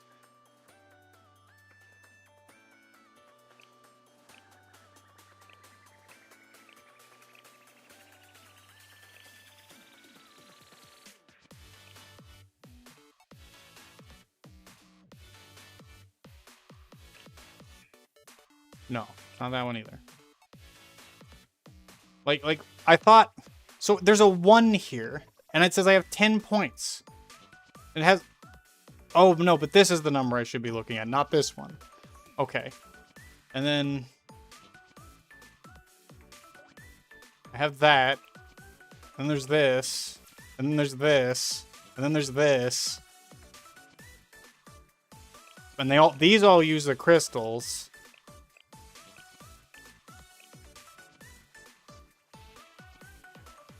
This is the archive recruitment. So do I have a ticket for this one? How do I see if I have a ticket for this one? I don't see a number representing a ticket anywhere. So how do I know I have that one? That one says I have 0 points, so I don't think I have anything for the archive recruitment. Oh god. There's also a reward top left for leveling up. Click on special event. Reward top left. Probably was a while ago. Archive recruitment. That's where you can select somebody. It gives you your use. Sparking is shared in between all banners that are currently up. It shows ticket instead of pyrozines. Where does it say I have a 10 pull? I don't know where it says that.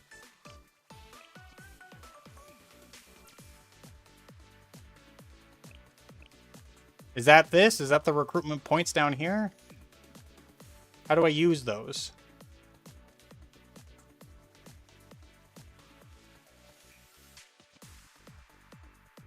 Wait. Archive. But it says 0 here.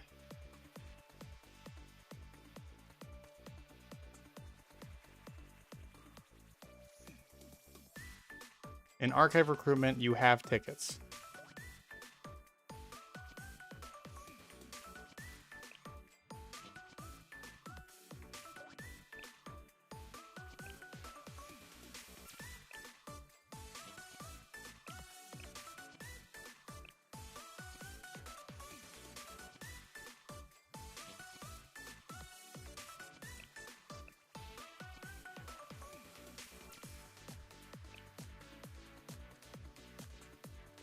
Oh. It shows ticket instead of pyros. Is that's this here? Okay. Okay. I see, I think.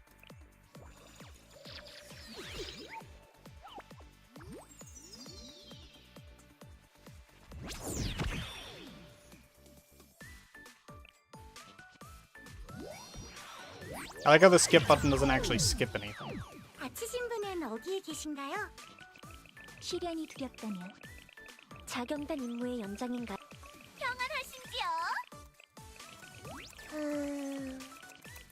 I'm hitting the button as fast as I can. 다치신 분은 어디에 계신? 게릴라 극영구의 다치신 분은 어디에 계신? 붉은 겨울 연방학원 지식 해방 전선의 아키이즈미 모미지예요. 세상의 모든 지식을 지키기 위해 함께 싸우. So I have to hit the skip button twice in order to actually skip. I see.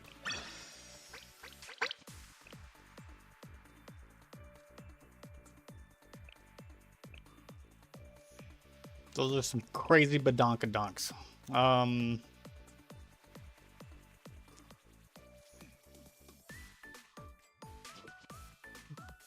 Praise the Lord and the Holy Shotgun. That's what I'm witnessing there. All right.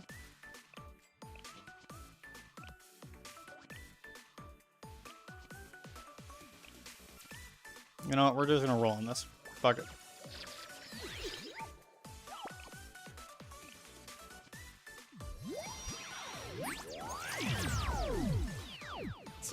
All right, there's a 5-star in this one. I can't skip this one. 다치신 분은 어디에 계신? 자경단 임무의 연장인가? 다치신 분은 어디에 계신? 설명과 해설이 필요. 주인님과 함께 신나는 작다고 얕보지 마. 주인님과 함께 신나는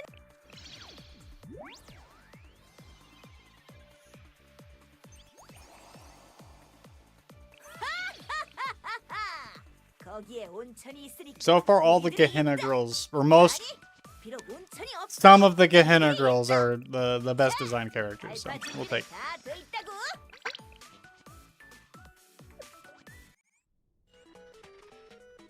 Okay.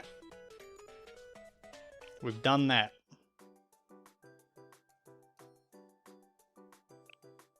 What do you do? Decreases the defense of enemies in a circular area. And then deal damage, okay? Deal damage in a circular area. Increase crit. Deal damage. Every third use of the EX skill. Area of effect matches the... Okay, so she's just like... Area of effect. Fuck tons of area of effect damage. Got it. 야, 인생 가끔은 이런 일도 있구만. Oh god. My leg fell asleep. Ow. Ow. Wow, purple AoE. Purple is Sonic, right? The unlock mystic lets you star up. What is the what? How did I get 100 of these? How did that happen? I don't remember. This is my first copy of her, isn't it? Or was this a duplicate?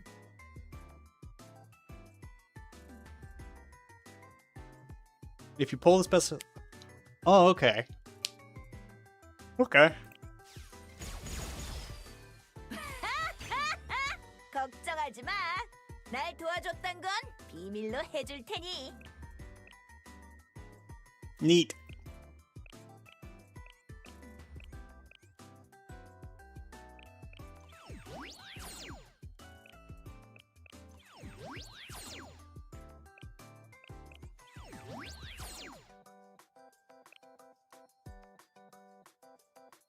Cool.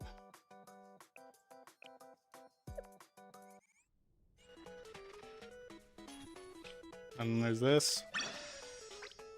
Oh, I got another 10 archive ticket. Guess we're going polling again, boys. Guess we're doing it again. We're polling again.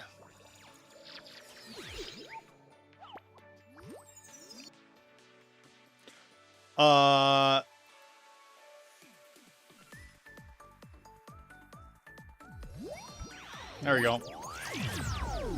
I did the thing. 시련이 두렵다면, 역경이 버겁다면, 제가 함께 도전해드리죠. Cool.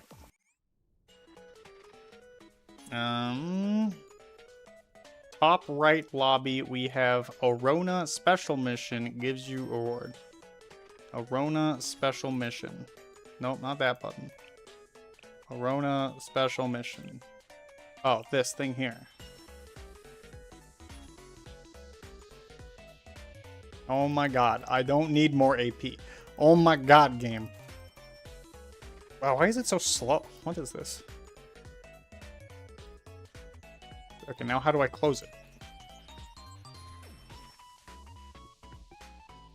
How do I... Oh, there's a lot of these. How do I close you? Oh. Okay, did the game glitch? I can't close the screen anymore. Oh, there's an X up there. I see. Is that like a web event? Is that why it was acting like that?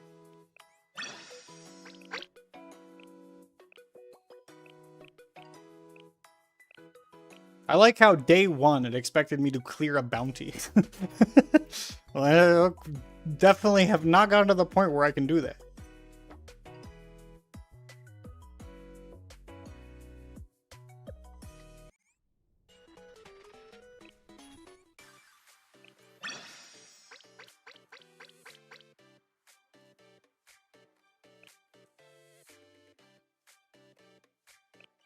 A consumable.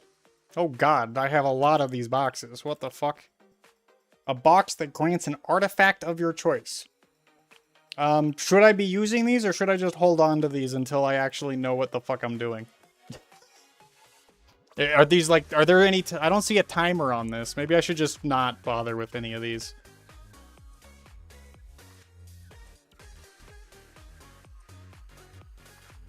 The choice boxes you can hold. Okay, so hold on to choice boxes.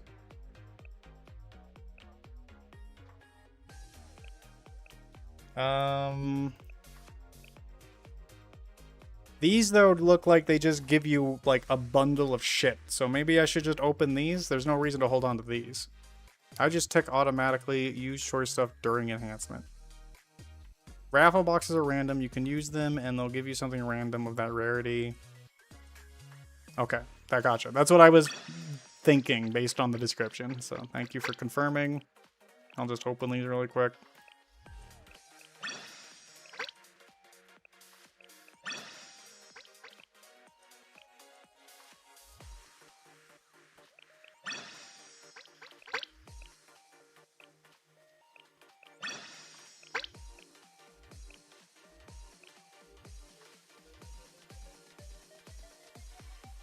Crafting time.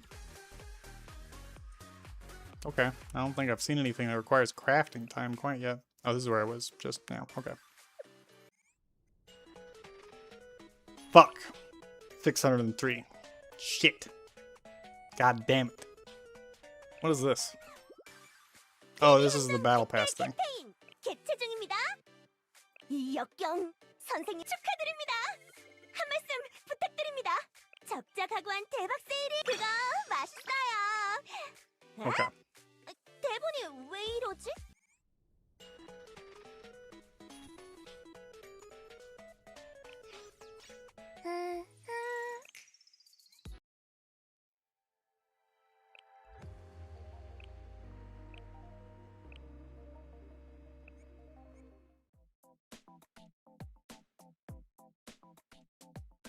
좋아.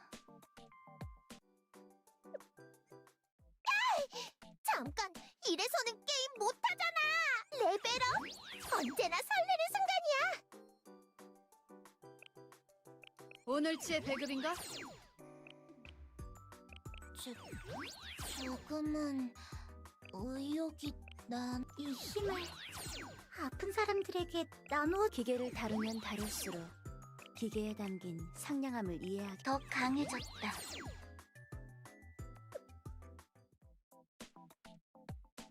Cool. 전투 돌입. 최대한 빠르게 진입한다. 놓치지 마라. It's funny that this is like I have been playing this game now for, I know not really a month, but like technically like I've had the account now for over a month, and I'm only now actually like playing the game. 이것이 윌리엄의 맹수다.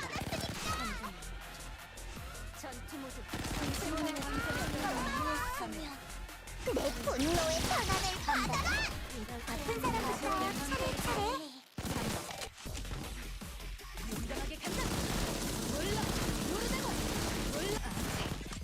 Oh, she died. I didn't realize she was taking that much damage. Why? Click the fucking button. 소중히 써주세요.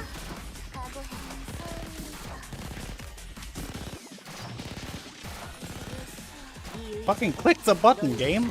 Why is the... Damn.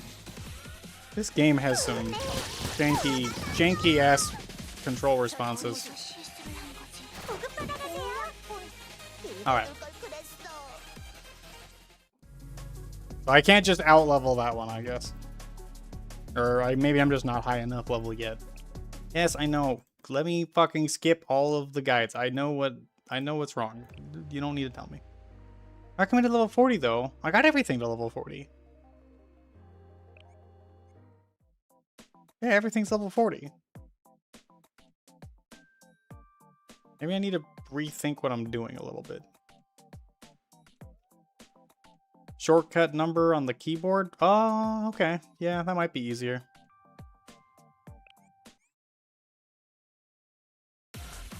전투 돌입.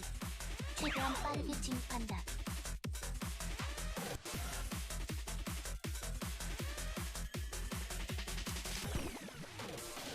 선생님의 부탁만 아니었으면. 불타오르고 있다. 용감하게 간다. 간다. 각오해. 분해! 분하다고! 소중히 써주세요. 감사를 표하지. 간다. 이럴 때야말로 뺀 선생님의 부탁만 아니었으면. 용감하게 간다. 몰라. 모르다고. 분해! 분하다고! 소중히 써주세요. 감사를 표하지. 나 완전 받았으니까! 이 의자가 너희를 가면시킬 것이다. 이게 내가 아이스크림 파워를 하잖아! 너희 때문이야! Damn. Despite being level 40, I thought this was gonna be... 전투 모드. Or I thought this was gonna be a lot easier because it said it was level 40.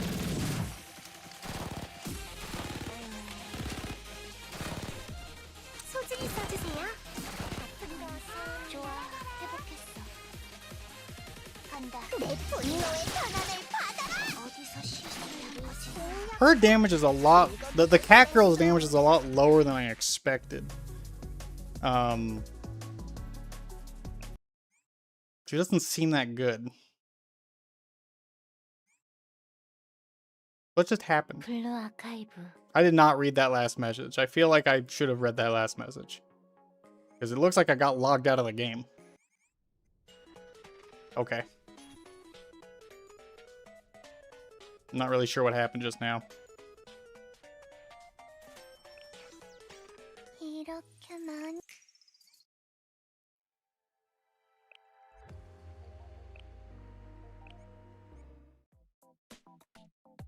Maybe 좋아. I need...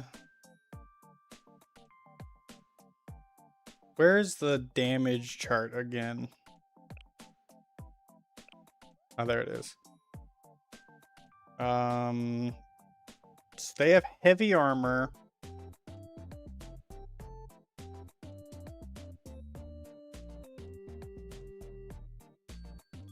Okay, so weak piercing.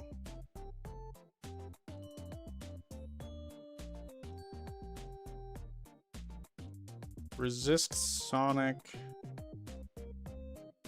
Corrosive. That's the green.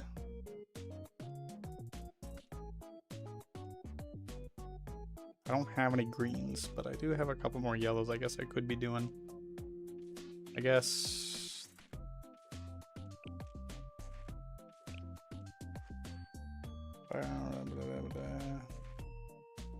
Enemies in a fan-shaped area behind the target.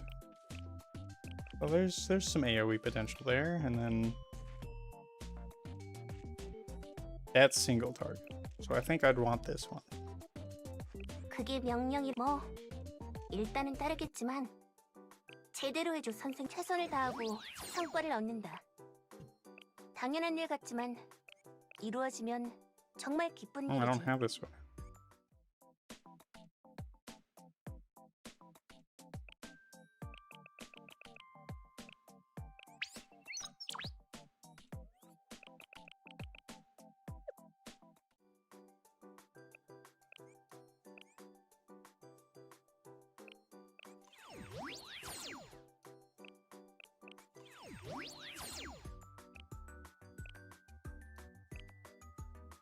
I don't know. How do I know how much these orbs actually give? That one just maxes it out instantly. Am I wasting it if I'm using it on a level 10? Don't really know. It might be equipment. Iori instead of Hina could work for faster cycling. Instead of Hina. Oh. Okay, the thing I already did. I did not read your message until now. But hey! I guess I'm on the right track. Sweet.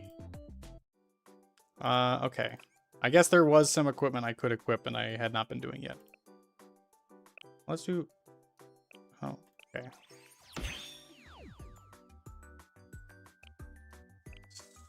okay, that.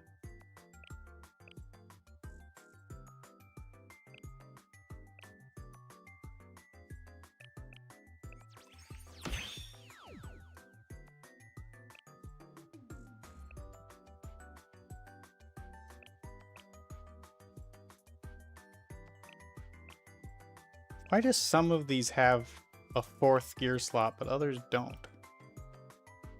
I'm not really sure why that is.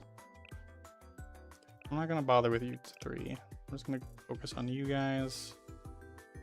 Level 10, level 10, level 10. We're the only ones not.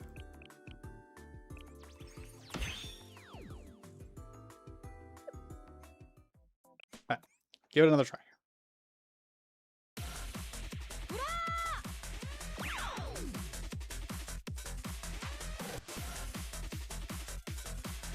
What's the way to buff? Oh, the 4th equipment slot? Oh, okay. So the 4th equipment slot's like a Arknight's module. Or something along those lines.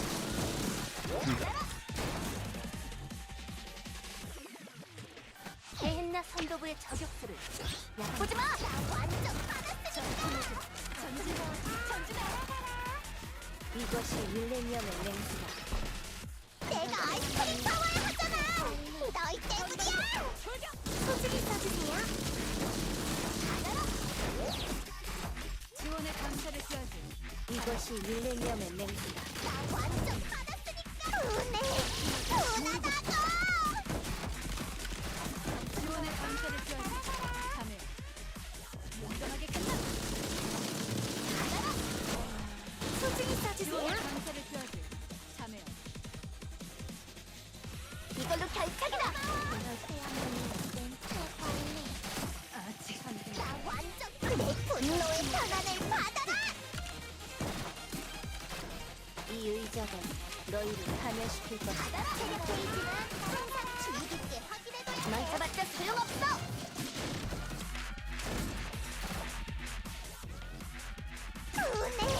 분하다고! 보급받아가세요! 이렇게야만 육군 최관리. 망쳐봤자 소용없어! Iori was the way to go. Okay. 모두 수고하셨습니다. Still can't 3-star it because you apparently need everyone to live. Cool.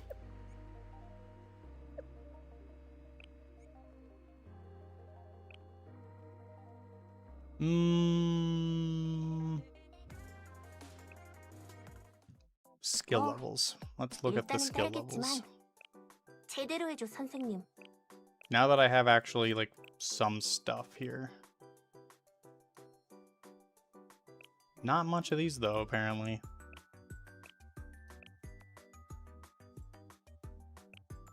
Deal damage. So this is just, oh, okay, that's just the normal attack.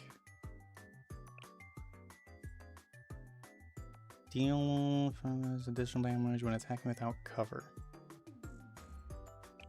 Okay.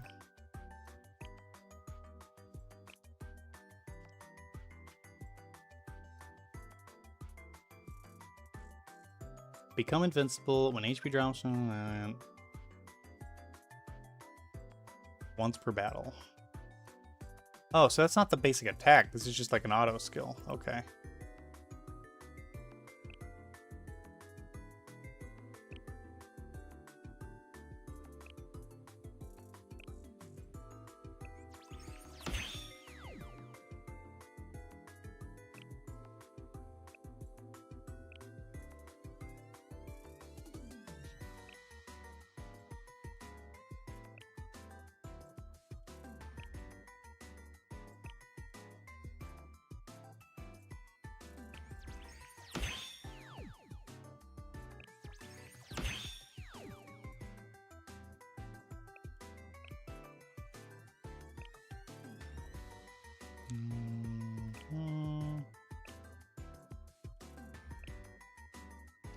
crit for all allies in a circular area.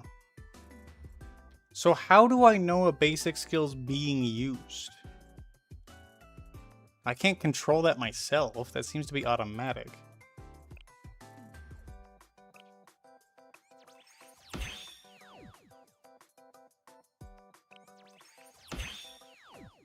Arena is an evasion tank, so that stat is very important. I mean, yeah, I kind of figured as much. Yeah. I just can't level it up all that much.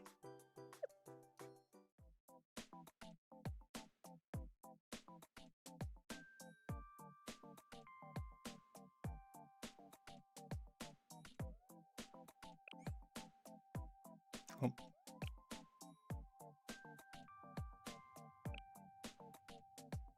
Small tooltip on the left side of the screen.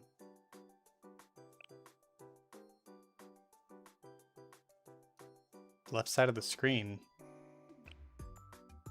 No.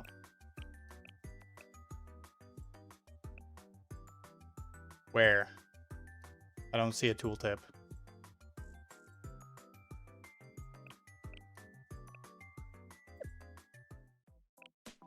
Oh, in the combat itself. Oh, okay.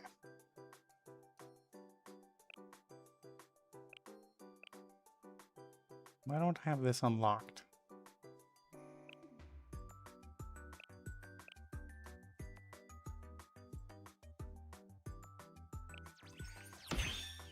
Automatic HP healing seems pretty good. That seems worthwhile.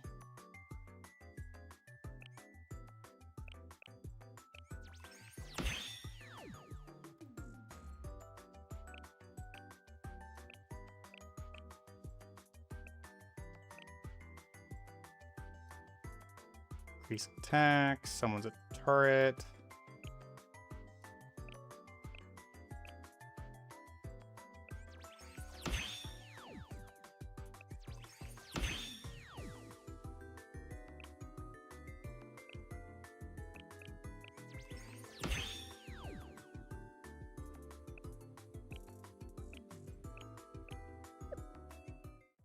Alright.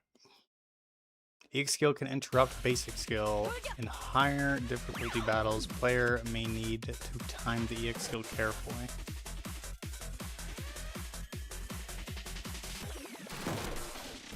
내가 아이스크림 파워를 하잖아. 너희 때문이야.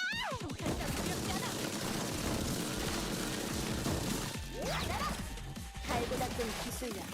나 완전 화났으니까. 각오해라. 위반자 녀석들. 내 분노의 평안을 받아라. 소중히 써주세요. 정신하라. 받아라. 한장 무섭지 않아.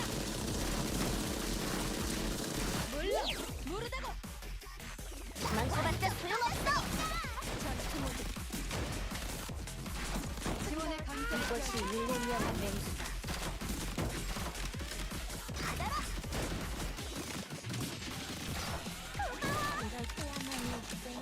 소중히 써주세요. 지원의 감사를 표하지. 참여. 나 완전 화났으니까. 이쪽으로 간다. 내 분노의 평안을 받아라. 망쳐봤자 소용없어. 받아라. 보급받아 가세요. 지원의 감사를 표하지. 참여.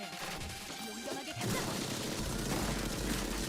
나 완전 화났으니까. That went much better. I honestly think what happened last time was I just didn't use skills in like a decent order. I was spamming them too quickly. I needed to wait a little longer and then actually utilize them on groups. Oh, but I also didn't clear it fast enough. Fuck. Well, shit. Man, timers really are the worst.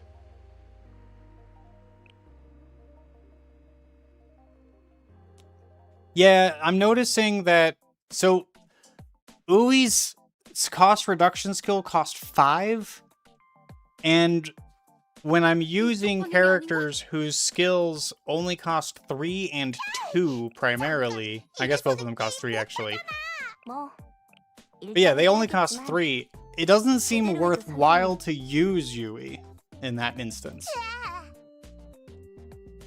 I am finding it a little bit more interesting, just a tad. I can see potential where I was not seeing it before. And I could possibly see myself finding actually getting more interested if like boss fights and stuff start to show up that require me to strategize a bit more. So yeah, I can see myself enjoying it a bit more at that point. It's just unfortunate that the main story does not really give me any fucking reason to care. Like, if the main story actually had some challenging fights that required me to interact with the system a bit more and learn all this, I probably would enjoy the game a lot more from the get-go. But it doesn't. It literally does not require you to learn any of that.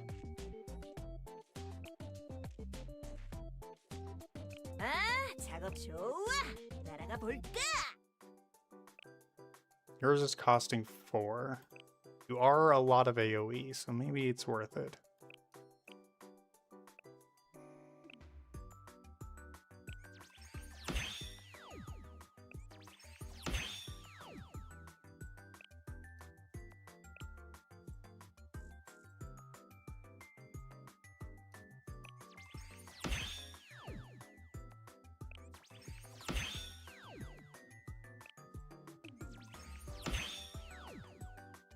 Fuck it.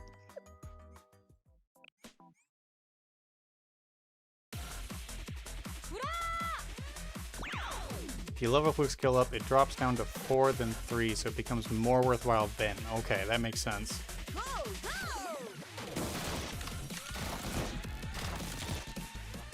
See, all these games keep making, like, the main story slash, like, the main, like, purpose, like, the main part of the game, they keep making them super easy.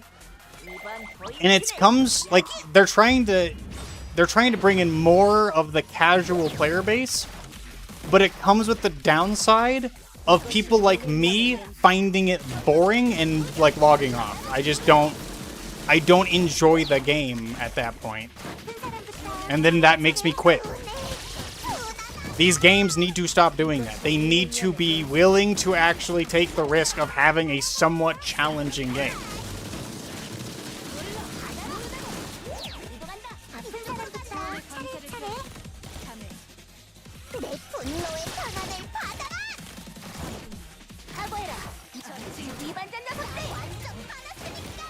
Oh, she died. What? Oh, fuck.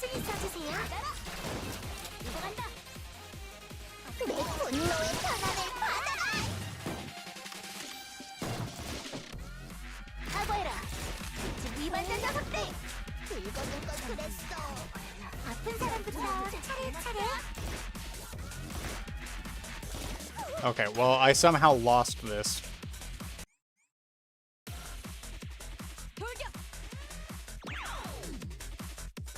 You say raids. I don't understand how a raid can work. Because to me, okay, I need to be clear about something.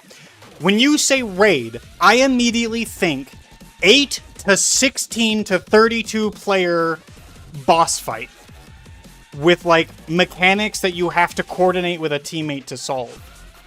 If you mean raid as in the Fate Grand Order, like, raid, where it's just a boss with 1 billion health bars and you working with a community to just burn the health bars down, that doesn't interest me. That's boring. A raid is when you have a group of people who need to communicate to solve mechanics.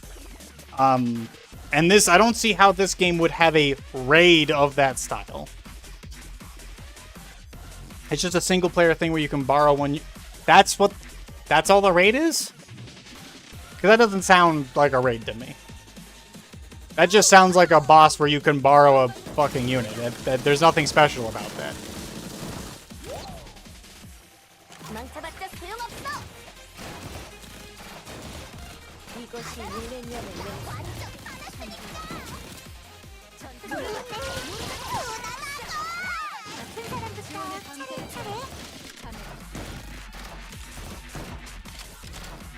Build it up a little bit. Now go.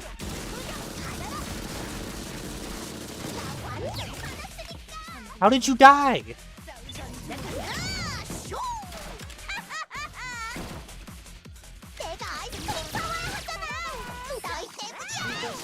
were at like near full health, and then you suddenly were fucking gone. 이걸로 결착이다. 나 완전 화났으니까. 내 분노의 변환을 받아라.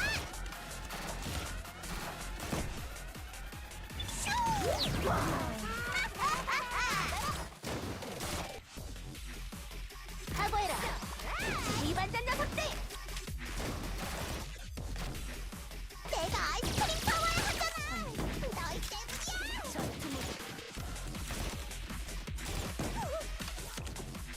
도망쳐봤자 소용없어. 아픈 거 알아? 각오해라. 위반전 녀석들.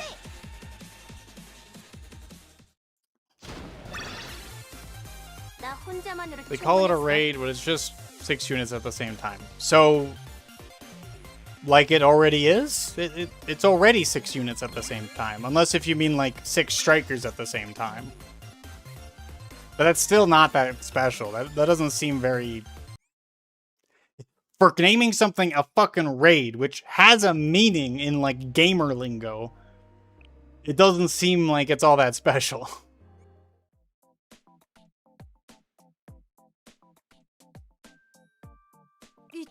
You are dying really fast.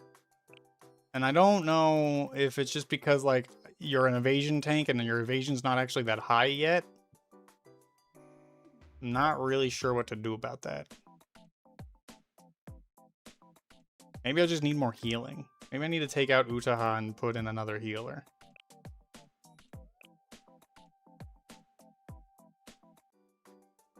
Maybe you're... Maybe, boom, no. Take you out.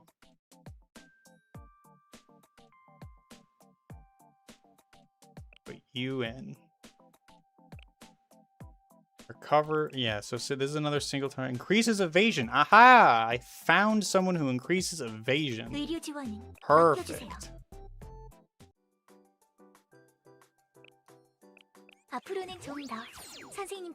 Officially, it's not even called a raid. Oh, okay. That's just a community term. Okay. In that case, I apologize to the devs for thinking that it was dumb. It's actually just the community that's dumb. Understood.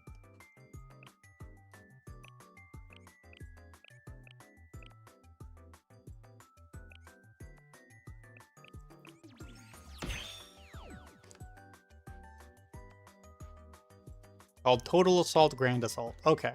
That's more acceptable. They came up with their own name for it. I'm okay with this.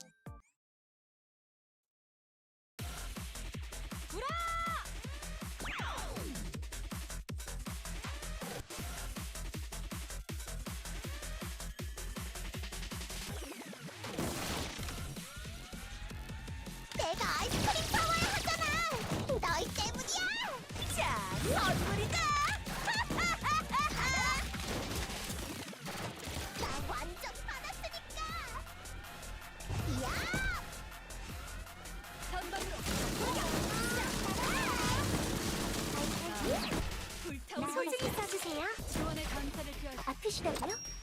그렇다면 이것은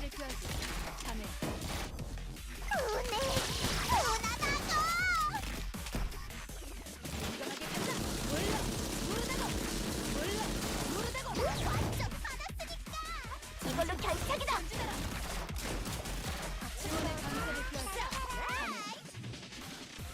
여기서부터는 당신의 의지에 달렸습니다. 내가 아이스크림 파워를 하잖아. 너희 때문이야.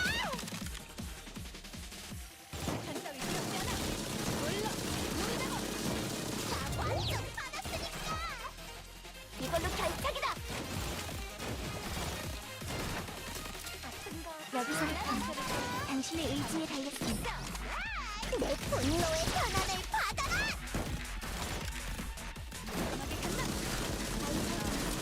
There we go. Yeah, the double healer helped a lot, actually. 개운하구만.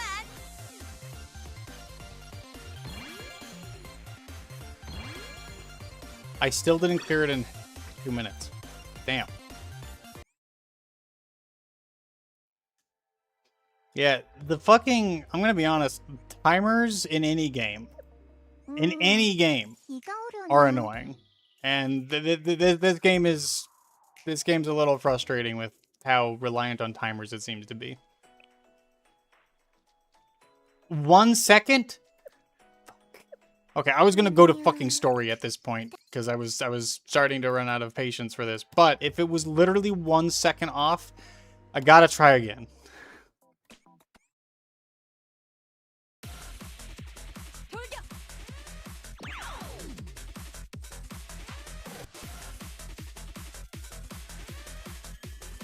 Kasumi was, I don't know, unfortunately I don't know names. Kasumi doesn't mean anything to me. 내가 아이스크림 파워를 하잖아. 너희 때문이야. 이걸로 결착이다. 나 완전 받았으니까. Oh wait. If Kasumi is this girl, I'm using her purely because she's AoE. That was the only reason I was using her. 포기하지 마세요.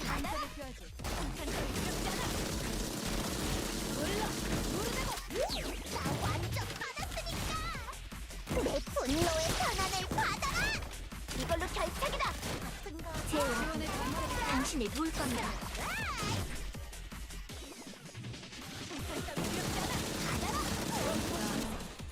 나쁜 사람부터 차례차례. 내가 아이스크림 파워를 하잖아. 너희 때문이야.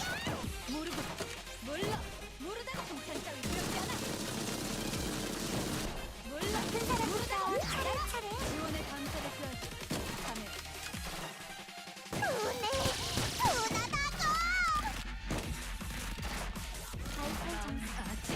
분하다고. 포기하지 마세요.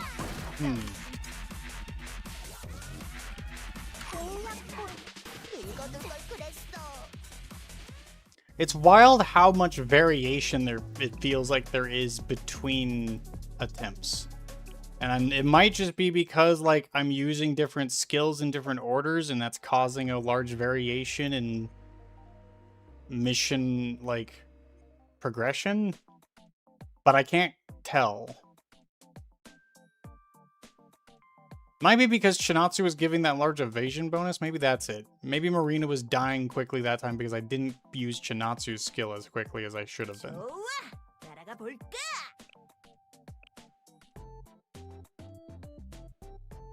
I don't want to level those guys.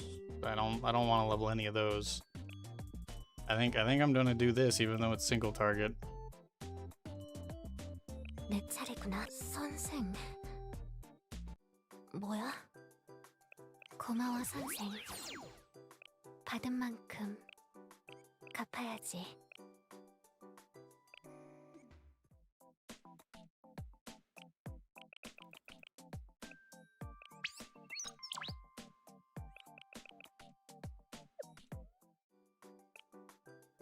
What?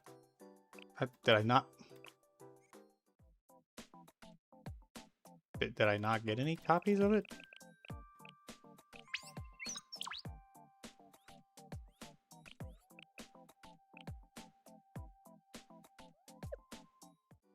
There we go. I don't know what that was about.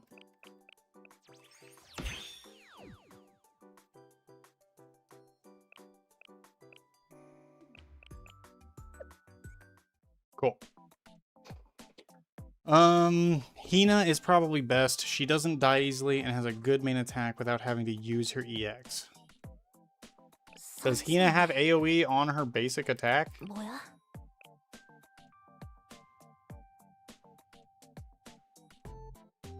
How do I know what their main attack is? Because basic skill is not their main attack, I don't think. So how do I know what their base attack is? I don't see any info in here about, like, normal attack. Like, how do I know what their normal attack does? Or is it all the same? Do they all just do single target? Main attack for almost every character is just deal damage. Okay. You said almost. How do I know when it's not that? Where does it say it?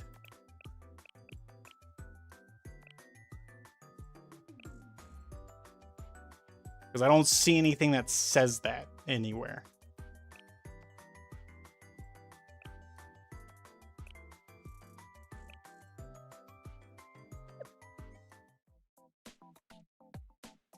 이쪽 방향이 아닌가?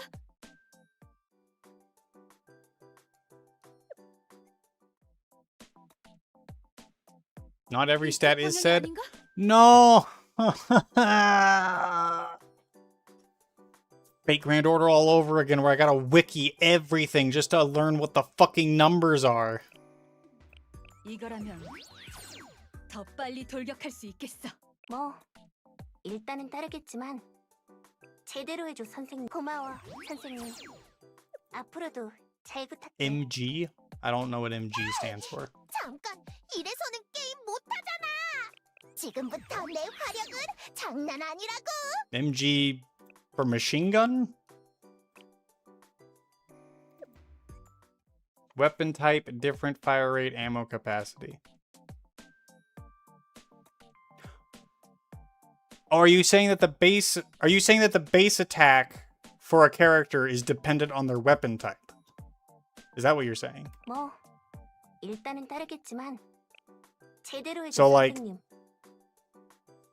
this weapon here, rocket launcher, i.e. 1 capacity ammo and ANT, machine gun. Gakko is also a set and forget character for DPS if you read her kit. Which one is Kayako? This one. 선생. 뭐야? Deal damage to one enemy. If the user is in infiltration mode, this attack changes to a guaranteed crit and ends infiltration mode. Increase crit. Increase crit. Activates this mode at the start of combat, but automatically cancels if attacked. Activates again if the user is not attacked for 10 seconds. But then you want to use the shadow shots for like big single target damage. Not that we're doing single target damage. Okay. I think I understand where you're coming from with that statement. I think. And cool. So okay. So weapon types are what matter when it comes to their like basic attacks. Okay. Understood. 각오해라. 위반자 녀석들. 전방으로 돌격. 나 완전 화났어. 내 분노의 전환을 받아라. 이번에 강사를 피하지.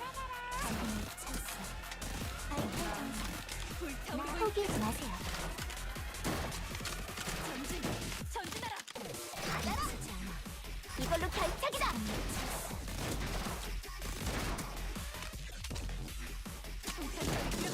완전 화났으니까.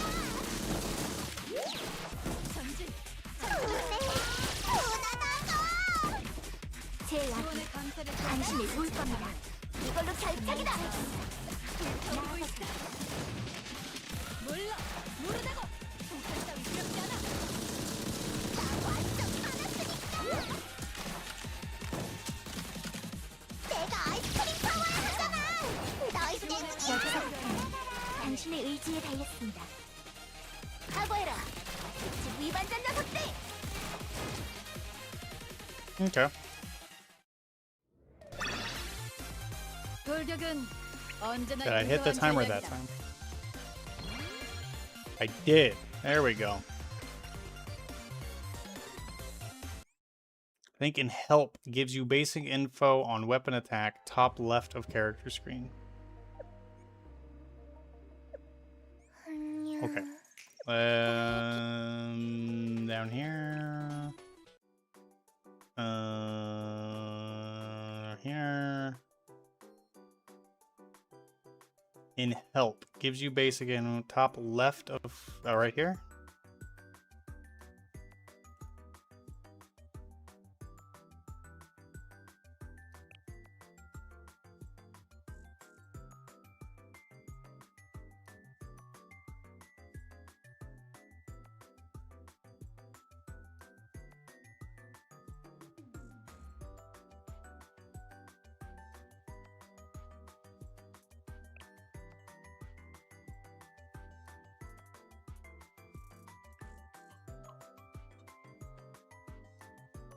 Why do they use acronyms?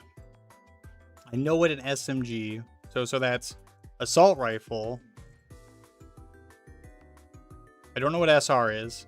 Handgun. Submachine gun. Machine gun. Shotgun.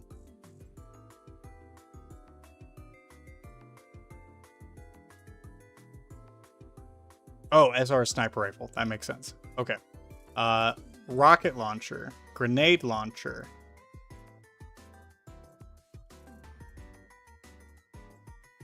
Main tank.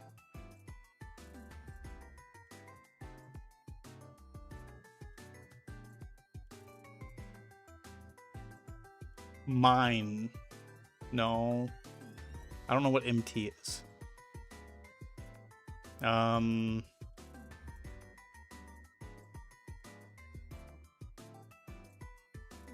RG. Pierces enemies, dealing damage.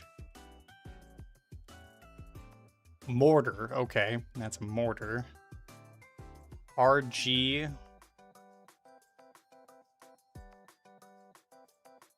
Pierces enemies. Railgun. Oh, railguns. Railguns are cool. I like railguns. Railguns are awesome in anything. The fact that Japan has a real railgun now that's fully functional is pretty fucking dope. And then flamethrower. Yeah, this one, that one was obvious, but I haven't gotten to it yet. Students' weapons have different maximum ranges. Students engage the enemy by moving to a location where it's convenient for them to attack. Yep, okay. The preferred terrain.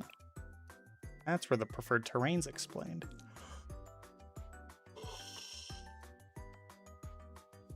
Urban field indoors.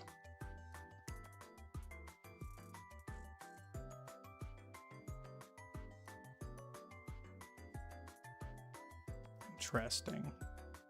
Cool. Reduces the chance of being hit. Yeah. Tell a student's cover action by the icon.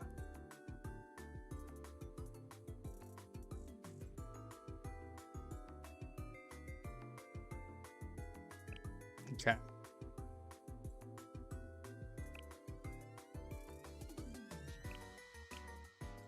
Cool. Sweet. Thank you for telling me about that, because I did need to read that.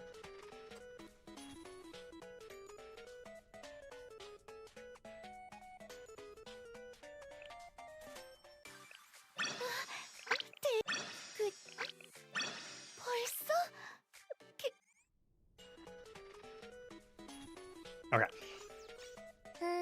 We're going to go back to that. We're going to just do sweeps to clear. Oh, I only did one. Whoops. Sweep it out.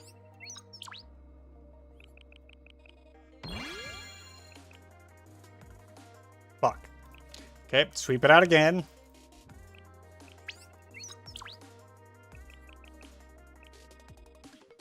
There we go. It has been used. Oh, okay. We have now been sweeping for fucking 2 hours. We need to get to the story. I said I was going to finish chapter 2 by the end of the day. Technically, I've already failed. It is 1 a.m. in the morning for me. We're going to go into chapter 2. We're going to finish this. But first, I'm going to go grab a fucking slice of pizza because I'm starving. Actually, I have a fucking Taco Bell burrito here. I should warm that up before it goes bad. Okay. I'll be right back. We're going to go warm up some food, and then we're going to get into the story so that I can finish this chapter 2. And then after chapter 2, I'm probably going to call it for bed because holy shit, I didn't realize how late it already was. Oh. My headset unplugged itself. I'm rolling over my wire. That's what's going on. All right. I shall be back.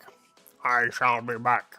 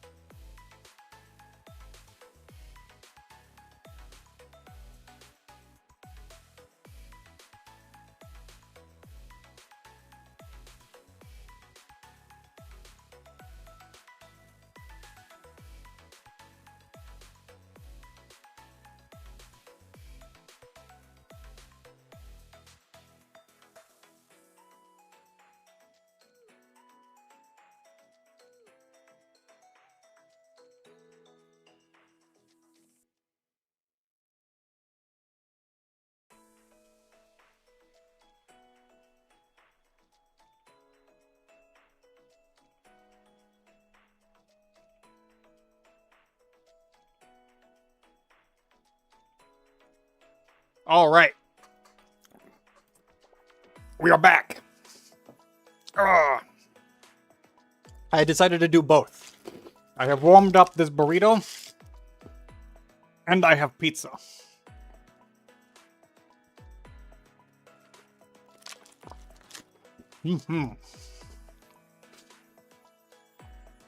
Only 1 flamethrower and 3 railguns.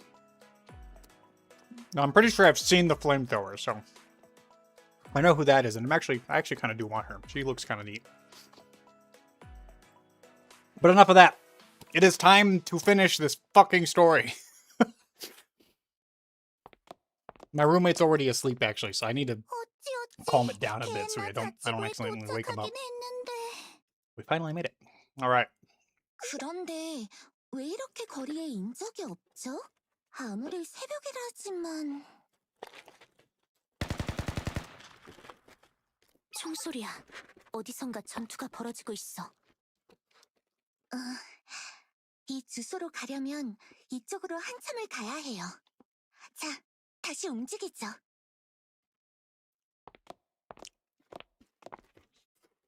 어라? 검문소가... 멈춰. 여기는 출입 금지다. 오늘은 이쪽 거리 전체가 외출 금지령이 내려졌어. 밖으로 돌아가지 않으면... 어? 너희는 트리니티 학생들? 트리니티가 여긴 웬일이냐? 설마 습격을? 내 녀석들 개인 나이는 웬일이냐? 목적이 뭐냐? 네? So, if I'm Shale, why can't I just tell the fucking Trinity Council lady,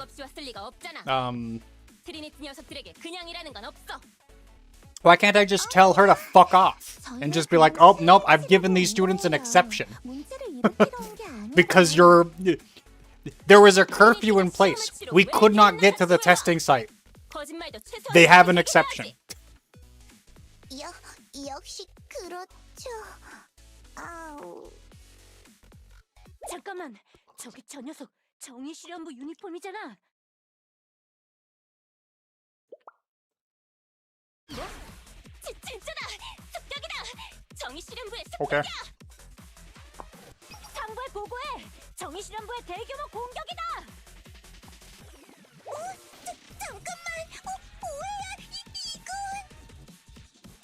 별 수 없군. 해치운다. 네! 오해를 더 가중시키는 방법이잖아요. Wait a second. I'm now even more confused. Why would that student council lady, why would she do this when it risks, it puts the peace treaty at risk? Why would she do that? Is she just being stupid for the sake of, just because she's being petty? She's being petty to the point of stupidity. 아니, 내가 아니야. 네, 유타는 저희 뒤편에서 날아왔어요. 누가 우릴 도와준 건지...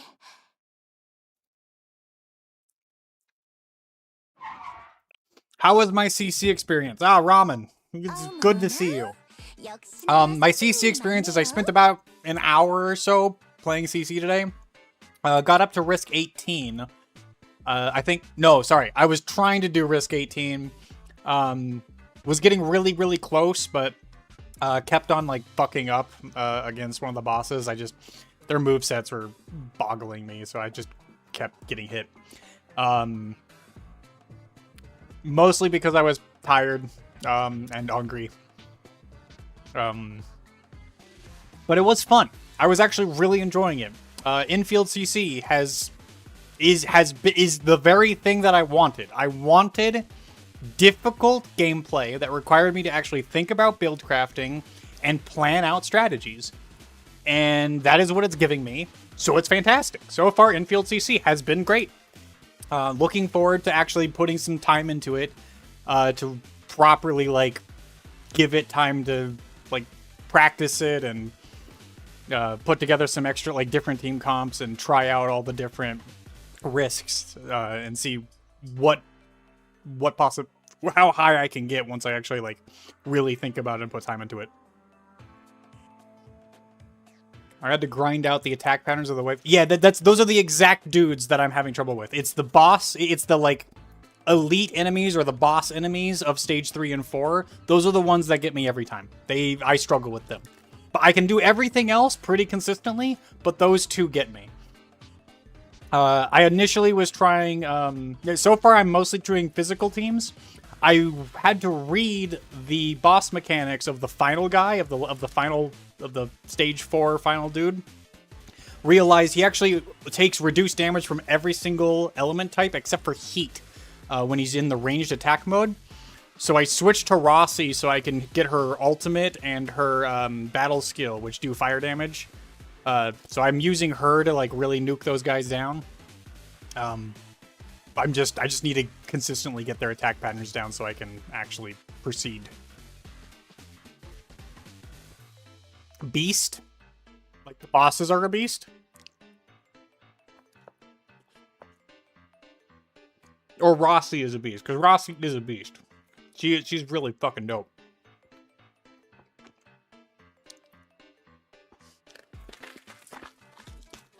My only downside with Rossi is I think I might have to stop using her as my like main, like my actual like the character I'm using, my primary, because her abilities cause her to just fucking jump all over the place, and I kept finding myself getting hit by attacks because I was like moving into attack ranges while doing her abilities, and because that puts you in an animation lock, I couldn't dodge.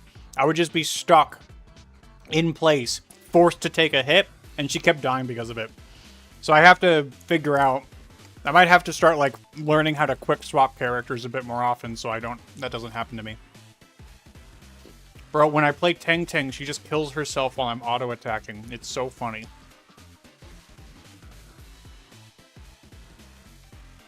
Oh, is it because Teng Teng like does that weird like side hop thing whenever she auto-attacks?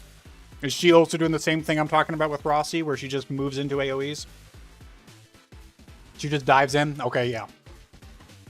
Yeah, no, I'm definitely going to have to think about that more. Honestly, I might start using, because I'm mostly doing physical, that physical is what I've done most of my investment into, I might have to start picking up, I might have to start using Mifu or Pog for their basic attack more often, just because they don't move around as much. But again, either way, like, I'm still, like, the fact that I'm actually having to think about that, and it's not just me, like, going in and, like, every fight in the game up to this point in time has been a very simple matter of, like, just press my abilities and everything eventually dies. Like, I've considered, I have put together really meticulous game plans for how my battle rotation should work. And nothing in the game up to this point has ever survived a full battle rotation. Now I finally am getting to enemies with the risks where they actually survive long enough for me to see the full battle rotation, and it's so much more fun this way.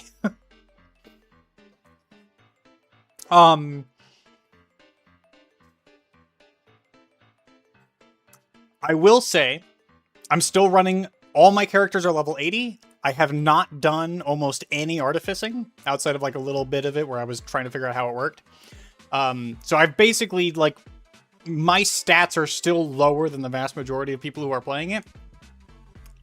If I play some tomorrow, and I walk out of it going, shit, I can't get above risk 20, like, it's just too difficult, I might end up finally leveling to 90. My weapon essences, all my characters have max essences. That's the one thing I did do. I have perfect essences for every single character, and I have every character in the game. So I've perfect essenced every single character in the game for the weapon I have equipped to them. And I've also, for the majority of the characters I've leveled up to 80, they're almost all maxed essenced. Like, the essence itself is maxed out. So yeah, for the most part, I've gotten that. I've at least done that part. You think I'll be fine for risk 20? I think so too. I mean, I can see the light at the end of the tunnel. Like, risk 18, I can definitely do. I just gotta put in some more time to, like, learn the attack patterns of those couple of bosses. And then maybe consider changing up, like, you know, what risks I'm taking specifically. I didn't give it too much thought when I was doing it, just because I only had an hour. So yeah, I'll be doing that tomorrow, probably. See what I can do there. But, like, the goal is to get as high risk as possible. This is the game I wanted from Endfield. Like, I finally have the challenge I was looking for. So, who knows? If I struggle enough, I might finally submit and level up to 90 and do some artificing just to see if I can push my risk, like, number higher. But we'll see how far I can get with where I am right now. There are some characters who need the ultimate gain on gear artificing for seamless rotations. Yeah, you know, okay. So I'm relying on Pog for SP, and Pog's SP, you mostly get SP from Pog using his combo skill and his ultimate. His battle skill is mostly just for applying breach. So what I'm currently, I am thinking about that. I currently have Pog set up so that when he gives SP, he has the gear right now that gives SP, or when he gives SP, he also gives an attack buff to everybody. That's the gear I'm working with.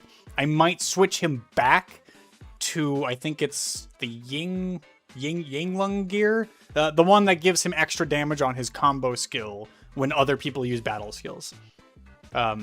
I'm considering doing that one, but just because it would also combo pretty well with Mifu, since Mifu would do 2 battle skills before he even does his combo off of her, like, doing the crush. So I'm putting some thoughts together for, like, how I might change up my build. But again, the main takeaway is I'm thinking about that, which is a good thing. That means CC's difficult enough that I actually need to interact with its game mechanics finally. So, yeah, I'm enjoying CC. I'm very happy with it so far. Yeah. No, I'm actually, I'm looking forward to the podcast on Sunday morning now, just that much more, because now I actually have something to talk about. Right, you're right, exactly. It won't just be me being like, oh, there's no fucking content. God fucking damn it. When are they gonna put content in the game? I can finally be like, hey, at least CC is good. Hey, let's go. I'm still gonna be a little negative, just a little bit. Mostly on the fact that I do want a, like, weekly game mode. I'd like Annihilation or, like, something that is, like, there to do weekly. With a little bit of, like, maybe gacha currency or something. That's mostly just because I like having things to do in the game on a regular basis. Also, why is contingency contract only 4 days? That's a little weird to me. It's only 4 days long. That should be like, CC should be like a week or 2. Very weird to me. But anyway, again, for the most part, the negative has been flipped upside down, so.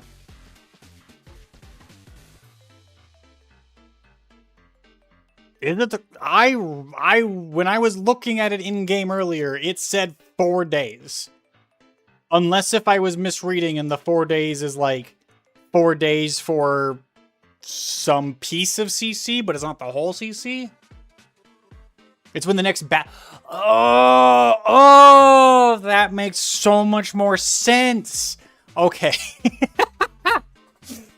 Well, thank you for correcting me. I did not put that together. That makes so much more sense. Ugh. Give me the pizza. The pizza!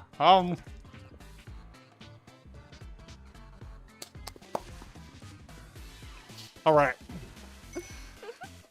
그렇네요, 선생님. 여기서 뭘 하고 계신 거죠? 얼마 전에 싸웠던... 어머나, I don't know if you're going to stream it tomorrow, but if not, record your reactions to Risk 20 with your volume on. Okay. Have a good night, Ramen. And I probably will stream it tomorrow, or at least record it. 그렇군요. 상황은 이해했습니다. 요컨대 이 주소로 가야 한다는 말씀이군요. Just need to get to the testing site, right? 사정은 알겠지만 여기는 지금 상당히 큰 소요가 발생해서 위험한 상태입니다. 모르셨나 보네요. 온천 개발부가 시가지 한가운데를 뻥 하고 터뜨렸거든요. 아무튼 와장창인 상황이에요. Cluster fudge? 지금 그것 때문에 선도부에 비상이 걸렸습니다.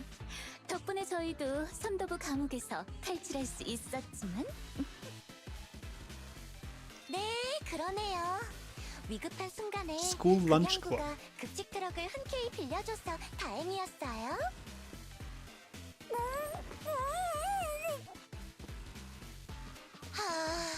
정말이지. 새로 산 지 얼마 안 된 트럭까지 이렇게. 후우카 씨의 우정은 잊지 않을게요.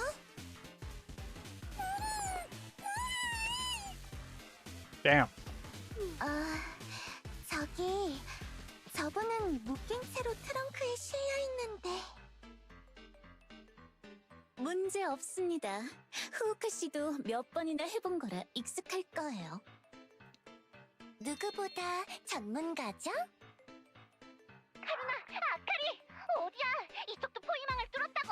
랑데뷰 포인트에서 만나! 쫓아오고 있어! 선도부가 쫓아오고 있어! 준코 씨, 탈출 작전은 취소입니다.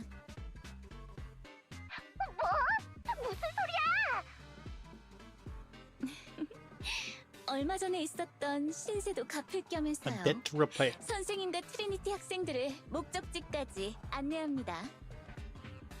네, 자세한 건 만나서 얘기해요. 그럼 타세요. 출발합니다. Alright. 그럼 신세 지는 걸로. 급여? 정말 급식 트럭인가 보네. 자, 꽉 잡으세요. 출발합니다.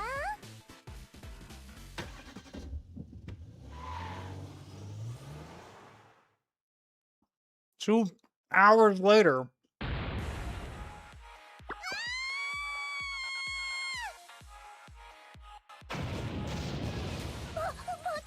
뭐가 어떻게 된 거죠? 어쩌다 이런 상황이 된 거죠? So, what happened to them all getting in the catering truck? I don't even see a catering truck. That was a Humvee and a scooter. There's no catering truck here.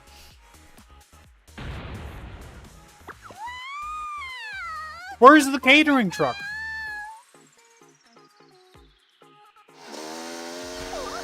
트리니티 아가씨 바이크 운전 굉장해!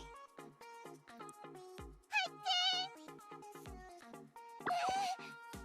파이팅이 아니라고요!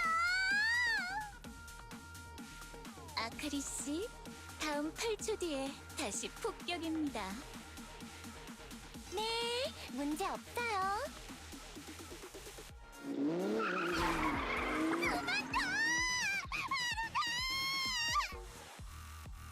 후우카 씨도 응원해 주시는군요. 좋습니다. 여기선 조금 더 흥을 돋우도록 하죠. 좋은 생각이에요, 하루나.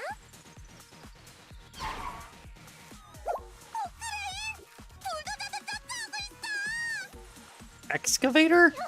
What? 모르겠어요. 어디서 계획가의 원통부에게 쫓기고 있는 거죠? 선도부가 쫓아오고 있어! 여기는 브라보 팀, 알파 팀 응답하라. 아주 샀죠? Did we already make designations like that? 요망. 아니, 그건 What? 됐고 양동 작전에 실패했다. 이쪽은 포위당했어. 뭐라고요? 앞은 화염 방사기를 든 온천부가 가로막고 있고 뒤로는 트윈테일의 선도부에게 테러가 막혔어.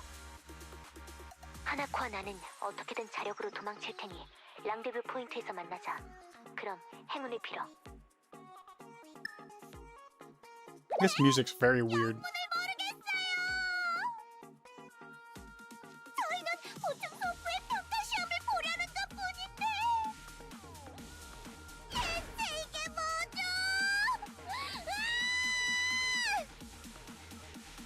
Afumi has the most like realistic reactions out of everyone here. Everyone else is just fucking crazy.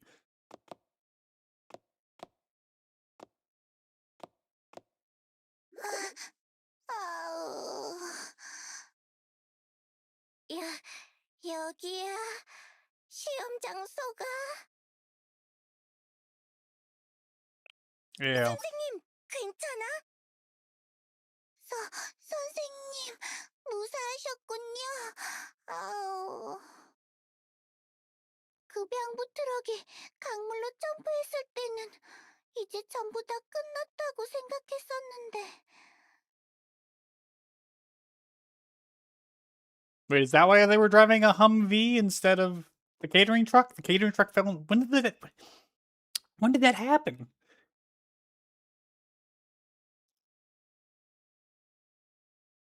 As we sank into the water. Wait, so the Humvee was the catering truck. Okay. 지금 몇 시야? 아주사랑 하나코는? 네, 저희도 도착했어요.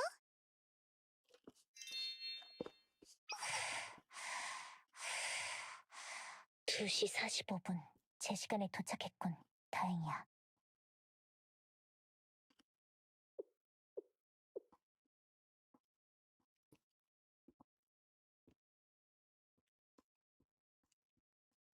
At least Koharu's not saying anything. 시험 장소가 여기야? 계획나 자치구 15-77구역 폐건물 1층. 네, 제대로 찾아온 게 맞아요. 이 판자 건물이네요. 아우, 여기서 대체 어떻게 시험을 친다는 걸까요? 누가 와 있나? 아니, 그렇진 않은 것 같아. 하지만 연락할 수단 같은 건 준비해뒀겠지.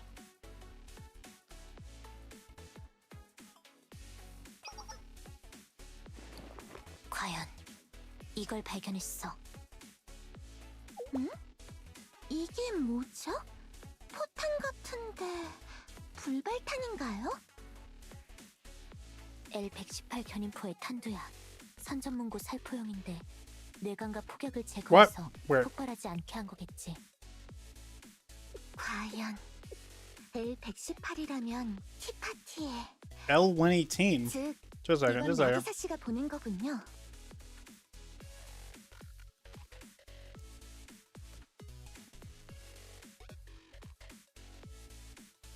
I see.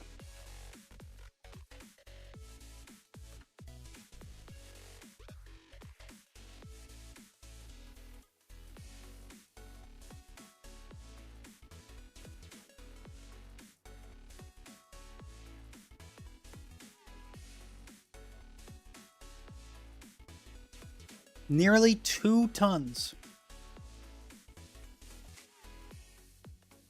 Okay. 이 안에 뭔가 있을 거야. 열어보겠어. 탄도 안에 종이가... 이게 저희의 시험지인가 보네요. Well, she just starts an artillery. Okay, that's actually kind of cool though. 과연 훼손된 부분도 없어.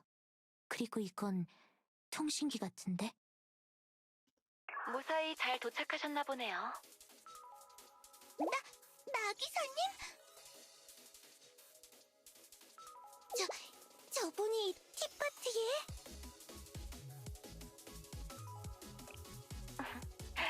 Yeah, fuck you, 음악의 소리가 Nagisa. 들리는 것 같군요.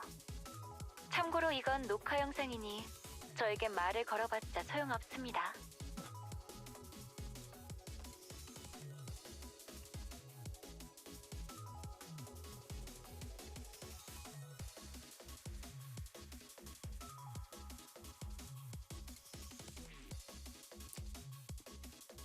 What is it with the trope of anime wanting characters who are supposedly super smart to just use recordings to communicate with people and acting as if they know exactly what the other people are gonna say. Because, I'm sorry, but there is no universe where even the greatest of geniuses will know exactly what another person is going to verbally say. It's just not a thing that you can do. 좋습니다. But it's very common in anime. 약속한 시간까지 시험을 진행해서 돌아오시면 됩니다. 참고로 여기서도 계속 모니터링하고 있으니 다른 생각은 하지 마시고. 그럼 행운을 빌겠습니다. 보충 수업부 여러분. 우연한 사고도 조심하시길. 아우. 우연한 사고? 자, 시간이 없어.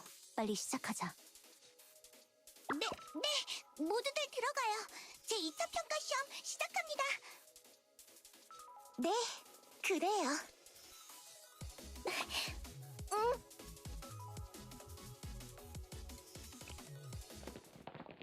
So we're taking the test in the middle of an abandoned highway. 여기야? 주소를 보니 여기가 맞네. 여기서부터 저쪽까지야. 어디서 온 정보인지는 모르겠지만 온천이 있는 장소를 친절하게 알려주다니 고맙게도 말이야. How is there an underground 자, hot spring in the middle of the 준비. city like this? What? 대발이다!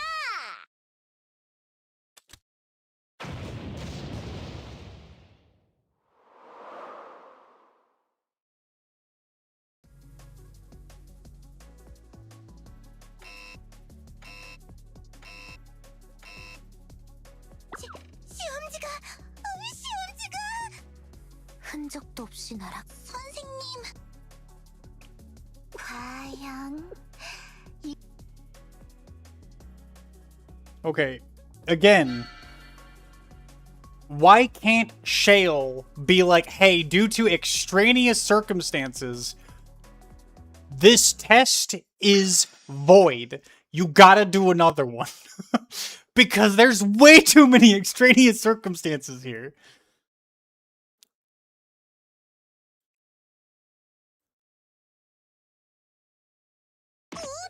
우라고 아우 조금만 다 같이 머리를 안 그러면 머리를 맞댄다 라는 표현 좀 답답하지 않나? 여기서는 확실하게 Like, there's not even a paper to, like, 같은 표현이 reference to show that they failed. Instead, it's just missing.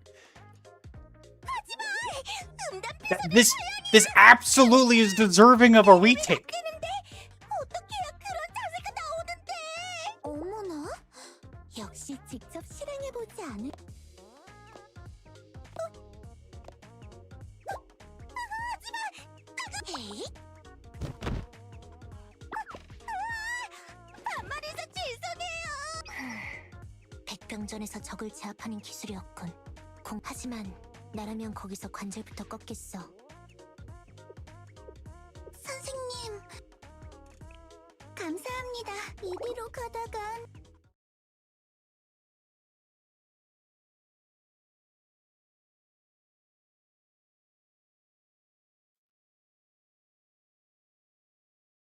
다시 여기에 돌아와. 그렇군. 이제 안녕이라고 생각했는데. 감상에 젖어있을 때가 아니자. 이 파티의 높으신 분이 우리를 퇴학시키려고 마음먹었다면 마지막 평가 시험은 앞으로 일주일 뒤. 이런 식으로 어떤 형태로든 방해하겠다면 확실히 뭔데 이렇게 된 거야? 트리니티의 배신자라니. 영문을 모르겠어. 왜 이대로 퇴학당해버리면 코아를. 아니에요. 그 자리에 제가 있었다면 그 암고양이에게 더 심한 짓을 했을.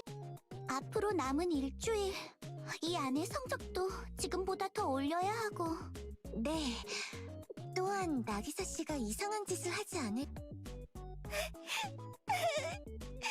무리야. 지금도 엄청 노력했는데 나는 더 I'm too 이상은 dumb. 무리라. 코아루. She has dropped the facade. 일단 지금은 쉬도록 하죠. 방법은 있을 거예요. 히우미짱도 좀 아우, 저도 방법을 같이 고민해 볼게요. 지금은 오늘은 수고하셨습니다, 모두들.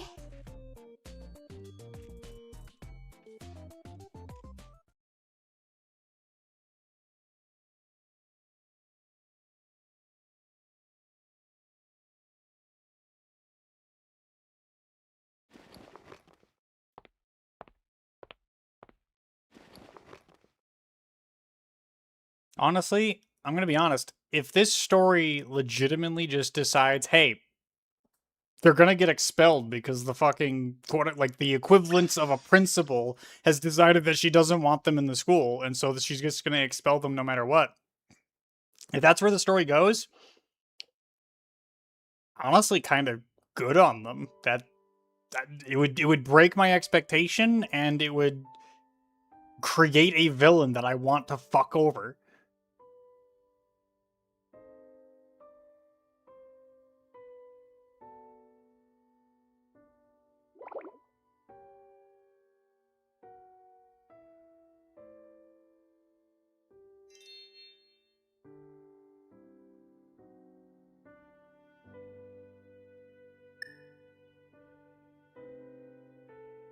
Is that the sound of their light switches? It's a ding!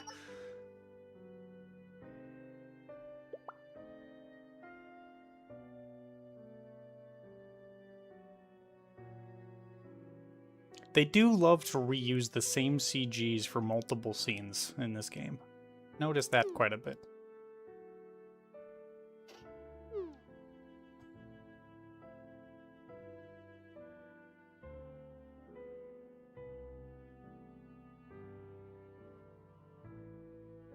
Wait, I thought they only had to score an 80, or was it a 90?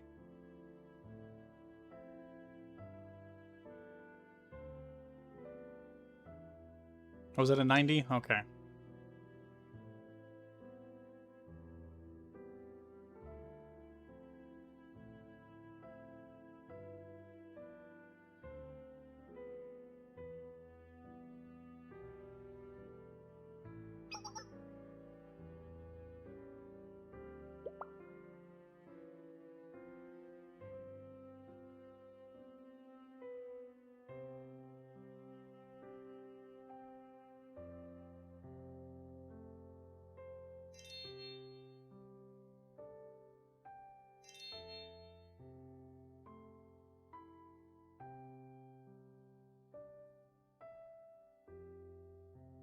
It's okay.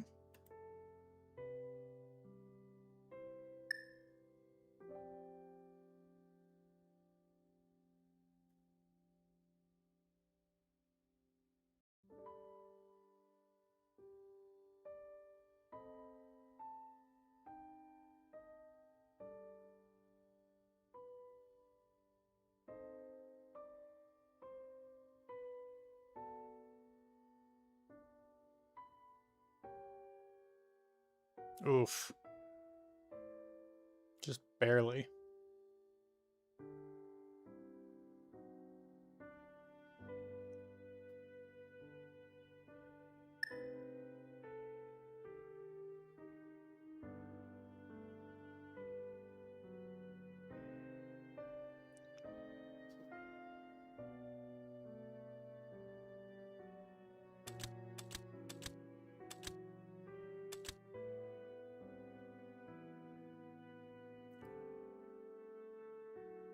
최후의 시간이 다가왔어요. 네. 또 갑자기 아우. 네. 제가 계속 지켜보고 있었어요. 장소는 내일 트리니티 제19분간 30... 시간은 오전 9시. 특별히 이상한 점은 없지만 어제부터 본관 그래도 혹시 모르니 오늘은 아우... 하나... 아니에요. 하나코짱이 엄청 쉽게 공부를 제 덕분이 아니라 모두가 열심히 며칠째 잠도 제대로 자지 못하고 네, 그래도 평균 90점은 아슬아슬하지만 아니, 그럴 리가 없잖아. 100점을 맞을 거야. 아우, 맞아요. 코하루짱이 열심히 한 거 맞아. 쉬는 것도 전략이니 그건 그러네. 알아. 드디어 내일 우리 모두의 운명이 결정나네요. I mean, 아니, 불안한 소린 하지 말자. this was the same week that the 반드시 treaty was 합격할 supposed to be 거니까. signed, wasn't it? 나도야. 누가 있다. 아, 그러네요. 왠지 시무룩해져. 네. 지금까지 우리는 네, 선생님. 네.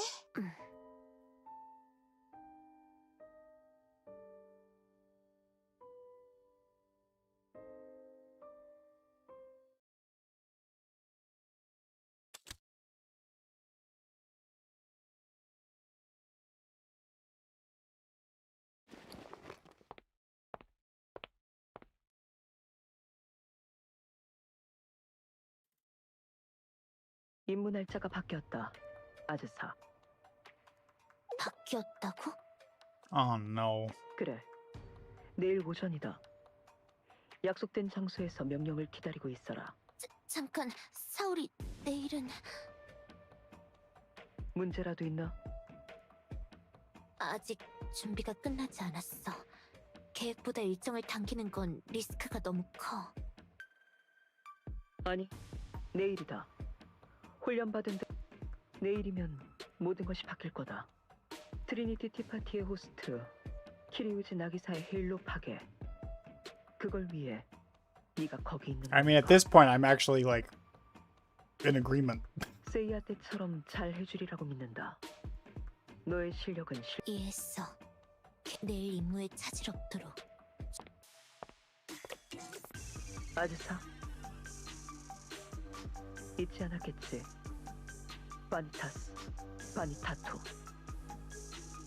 모든 것은 헛되고 또 헛되니 어떤 노력도 어떤 단 한 번도 그 Fuck does that mean?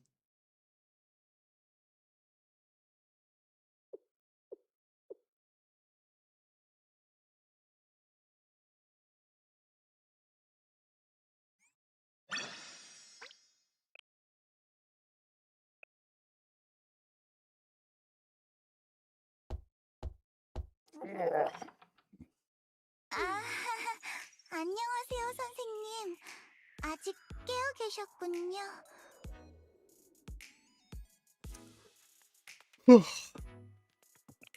네, 저도 왔어요. 하나코 다들 코하루짱까지 내일이 시험이잖아. 아지사도 어딘가 긴장되는 것. 좀 전에 시스터우드 분들을 잠깐 만나고 왔어요. 내일 저희가 시험을 치를. 설마 아니요. 장소는 그대로예요. Dispatch 대신 should defend the 거기에 building. 건물 에덴 지역이 필요한 중요 서류를 보호한다는 명목으로 There's the Eden tree 티파티의 to 요 protect. 그리고 본관 쪽에도 경비 개업 명령이 내려진 것 같아. 경비 개업 그 누구도 건물 안으로 들어갈 수 없고. 잠깐. 즉 그런 거죠. 시험을 치려면 정의 실험부 전원을 This is so 상대해봐라. fucking stupid. I'm sorry. The Justice Force itself has no reason to say no to us going in to take the exam. They should understand. 불가능하겠죠, 코하루짱. 하스미 씨는 그 임무의 이유도 모르고 있을 거고. 하스미 씨가 우릴 도와준다면 그것은 명백한. 이 메시지는 명확해요. 나기사 씨는 어째서 그렇게까지. 나 때문이야. 아지사짱? 모두들 아지사? 떨고 모두에게 이제 더 이상 티파티의 나기사가 찾는. 네? 나는 원래 아리우스 분교 출신이야. 아리우스 분교. 오래전에 그 때문에 분쟁이 발생했고 그 후 맞아. 나는 여기 오기 전까지는 나는 아리우스에서 시킨 임무. 그 임무는 바로 티파티 나기사의 헤일로를 I'm still confused as to what destroying a halo entails, other than just murder the person. 그건 죽인다는.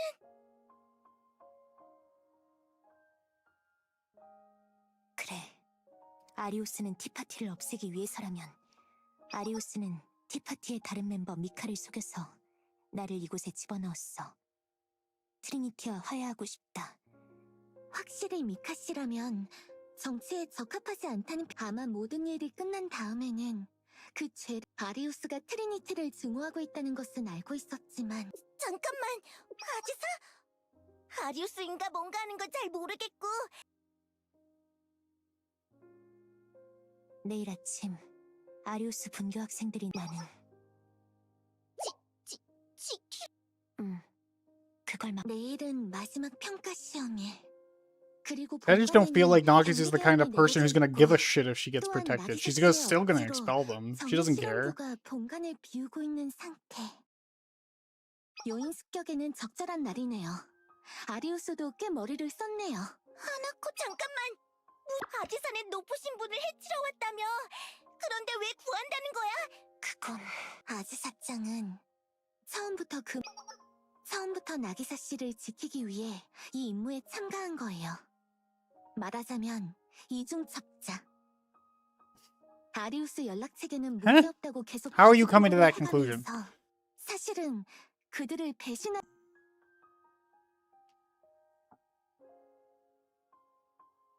왜죠? 왜 나기사? 그건 나기사가 없으면 에덴 조약이 취소될 거야. 그 평화 조약이 없어지면 아리우스 같은 학원이 그러니까 꿈 같은 이야기네요. 아즈사짱은 트리니티에서도 본 모습을 숨기고 아리우스에서도 진심을 속였게. 하나 말했잖아. 나는 언젠가 모두를 배신하고 애초에 나기사가 찾는 트리니티의 배신. 미안해. 나를 원망해도 좋아. 이 모든 건 내가 처리한. 선생님.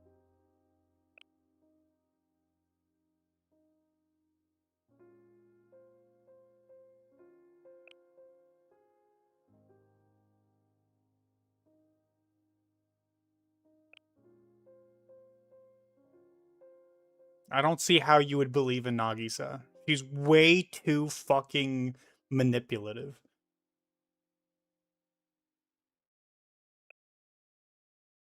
알고 있어요.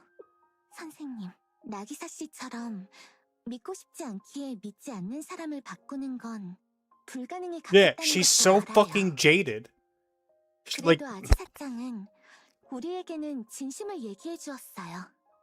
마치 당연하다는 듯이 사과를 했어요. 그래서 그냥 심술을 부려보고 싶었어요. 보충 수업부는 말하자면 모든 것이 원래라면 아지사짱 같은 첩자는 이런 아무도 모르게 몰래 사라진다거나 하지만 왜냐면 보충 수업이 공부를 배우는 것도 다 같이 밥을 먹거나 빨래를 하는 것. 그래서 히우미짱, 쿠아루짱, 선생님 모두와 함께 아닌가요? 그건 아니, 즐거웠어. 그래서 그랬던 것 같아. 무언가를 배운다는 게, 함께 무언가를 한다는 게 그만두고 싶지가 않아. 아직 더 많이 알고 싶은 것도 많고 가보고 싶은 것도. 어떤 마음인지 알아요. 그 사람 말하자면 요령이 좋아서. 어머나, 우라와 씨는 우라와님? 저희와 함께하지 않겠어요, 우라와 씨? 준비를 해두시죠, 하나코 씨. 티파티의 내년 멤버는 당신이 저는 그 사람에게 트리니티 학원은 거짓. 그 누구에게도 진심을 얘기할 수 없었.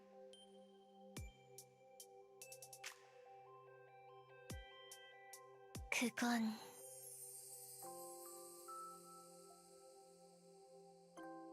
그 사람에게 모든 것은 그 사람에게 학원이란. 하지만 아즈사짱은 그 사람과 달랐어요. 아즈사짱은 이번 일이 끝나면 애초에 서류 조작으로 들어온 학원이고 아리우스도 배신할 계획이니. 그런데도 아즈사짱은 Okay. The reasoning is sound. 최선을 다하더라고요. 그 사람은 시험을 일부러 망쳐가면서 왜 그렇게까지 하는 거죠? 아즈사짱도 잘 알잖아요. 하지만 이해했어. 모든 것이 헛될지라도 바로 오늘 최선을 다하지 않으면. 하지만 언제나 그렇게 괴롭힘 당하고 있기만 하면 안 돼. 그 순간 그 학원 생활의 즐거움. 속옷만 입고 수영장을 청소하는 것도, 다 같이 수영복만 입고 밤 산책을 가는 것도, 모두 함께 알몸으로 좌다리를 가진 것도. Why are these the events that you 정말 specifically 즐거웠다는 reference? 말. 아니, 그런 적은 없는데. Okay. 알몸은 아니었는데. Thank you, Azusa, for acknowledging that. 수영복 차림은 아니었다고요, 하나코짱. 팬티! 역시 그건 팬티였어! 제가 알고 있는 어떤 사람도 아즈사짱과 마찬가지예요. 아즈사짱, 더 많이 다 같이 많은 걸 해보고 싶다고 했잖아요. 어째서 그걸 사실 우리는 키리우지 나기사, 그녀를 아리우스의 습격으로, 그리고 그 암고양이가 어떠한 뒷말도 할 수 없게 수작을 걸어놓은 그 철통 같은 시험 장소에 도착해서 방대한 범위의 시험을. 그것만이. 어떻게? 시험은 9시부터야. 그리고 아니요, 무엇보다 우리가 먼저 나서야 해. 지금까지 수많은 거짓과 계획 속에서 놀아났다면 이제 우리가 계획을 세울 차례예요. 지금 여기엔 정의실험부원과 게릴라전의 베테랑과 티파티의 편애를 받는 자칭 평범한 사람과 그리고 무엇보다 여기에는 이 조합이라면 우리는 트리니티를 반나절 안에 전복시킬 수도 있어요. That's what I've been saying. 무슨 짓을 하려면? 제 3차 시험을 치르고 제가 작전을 짤 테니. 자, 그럼 Let's go. Ugh.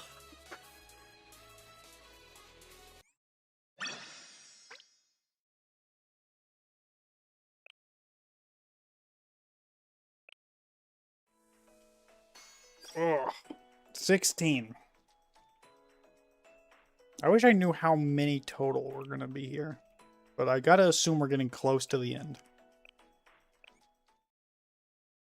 Hanako is cooking? It seems so. It seems so.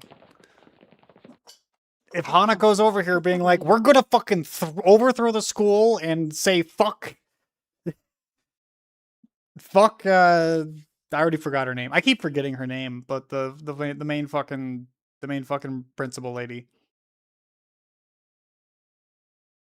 I think 20? Oh, 20 chapters. Okay. Or 20 episodes. Nagisa. Yeah, I don't know why I keep forgetting her name. Okay, never mind. Sorry. Let me take that phrase back. I know exactly why I'm forgetting her name. It's the same reason why I forget every fucking person's name. I can't remember names at all. I have to like really like enjoy that character and like also just read the name over and over again. And I'm just not doing that. Not yet, at least. Oh, hiccups, why? Oh, hiccups, why? Squad 4. 별도의 경계는 없는 것으로 확인. Though these are somewhat long, probably takes another hour. Another hour is fine. I am yawning a lot because I'm really tired, but we'll get through it. 5팀, 6팀. Will you remember Arya's student A? No. Definitely not. 타깃의 위치 확인되었다. 예정대로 작전 진행한다. 전원 이동.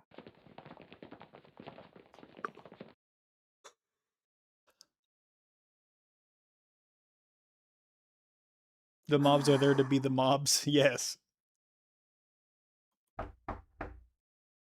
아니요.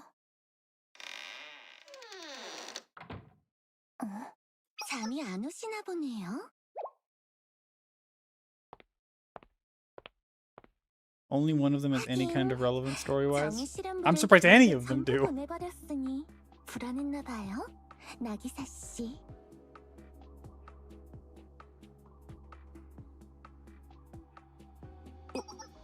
우라와 하나코 씨? 당신이 여긴 어떻게? Yeah, you better be scared, you fucking bitch. 이 패닉룸을 어떻게 알고 있냐고요? 그야 티파티의 패닉룸 87개의 로테이션 순서를 다 알고 있거든요. 변칙적으로 어떻게 운용하는지도 대충 알아요. 가령 지금처럼 정말로 불안할 때는 이 다라... 여기... 움직이지 마. Yeah, getting what you fucking deserve. 당연히 주변의 경호원들은 전부 처리했어요.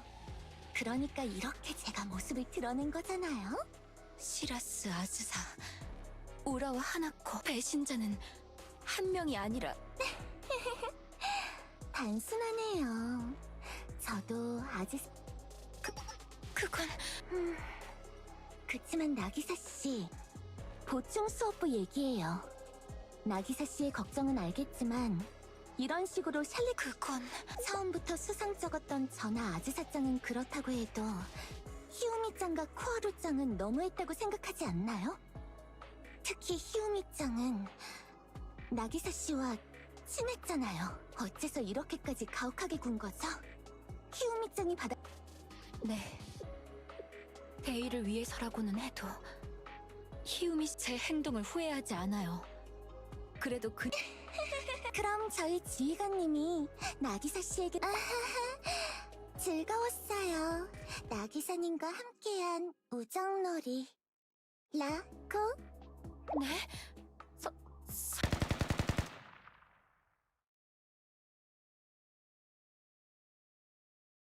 목표 확보 완료.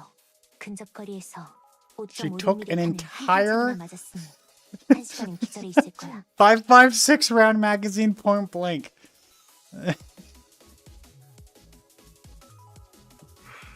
I'm still confused as to what their fucking bodies are made of. Have you seen what have you seen what a rifle in 5.56 can fucking do? Like, that's enough to pierce 2 cast iron pans. Don't ask me why I know it specifically can pierce 2 cast iron pans. But it can. Like, their fucking skin has to be, like, multi-layered with, like, carbon fiber cross-sections. Like, what the fuck is this? 좋아요. 여기서부터는 작전대로 아즈사짱이 적대를 유인해주면 돼요. 아직 어딘가에 Or like, 남아있을 so like a 진짜 Kevlar underlayer inside their skin. 것은 이해했어. If you've ever seen the fucking... It's a horrible movie. Don't watch it. But if you've ever seen the Hitman live-action movie, that's supposedly what Hitman has under his skin. It's a carbon fiber diamond mesh. All these students just have carbon fiber diamond meshes underneath their fucking skin that just got transplanted when they were babies and it somehow grew with them.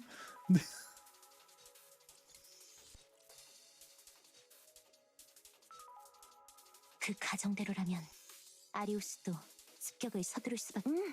맞아요, 아즈사짱. 제 추측대로라면 진짜 배신자의 존재는 아직 증거는 없지만 그 존재가 있다는 것은 저는 어느 정도 확신하고 있어요. 그런데 마지막에 그 대사는 왜... 그건 그냥...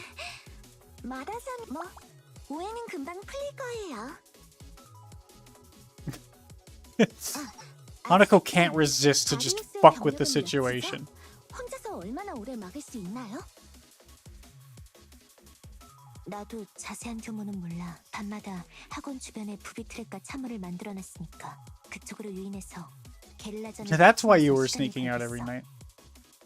랑데뷰 포인트는 네.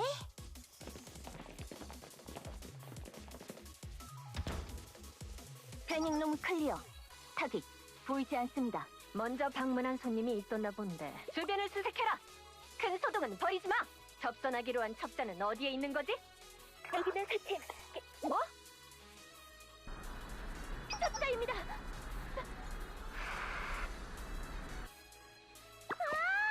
무슨 일이 벌어지고 있는? 목표는 내가 탈취했어. 뭐라고? 이걸 빨리 처리해놓고. 뭐? 참고로 정의실현부에도 지금 상황을 보고해놨으니 도망치려면 지금뿐이야. 어쩌실 거죠? 퇴각합니까? 아니, 블러핑이다. 첩보에 의하면 우리의 퇴각을 유도하는 심리전이야. 네!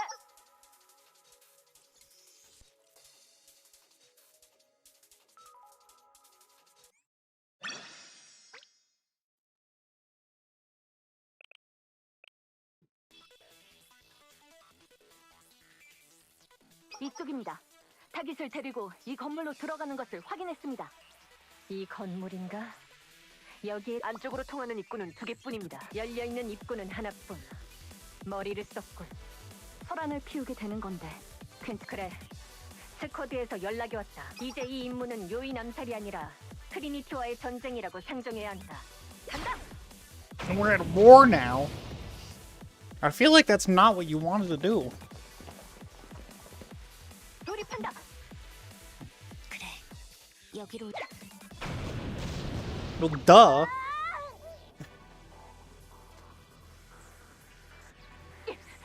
무시하고 진입해.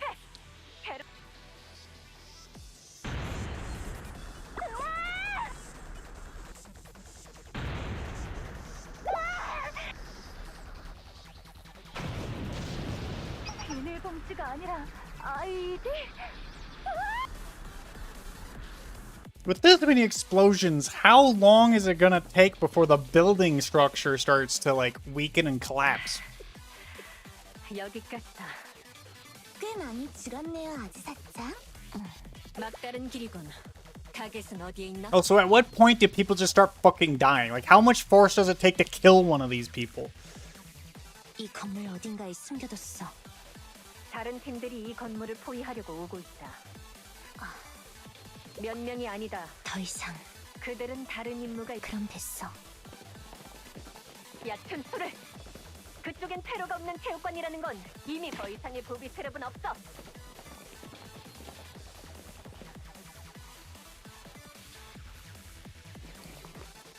내복인가? 여기가 너희가 선택한 고작 4명으로 우리들에게서 몇... 맞아. 퇴로는... 응. 이...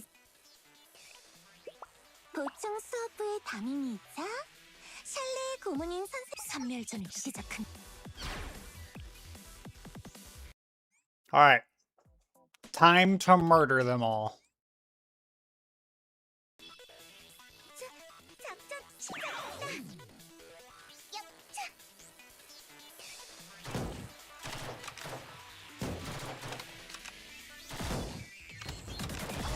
위험할 뻔했어요. 위험할 뻔했어요.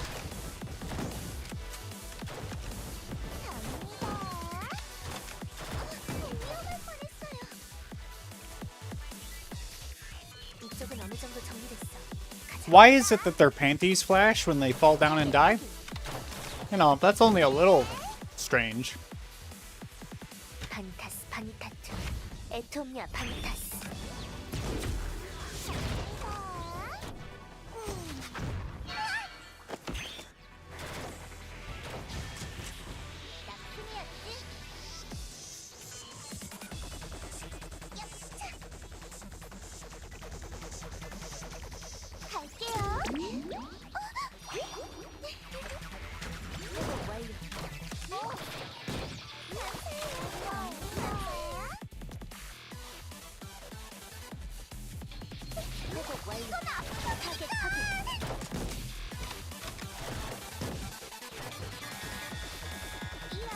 And these people have some fuck awful weapons.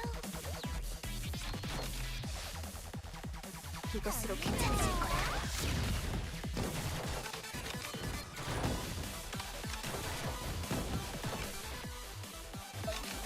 이건 압력이니까. 소용없어. 타겟 확인.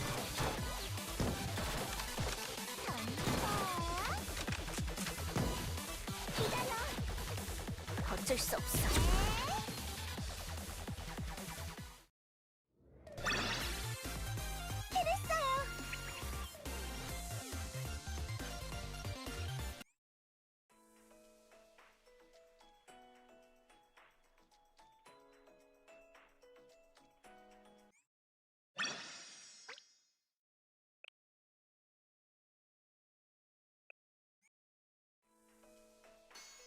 Okay, we're on 18. No, 17. Okay.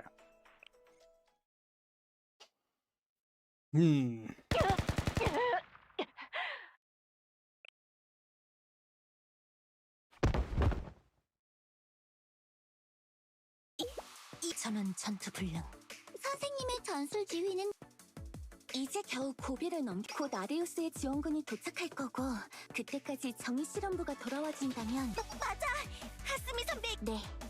티파티의 명령을 수행 중인 정의실험부를 움직 지금쯤이면 하스미 씨는 거기에 코아루짱의 연락도 있었으니 다만 이건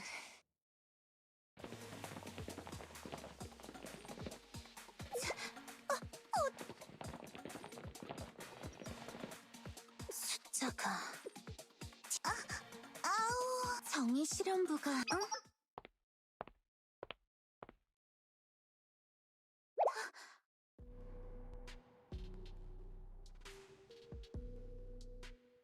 왜냐면 이제부터 얘네들이 트리니티의 공식 무력 집단이거든.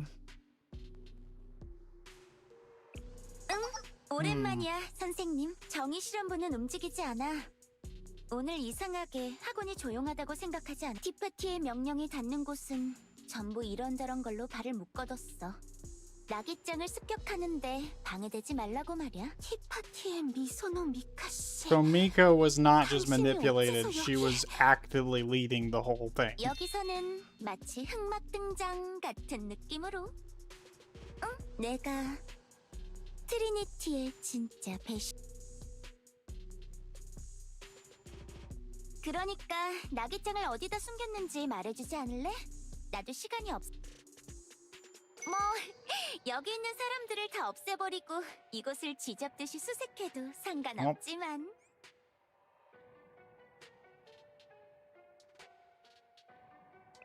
응?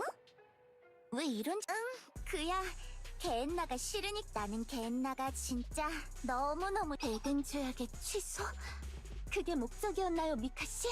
어라? 누구더라? 미안해. 기억났어. 하나코였지? 제풀섭. 맞아.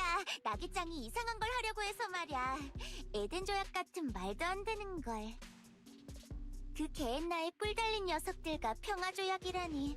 반드시 배신당할걸? 개엔나 녀석들에게 뒤를 보였다간 바로 찔리게 될 그런 꼴을 절대 볼 수 없어. 나기짱도 참 그렇게 편리한 이야기가 있을 리가 없잖아. 이게 단순하고 즐겁게만 한 학원의 순진한. 응, 그렇지 않은걸. 말아. 그러니까 나기짱을 돌려줘. 해치진 않을 거야. 평범한 학생으로 남은 시간을 감옥 교실에서 보내겠. 응, 선생님 그땐 속여서 미안해. 내가 했던 말은 거짓말. 나기짱은 순진한 바보라서 에덴 조약을 무력 동맹으로 활용할 수 있어. 하지만 거짓말만 한 건 아니야. 내가 아리우스와 화해하고 싶다는 건 진짜였어. 자, Damn. 이것 봐. 개인나를 She got me. 지원하는 동지들을. I'll admit. 전에도 말한 적 있지? She 아리우스도 got me. 한때 트리니티의 일원. 개인나를 싫어하는 건 우리 못지않아. I was fully on board with 이 just hating 친구들이야말로 Nagisa. 증오로 똘똘 뭉쳐진 집합체 같은 거지. 그래서 나와 뜻을 같이 할 친구들에게 도움을 청한 거야. 개엔나와 평화조약을 맺으려는 호스트 나기사에게 정의실험부가 있었다면 호스트 미카에게는 앞으로 아리우스가 있을 거라고.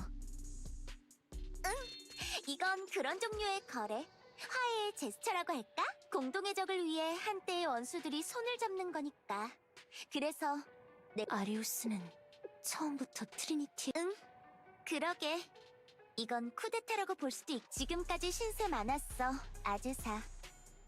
난 널 잘 모르지만 왜냐면 네가 나귀짱을 해친 범인이 죄를 뒤집어 씌울 희생양인 거지. 그야 그런 게 있어야 모두가 안심하고 발을 뻗고 잘 수 있잖아. 이곳엔 그런 게 있어 왔어. 흔히. 그치만 깜짝 놀랐다고. 나귀짱이 정체불명의 존재에게 습격당했다고 해서. 설마 보충 수업부가 움직였을 줄은. 응. 그치만 권력욕 때문에 내가 이런다고 생각하진 마라. 나는 그저 개인나를 키보토스에서 트리니티 안에 비둘기파를 모두 숙청하고 빈자리를 아리우스로 채울 거야. 새로운 연합이 탄생하는 거려나? 필요하면 새로운 공유회라도. 그리고 새롭게 재무장한 트리니티는 개인나와 전면. 우와! 깜짝이야. How are you scared by me saying that's enough? That... 화가 난 건 알겠어. 미안. 내가 너무 격식없이 굴었지? See, if only people in real life reacted that way to someone raising their voice, but anytime I've ever seen anyone raise their voice like that, it usually just results in people like looking at you like you're a fucking crazy person and then continuing on as if nothing happened. 저 사람은 강해. 응? 말했잖아. 나는 꽤 자, 보충 수업. I love olives. No.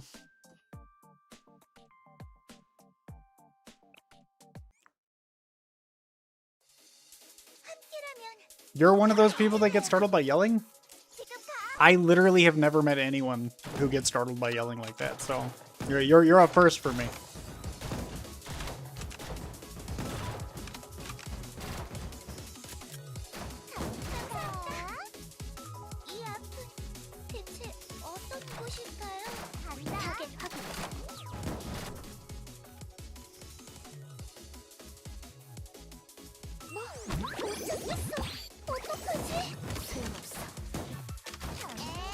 Overly loud noises make me very startled and uncomfortable, so if someone suddenly yells, that gets me.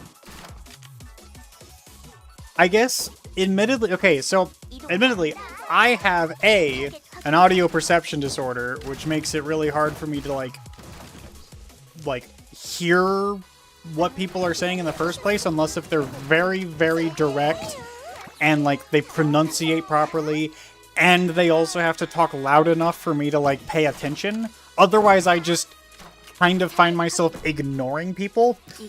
Like, it's not intentional. I just ignore them without thinking.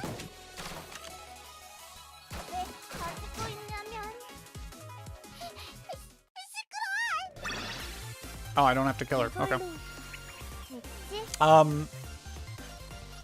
It's bad enough that so it's funny. Okay, so when I fall asleep, going to bed, things have to be quiet. But I can fall asleep with noise around me. It just, you have to be tired enough. But normally it needs to be quiet for me to, like, actually fall asleep. Once I'm asleep, though, no noise will wake me at all. I literally, like, light will wake me before any amount of noise will wake me. And my girlfriend's the complete opposite. No amount of, like, she will sleep through the middle of the day if it's quiet enough. But the moment that you make any fucking noise, she fucking wakes up. Like, the tiniest thing. But then, what's even weirder about that is, like, I have to, like, it has to be somewhat quiet for me to fall asleep normally. She's the fucking opposite. She has to have the sound of a fan running in order for her to fall asleep, despite the fact that any amount of noise will then wake her up afterwards. It's so strange. I don't get it. It confuses me so much. But, like, yeah, in the middle of the day, if someone were to, like, walk up to my room and say, hey, fucker, and like just really, really loudly just yell into my room, I would probably look at them weird and be like, huh? What? But like, I wouldn't be startled at all. What startles me is when my roommate walks up to the AC, which is our AC unit is like right outside my door of my room. And if my roommate walks up to it and I have my door open and like sometimes the lights will all be turned off, he'll walk up to the AC and he'll just like adjust the AC and I'll look over and I'll be like, it's the middle of the night.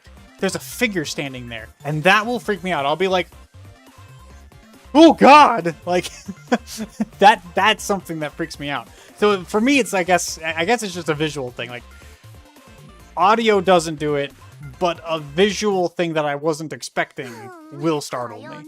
이래서 다들 샬레를 찾는 건가? 정말이지 성가시구나. 어른이란 건. 뭐 예상 외긴 해도 괜찮아. 시간을 너무 세이야짱도 나기짱도 없어졌으니까. 이제 간신히 시작할 수 있게 되었는데 여기서 자, 증언은 이어지고 있어. 미카 씨, 세이야짱을 습격한 것도 당신 응? 무슨 소리야? 그야 당연히 내가 시킨 일이지. 세이야짱은 맨날 이상한 소리만 했음. 하지만 헤일로를 파괴하라고는 하지 않았어. 나는 살인자가 아니야. So, destroying the Halo consistently seems to mean that you kill them. 그치만 그 습격조들이 멋대로 그렇게 해버린 거야. 응, 살인자라면 거기 있는 아즈사짱, 세이야짱을 그렇게 만들어버리는 바람에 응? 덕분에 나는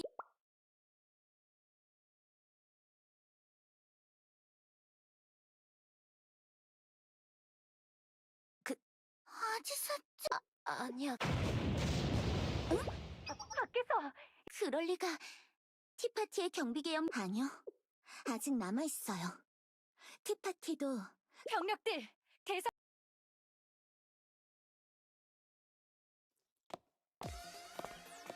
Hello, Hagel. Hagel. 시스터들입니다. 시스터우드가 오고 있습니다.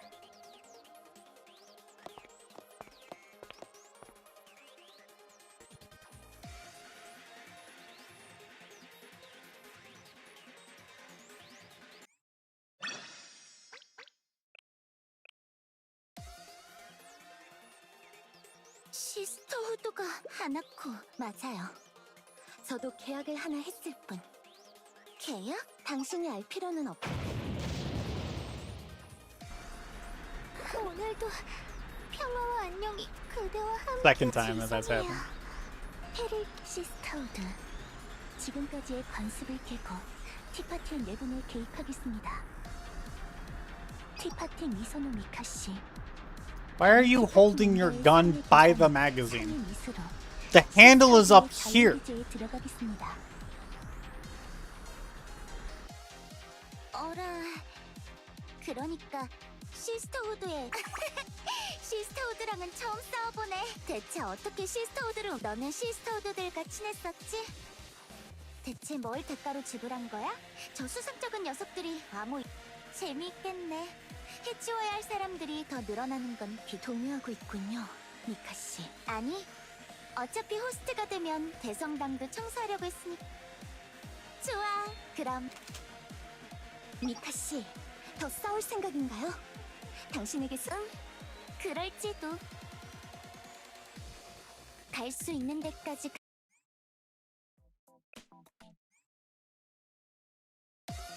Where are my glasses? Wait a second. It asked that, and then I realized I don't have my glasses on my desk here. I don't know where they went. Alright, what do you do? Casts of healing as a barrier. Huh? Like, she does healing and then also grants a barrier?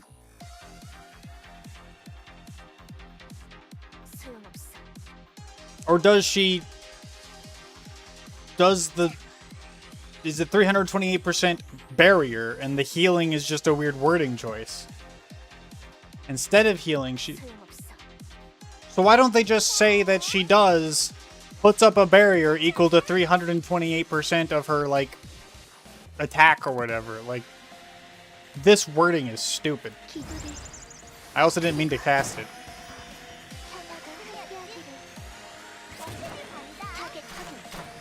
Oh, right. Healing's a stat in this game. I forgot about that. Alright, okay, never mind. I guess that makes more sense then.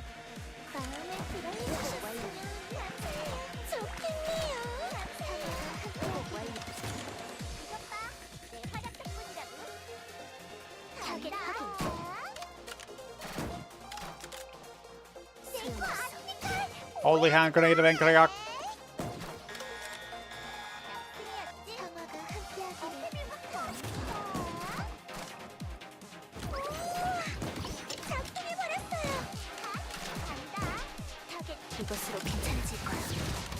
Ah, she fucking.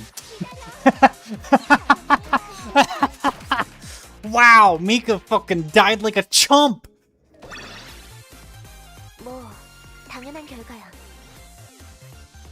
The more I use her, the more I want Azusa. She actually is kind of fun. I like her ability just doing a fuckload of damage in a rapid succession of hits. 어째서 이게 이렇게 세이야짱이 습격당할 때도 가만히 있었던 시스터우드가 하필 지금 움직이다니. 농담도 지나치잖아. 뭐지? 하나코짱? 너를 아니, 우라와 하나코는 엉뚱하지만 모해한 존재였어. 아즈사짱? 네가 아니, 저 아이는 꼭두각시의 히우미짱? 평범한 아이일 뿐이고 그런데 어째서 난 보충 수업복 왜지? 아, 내 페이는 나기짱이 배신자가 있다고 폭주하길래 데뷔책으로 적당히 불러온 샬레가 Before dress Hina, huh? 거기서부터였나? 정말 여기까진가 본 미카시 세이야짱을 죽일 생각은 없었어. 내가 악당으로 보이겠지만 그건 사고였어. 세이야짱, 애초에 몸이 아니요. 그렇게 된 것처럼 습격의 범인을 찾지 못했기에 안전을 위해서 네. 상처가 낫지 않아서 아직 깨어나지 못하고 있지만 미네 단장 네. 그리고 그때 아니요. 그렇군. 다행이야.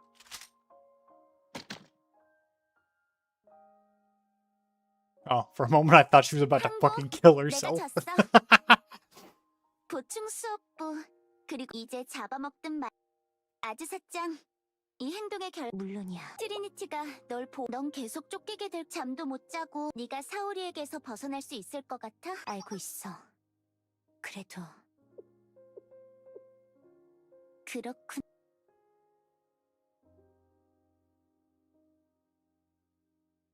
I don't know why you think that this is gonna be a problem. We just report that you were the fucking traitor from the beginning. And then I think at this point, hopefully, I would hope that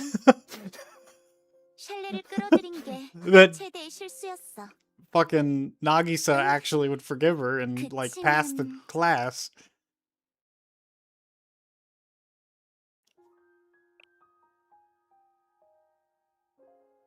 그 말을 들었을 땐 진짜 기뻤어. 그때 내가 조금 안녕.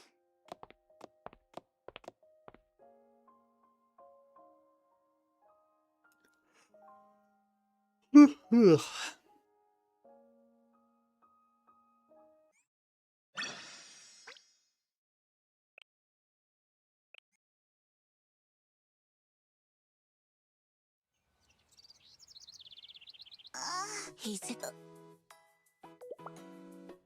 코하루 다리가 그러게요. 게다가 아니 유미 이제 시작. 네? 맞아. 지금 시간 시험장에 1시간 만에 도착해야 해. 전력으로 뛰어도 부족할 것 같네. 걷는 것도 힘들어. Yeah, I'm sorry. If I just stayed up all night long doing a fucking... effectively a whole bunch of cardio and fighting, I would fall asleep during a test. 보충 수업부 여러분, 힘내세요. 어머나. 그리고 힘이 되어주지 못해 미안하다는 말도 전해달라고 했...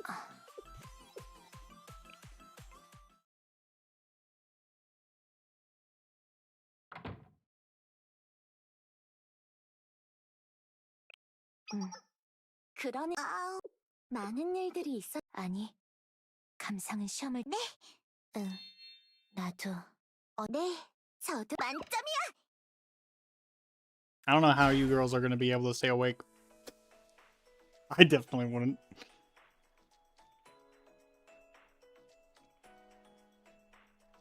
What? Wait. Wait, wait, what? Hey? What? Oh, we're going through all the exams over again. Oh, okay. I thought they would just fail.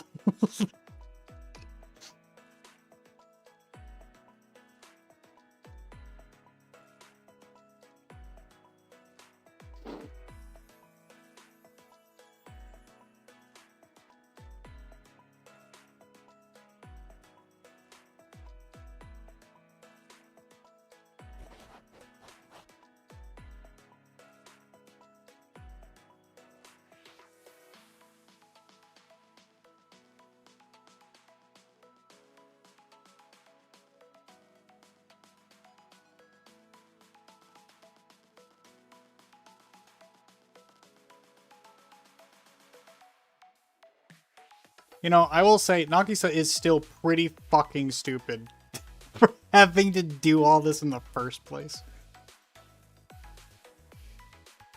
Like, all these stupid rules. Like, I'm sorry.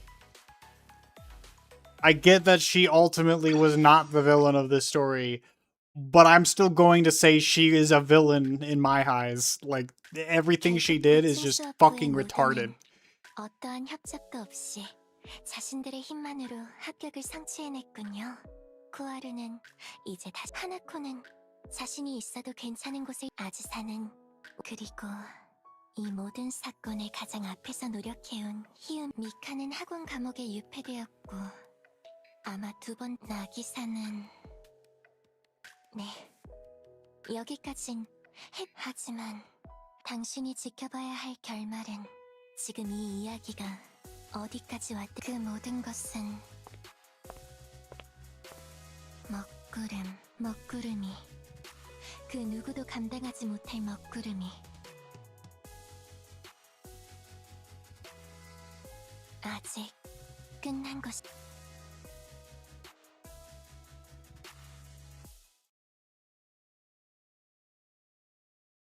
준비해라. 시작인가요? 드디어 시작인가요? 상관없어.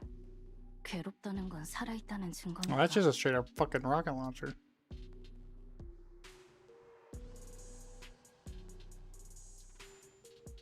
공주님이 수아로 뭐라고 그러는데 그 아이는 어떻게 되었냐고? 그게 왜? 그건 아무래도 상관없잖아. 잡담은 그만. 그래. 비가 오는 건가요?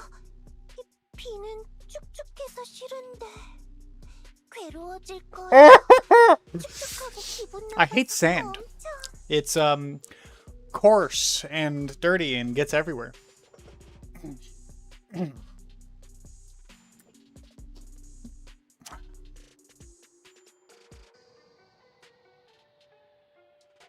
아즈사, 발버둥 치고 있구나. 다시금 몸이 기억하고 있는 진실을 떠올리게 될 거야. 그러니 Now there's a fucking prophecy. What is the... 바니타툼, 넷 옴니아 This fucking game has to do every single fucking anime trope under the goddamn sun.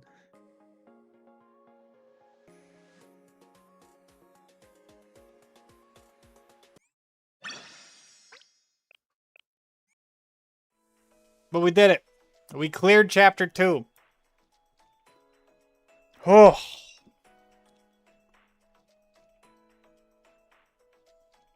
God, there's fucking 2 more goddamn chapters of this thing. We finished out all of that. Theory of the Forgotten Gods definitely has me curious. Chapter 3, episode 25. Fuck, got an extra 5 on the next one? What the hell? Damn. Okay. Very quick review. That story was significantly better than Foreclosure Task Force. I can see, like, Foreclosure Task Force obviously was needed to, like, set up some of this, but for the most part, this was a significantly better story. I know it still has 2 more chapters, but it feels like we've mostly gotten a complete ending at this point. These next 2, I'm assuming, are going to go into something new tied to the Eden Treaty itself. As for what's coming up in Chapter 3, I mean, obviously Azusa has something to do with it based off how it ended. If it has to do with the school that Azusa came from, I mean, it might just be that, like, Azusa's going to, like, try and find her own place, but I don't feel like there's any reason for Nagisa to now, like, get rid of her. I feel like it makes way more sense for her to, like, acknowledge that she's the one who effectively saved the fucking... both saved her life and saved the treaty. And saved the school itself, long term. Chapter 4 happens after, and it's a finale for the volume. Oh, so it's like a... not a prologue. Prologue comes before. Epilogue. So chapter 4 is like an epilogue.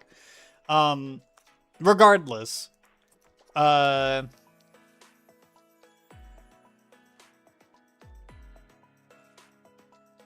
Stories is the name of it. I don't know. Maybe it dives more into their backstories. Maybe that's going to be the case just based off the title. The time to sign. Oh, okay, and yeah, we are finishing up the Eden Treaty itself by signing it. Small cracks begin to form in everyone's daily lives. Interesting. Okay.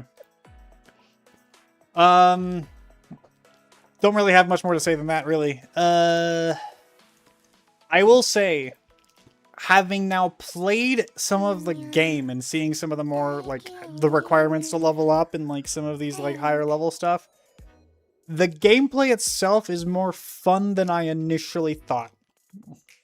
And it's definitely making me... rethink how I'm going to have to play these games for Gacha Trials in future. Because Gacha Trials, as like a long-term series I want to do, I think I'm going to have to consider the fact that I'm both going to need to, like, if I run into another game where the story and the gameplay are separate, like they are in this game. Like, this game, I don't think, like, the story feels completely separate from the actual main gameplay of the game. If I run into another game like this, I gotta, like, make sure I know that in advance so I can set time aside during streams to play the game, not just read the story. Because it makes a big fucking difference. I did find myself enjoying the game a little bit today. And if high-level content is the way I'm starting to picture it is in my head right now, based off the little bit I've now seen, then it could actually be fun. So I'm going to try and get there. I'm going to actually try and do some farming in this game. I'm going to try and level up, like, get up there and be able to do some higher level stuff and see what we can do. If I get to, like, a high-end boss fight or something and I'm like, oh, hey, this is actually challenging and I gotta, like, really dig into it and, like, learn mechanics and, like, figure out timings and, you know, put together a proper team comp. If I get to that point, then I feel like I'll have a complete understanding of the game at that point. And I want to have that understanding.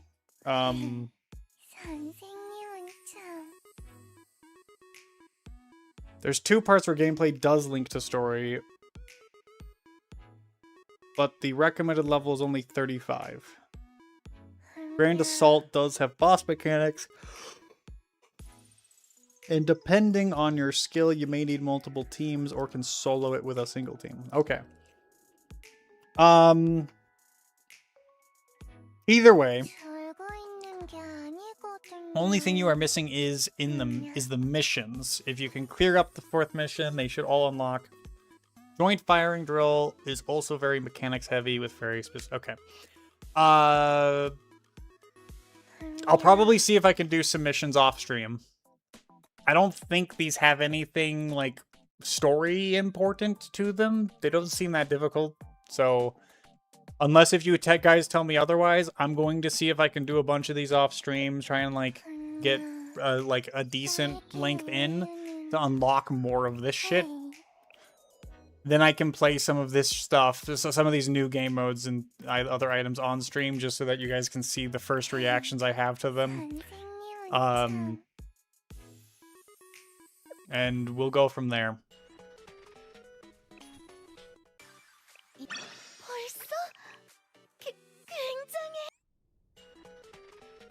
Hard daily stages also help for unlocking new characters or upgrading their mystics. Okay.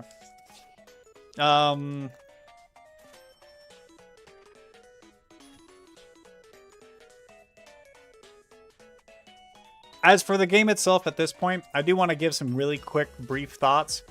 Obviously, I'm not putting the game down. I'm still going to try and like get a decent amount of time into the game before I move on to Trails. Which, for those who don't already know, I am moving on to Trails in the Sky for my... I'll have to come up with some other snazzy title. I can't call it Gacha Trials, because Trails in the Sky is not a gacha. So I'll probably, maybe like just Game Trials. I don't know. We'll figure something out.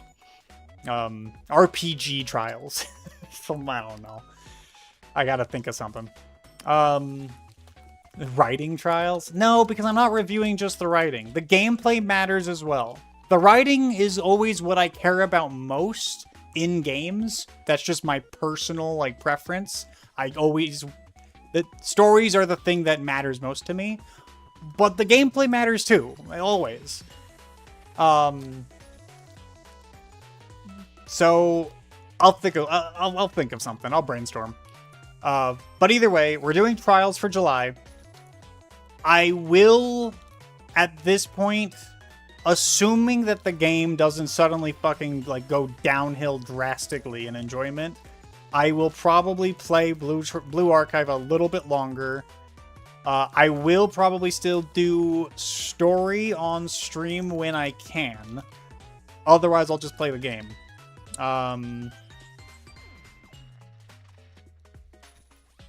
My biggest complaint with the game so far is the fact that like the beginning of the game feels awful. I'm gonna be completely frank and honest. When you're first learning the mechanics, it feels like there's nothing there. It doesn't feel like there's any actual like game. It's very misleading, I think. It doesn't really give you an idea of how the game plays early on. Furthermore, there's just a lot of like busy work you gotta do. And it's busy work that doesn't really give you an idea of the gameplay. It just kind of feels like an AFK game for the first like 20 hours.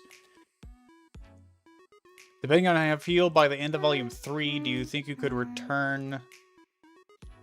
Yes, that's what I'm saying is I think I will probably return to the story. But when I say return, I mean I'm probably going to be returning to Volume 3. I don't think I'm finishing Volume 3 by the end of June here. Not with how long these are taking me. These are actually fairly long for the most part. And because they're fairly long, even with me clicking through them, they're fairly long.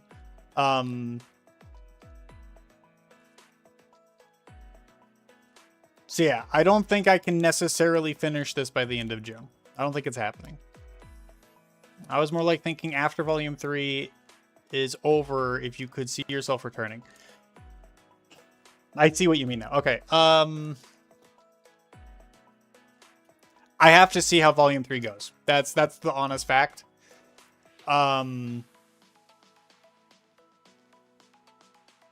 My biggest complaint with story right now is still, I don't feel like I understand this world.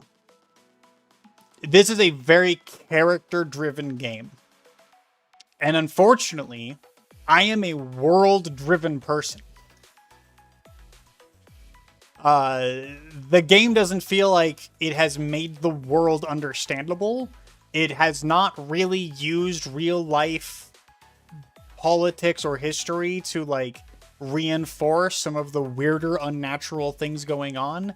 The world itself just makes very little sense on the outset. That's the problem I'm running into right now.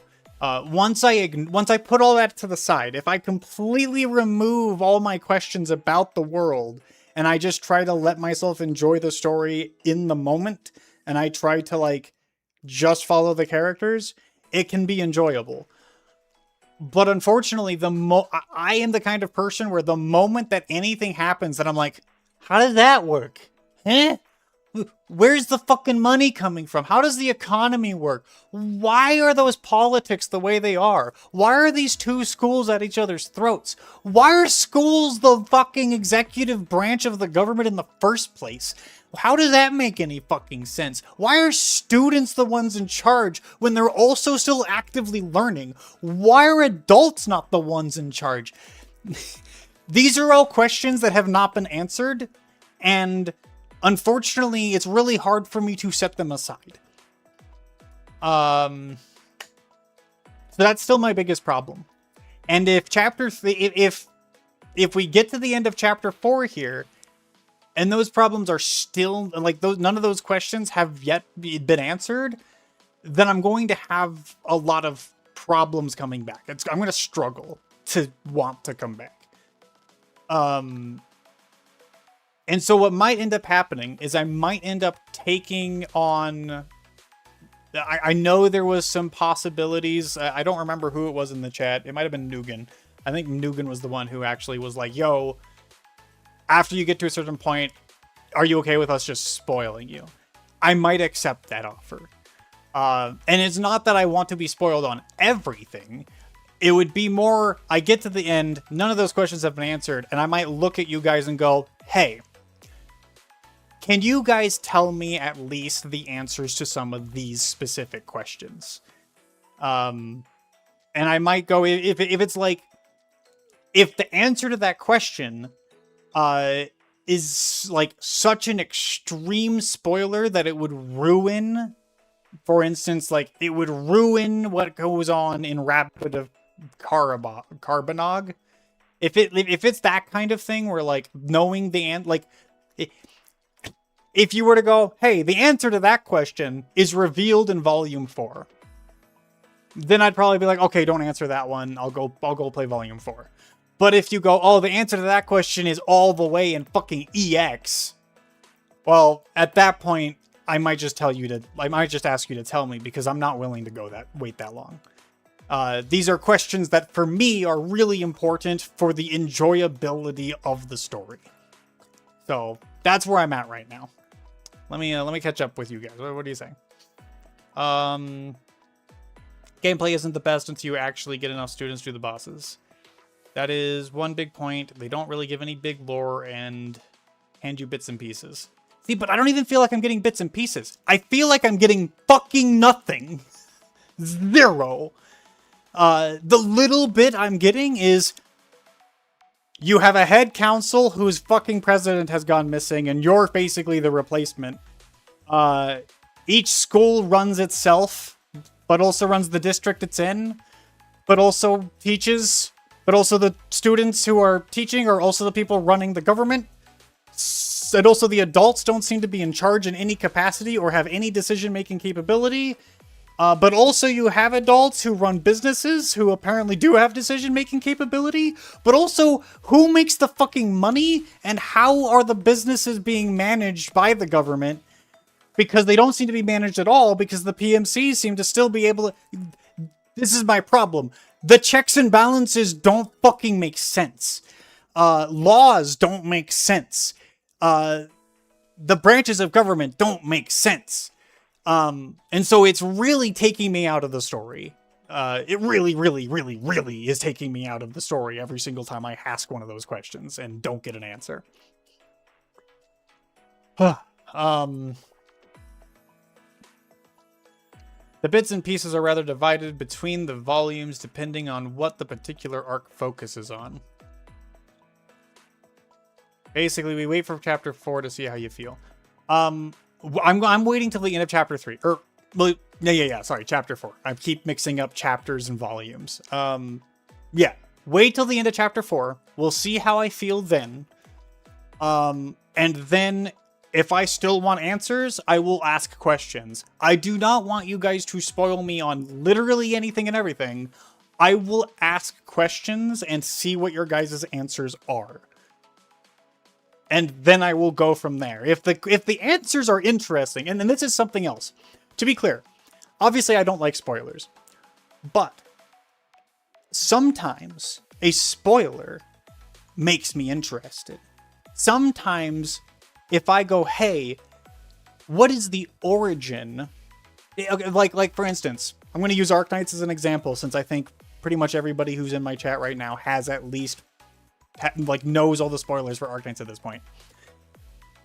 In Arknights, if I, for instance, for whatever reason, was a kind of person who was like, oh, I've read the first 8 chapters and I'm actually like not very interested. I don't feel like I've picked up on any world building that I care about. What's the end game here? Like, tell me where, like, why is the Doctor the only human? Like, if I were to ask that question, there is a chance that you would then say, oh, well, you see, the Doctor is a predecessor. He's actually one of the original humans who, like, came to this planet and began the Originium Project, and that is what caused all these other races to slowly evolve into humans. And that is why they all have animal traits. The Doctor is the only human because he's actually 13,000 years old, and he is a predecessor. That is why. And if you said that, I'd sit there and go, holy shit. Yo, that's actually fucking cool as fuck. Like, what? God, I need to keep playing now. That is what I'm kind of expecting from this game at this point. Is like, I need that from this game in my current setting. Obviously, I'm not asking for it right now. We'll wait till the end of chapter 4. But that's the kind of situation where I'm in right now. Obviously, in a game like Arknights, I was already involved, so I didn't need that kind of answer, but I feel like I might need it here in order to stay interested.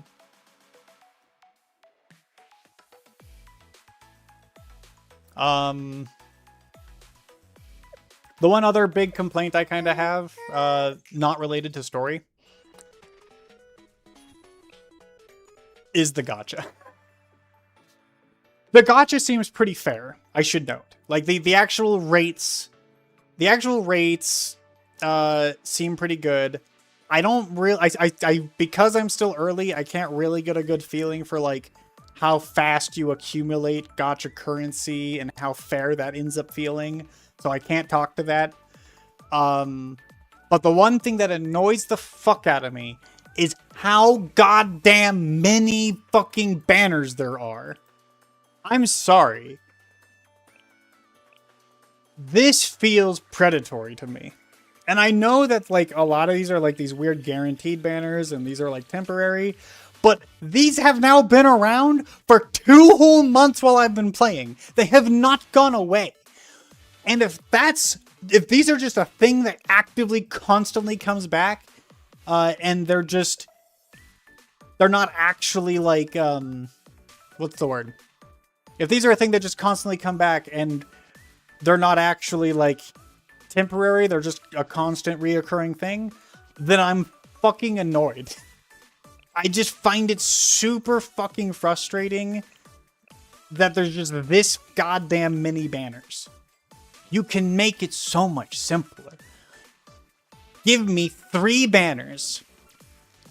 A legacy banner, like this archive recruit banner. A regular recruit banner that rotates characters out regularly and, like, brings old characters back. And then a rate up banner for the latest characters. That's all you need. The fact that we have all of these fucking banners is like, and that's ignoring the guarantees. The fact that we have 1, 2, 3, 4, 5, 6 banners, and that seems to be the standard, is so fucking annoying to me.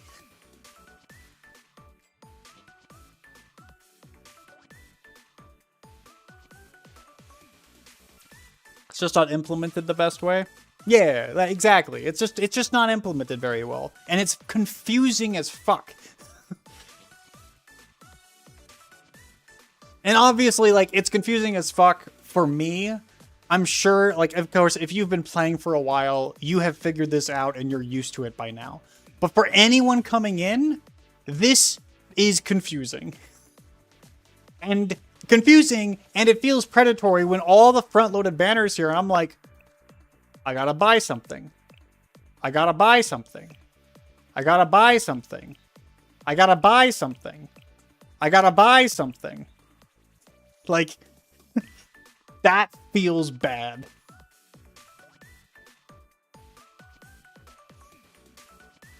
They weren't here last year. The attack type guaranteed banners.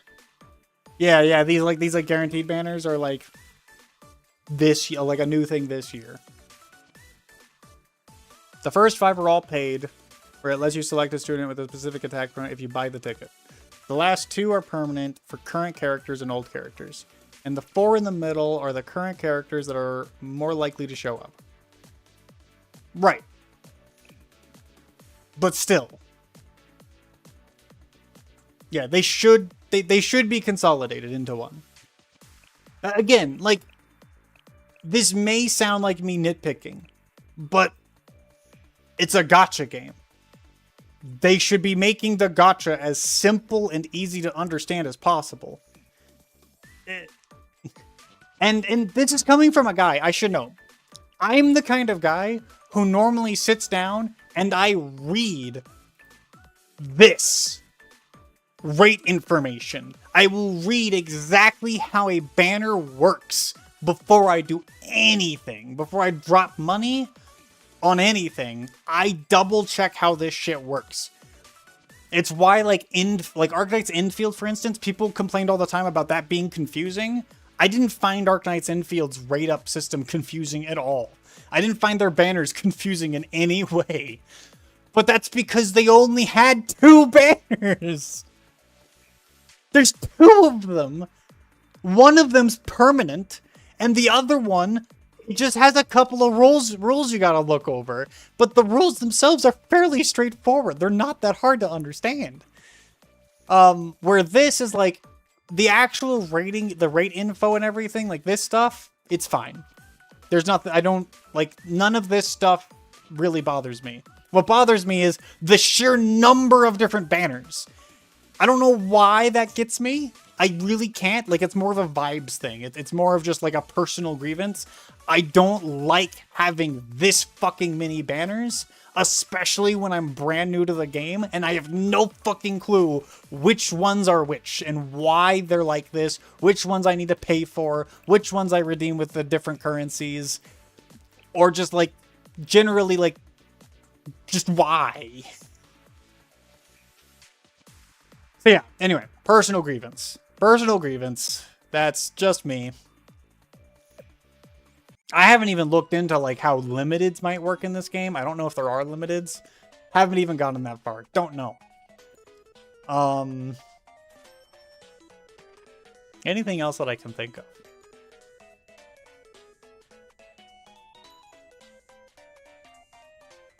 No, I think that's everything. That pretty much sums up my current thoughts. I spent like 30 minutes trying to summarize my current thoughts, but I think that summarizes all of them.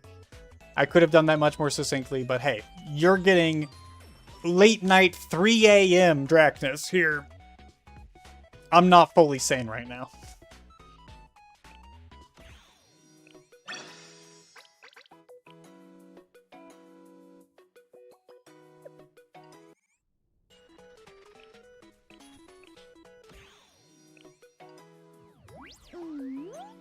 드디어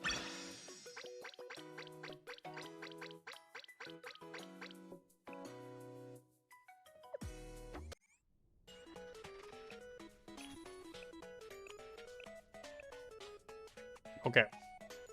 What is this? Ah.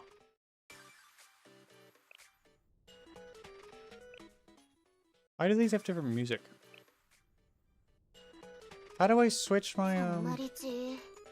어른이면 어른답게 제대로 계획적인 I 소비를 forgot how to 해주세요. change this character. 잠깐만요.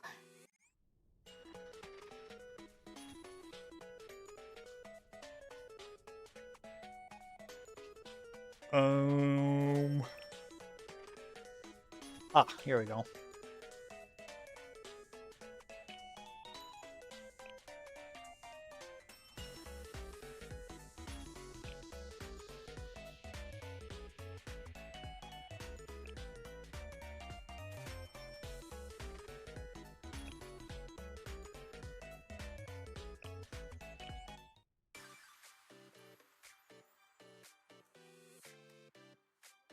Yeah, let's do this.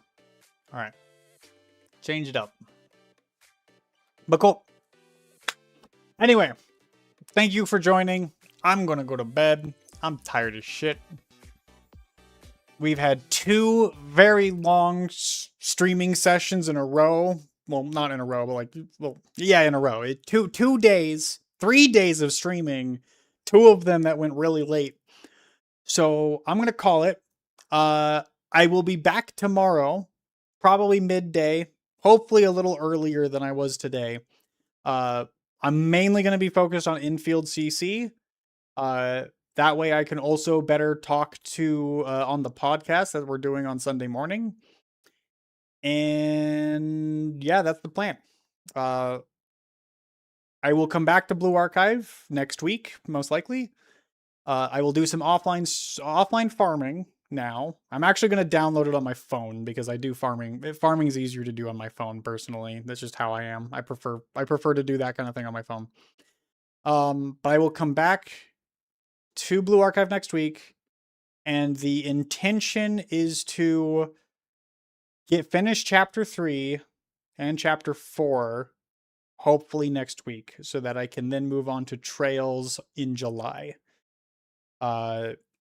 Depending on how I feel, I might ask you to spoil some things about Blue Archive, but I do plan to at least play up to that point and possibly return if I am interested enough, either by the end of chapter 4 or by those spoiler responses. So that is the plan,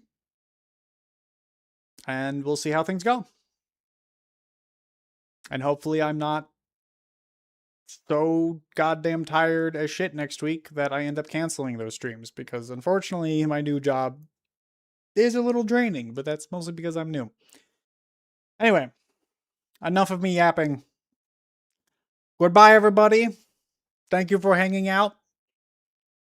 Thank you, Ken, for the discussions. Thank you, Amphiapple, for also joining and explaining a lot of shit about the game to me. Thank you, Tom, for also kind of doing the same thing. You were great. And I know I saw there was someone else. Oh, Hago. Thanks for hopping in, Hago. Good to have you here. And that's it. I think that's everybody who was here for the whole thing, or at least here for the end. So, see ya.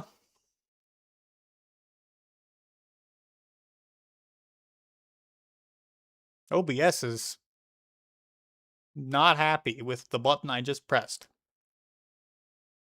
Ah, there we go. Goodbye.